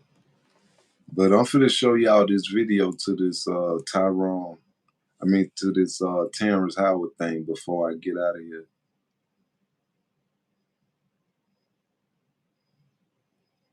Yeah, just put Terrence Howard, North Carolina accident.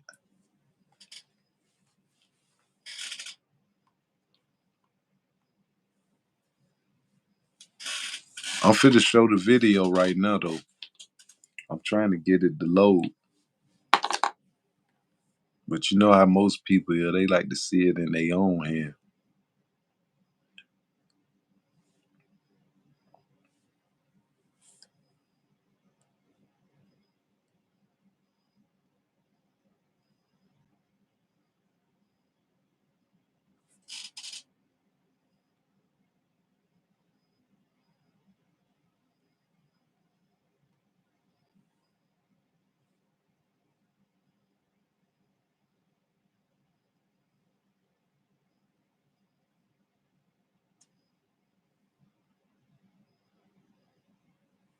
Trying to pull it up now. Okay. All right, hold on real quick. I'm trying to sign in.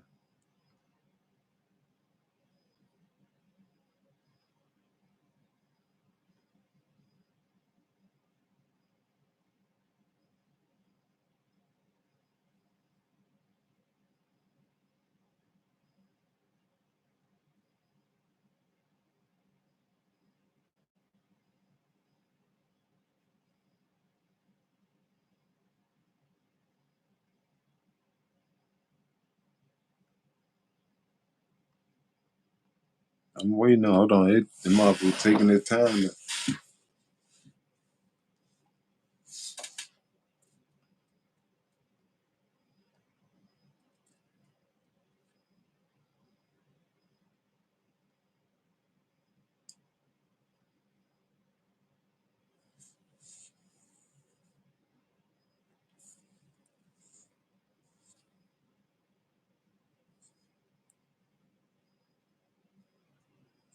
Monique. What's up, Monique? Welcome.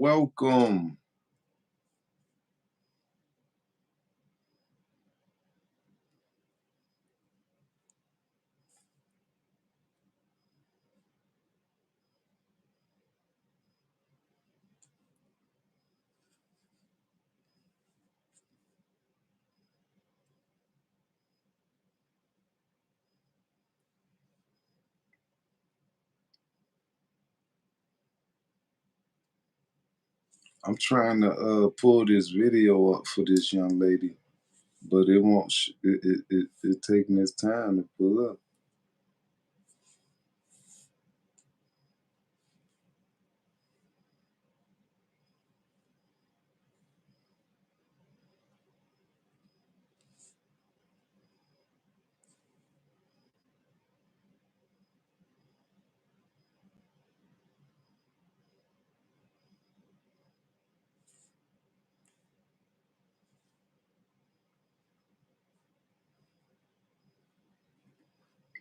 What you got going on, Monique?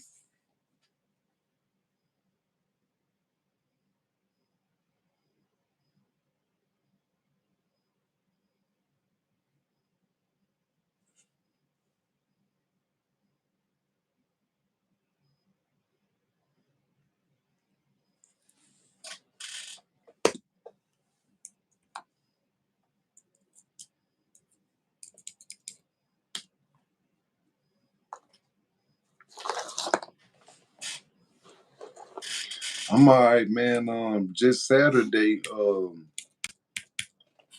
don't know if you're from Atlanta or not, but just Saturday they was having an event at Mechanicsville. It's an event called Mechanicsville Day, and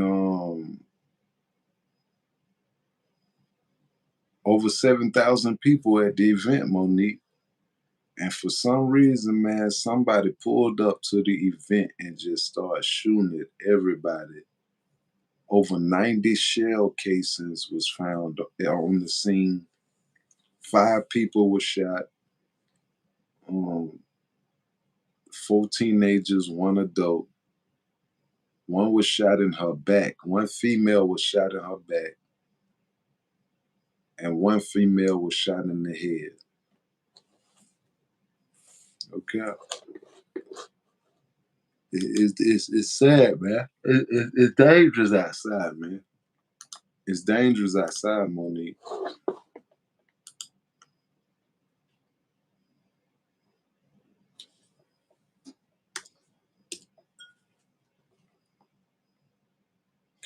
Oh yeah, you heard about that? Yeah, man.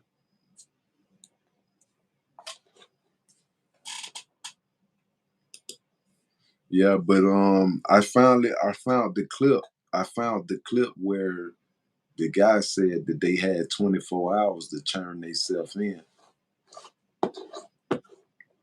So you know that they made that 24 hours. So they out there looking for them boys right now. Right now as we speak, they out there looking for them boys.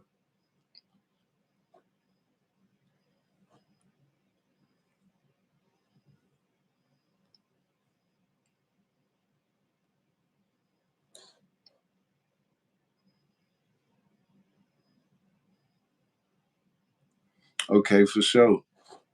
I appreciate you for tuning in too, Shancy. No cap. You got to get your socials back together, man. You got to get your Instagram and stuff back running.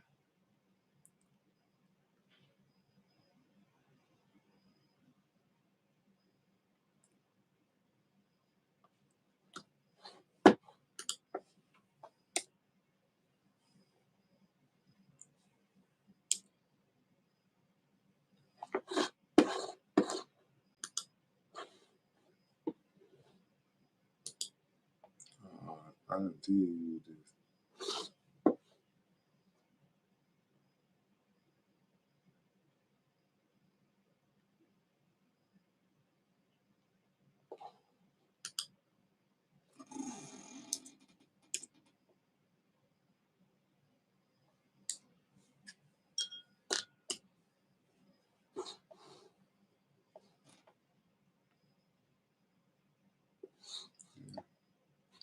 I'm trying to see something, y'all.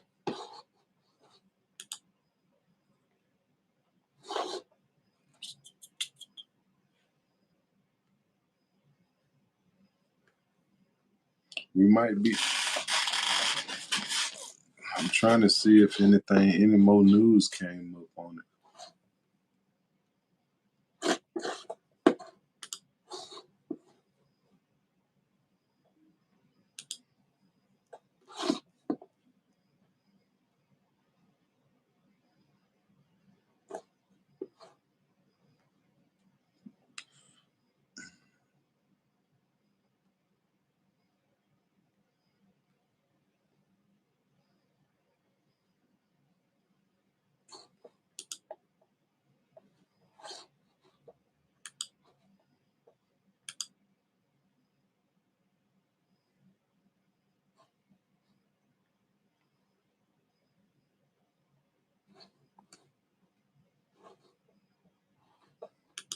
it. Okay.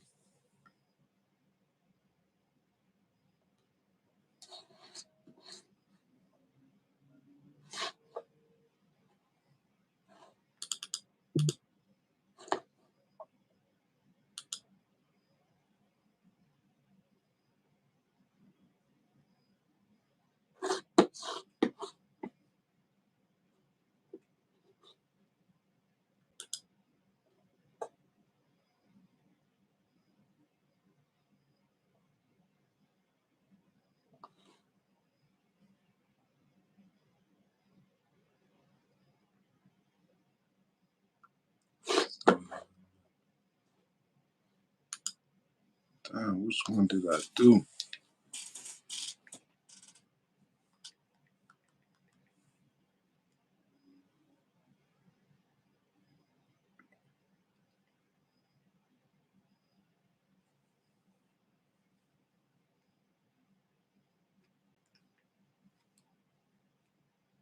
Hold on, y'all.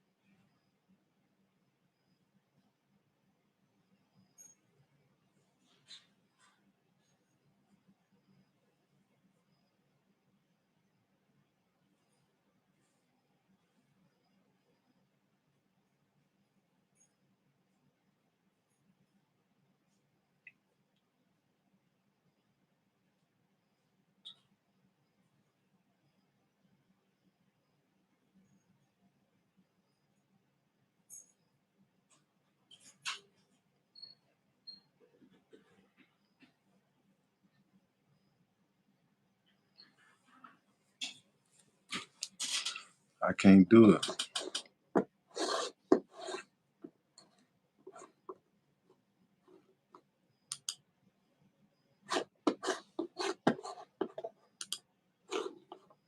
I'm about to jump off of here, y'all. Y'all got any questions before I go?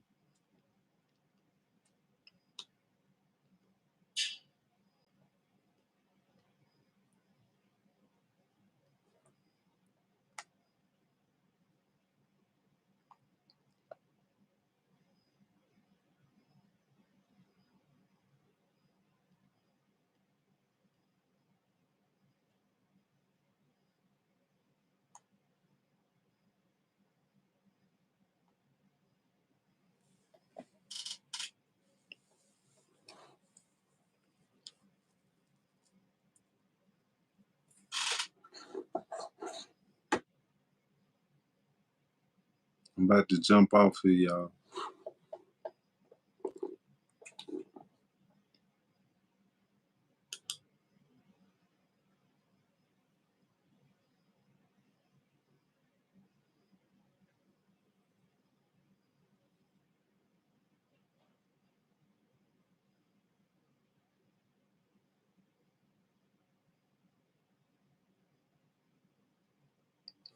Oh no, I ain't into football like that, but I do want to see the Falcons win though.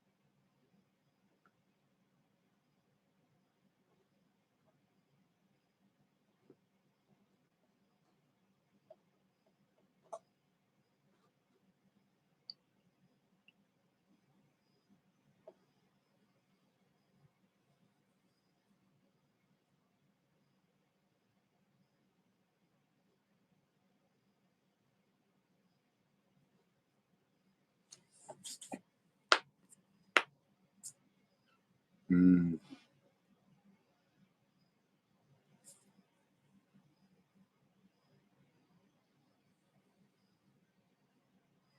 What else you be into, Shansi? What else you be watching? Did you watch the new Deadpool? What you rated to be 1 out of 10?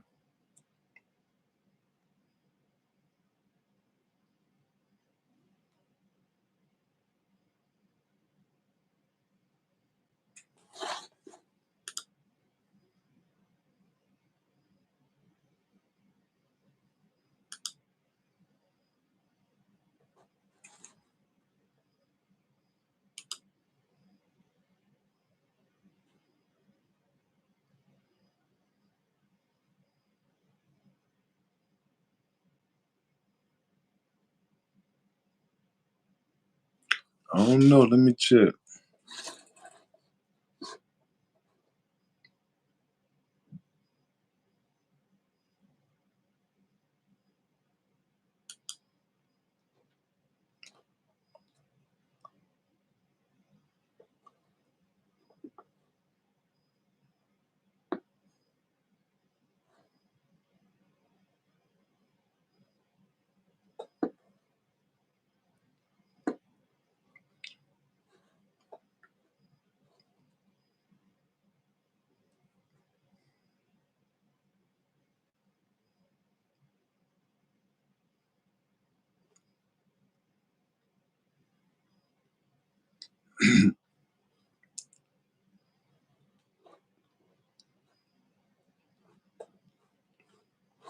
Okay, let me type in. You said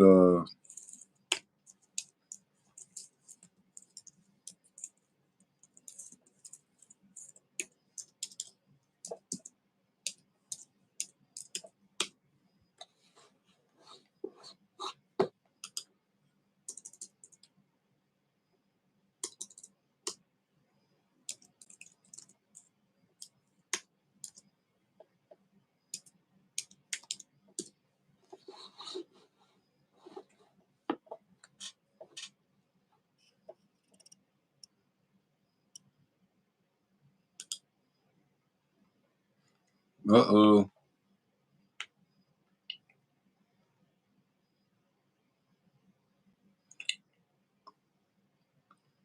Um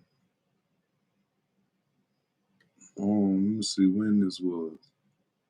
This was January the 26th though. It say Raymond Green was reinstated by the NBA from his suspension.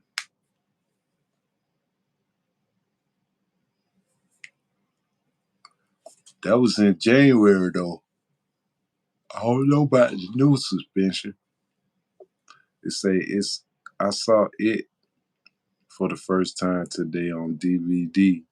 Pennywise is scary. I know, right? I won't watch that. I'm good. I'm good on that. On the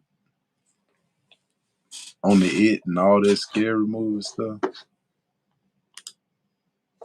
they can have that.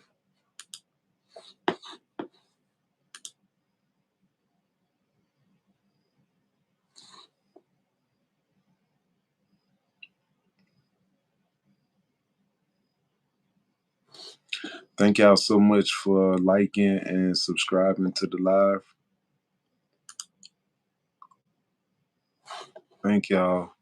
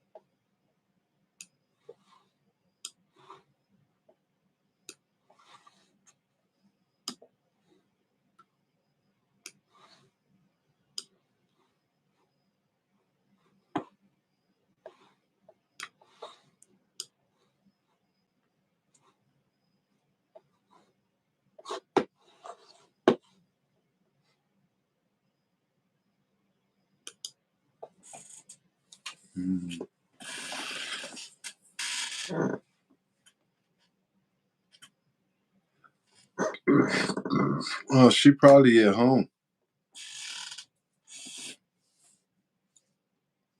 She probably at home. That ain't my girlfriend.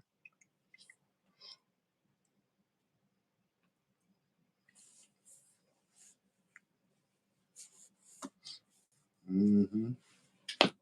What city you in, Shansi?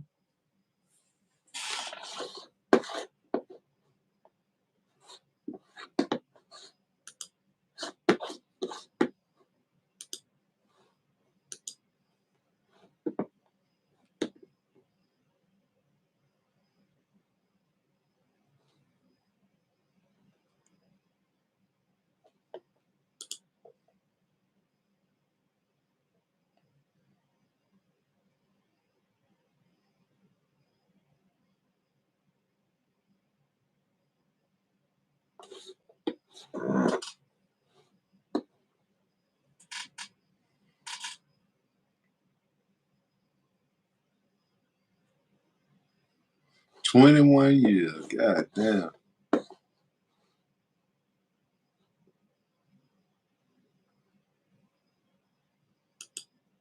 How you like it out there?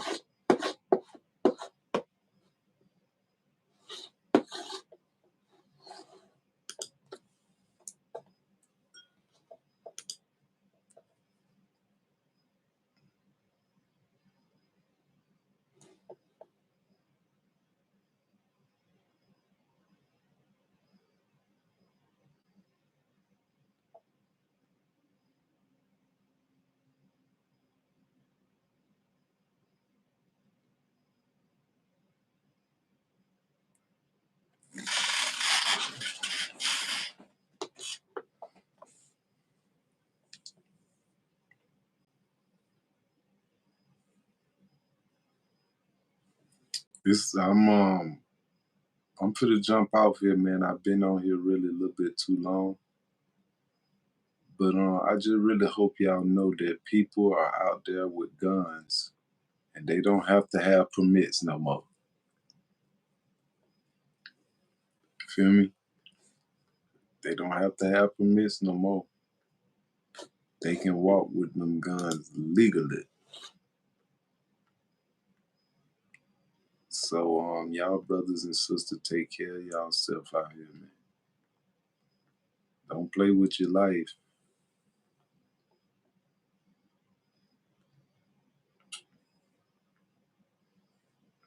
Stay focused, man. Yeah, Shansi, I tried to stay and keep you in the loop, but you say you ain't got TikTok, you ain't got YouTube. I mean, you ain't got TikTok, you ain't got Snapchat, you ain't got Facebook, you ain't got Twitter, you ain't got none of that shit. You saying you ain't got nothing. So I guess I just see you whenever I go live on here, Shanti.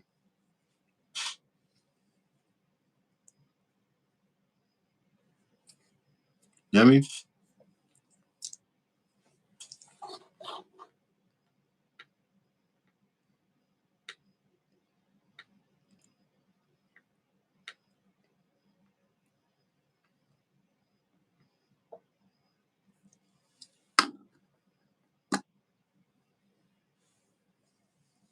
Oh yeah, I got you.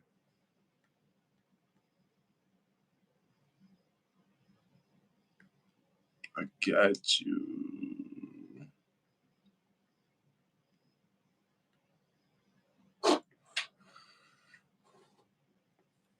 Yeah. I'm about to jump off here, y'all. I've been on here for about 3 hours. It's about over with for me.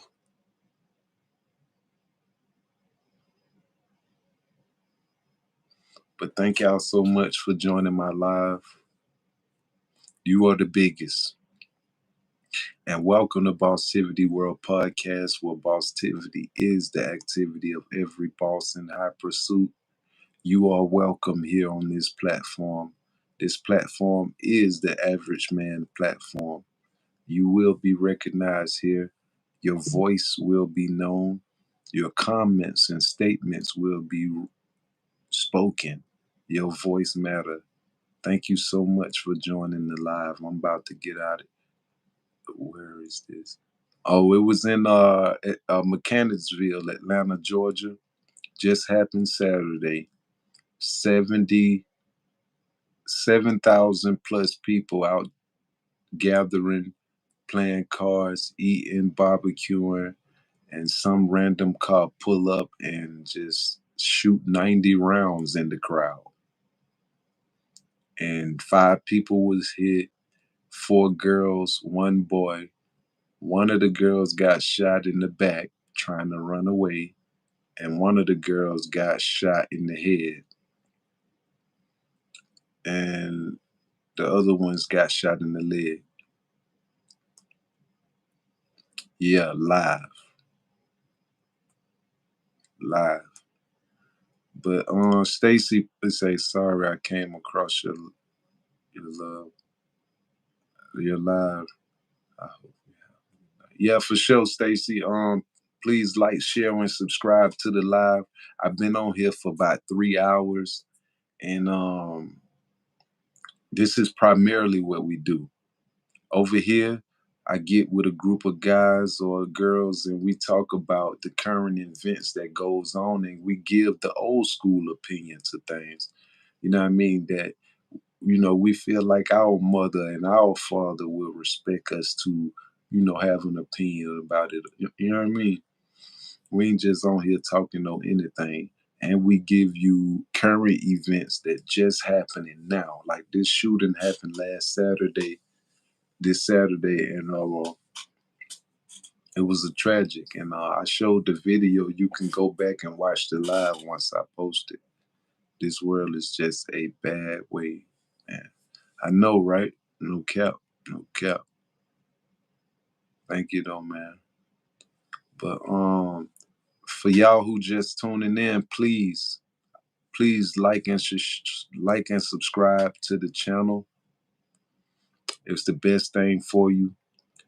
Bosstivity is the activity of every boss. You get great information, solid information, authentic information just happening right here in the streets of Atlanta. Soon it happen, I go live. Sometimes I be right there in the midst of the situation. So if you're a person who like to be up on all information, please subscribe to the live. And thank you so much, man. I hope y'all have a good night. Roberto, man, what's up, Roberto, man? Welcome back to Bosstivity World Podcast, where bosstivity is the activity of every boss in high pursuit. Thank you for coming back, brother. Thank you, man. Let's go. Let's go, man. But yeah, y'all, let me get up out of here, man. I gotta go. Thank you, Stacy. Okay. Thank you, man.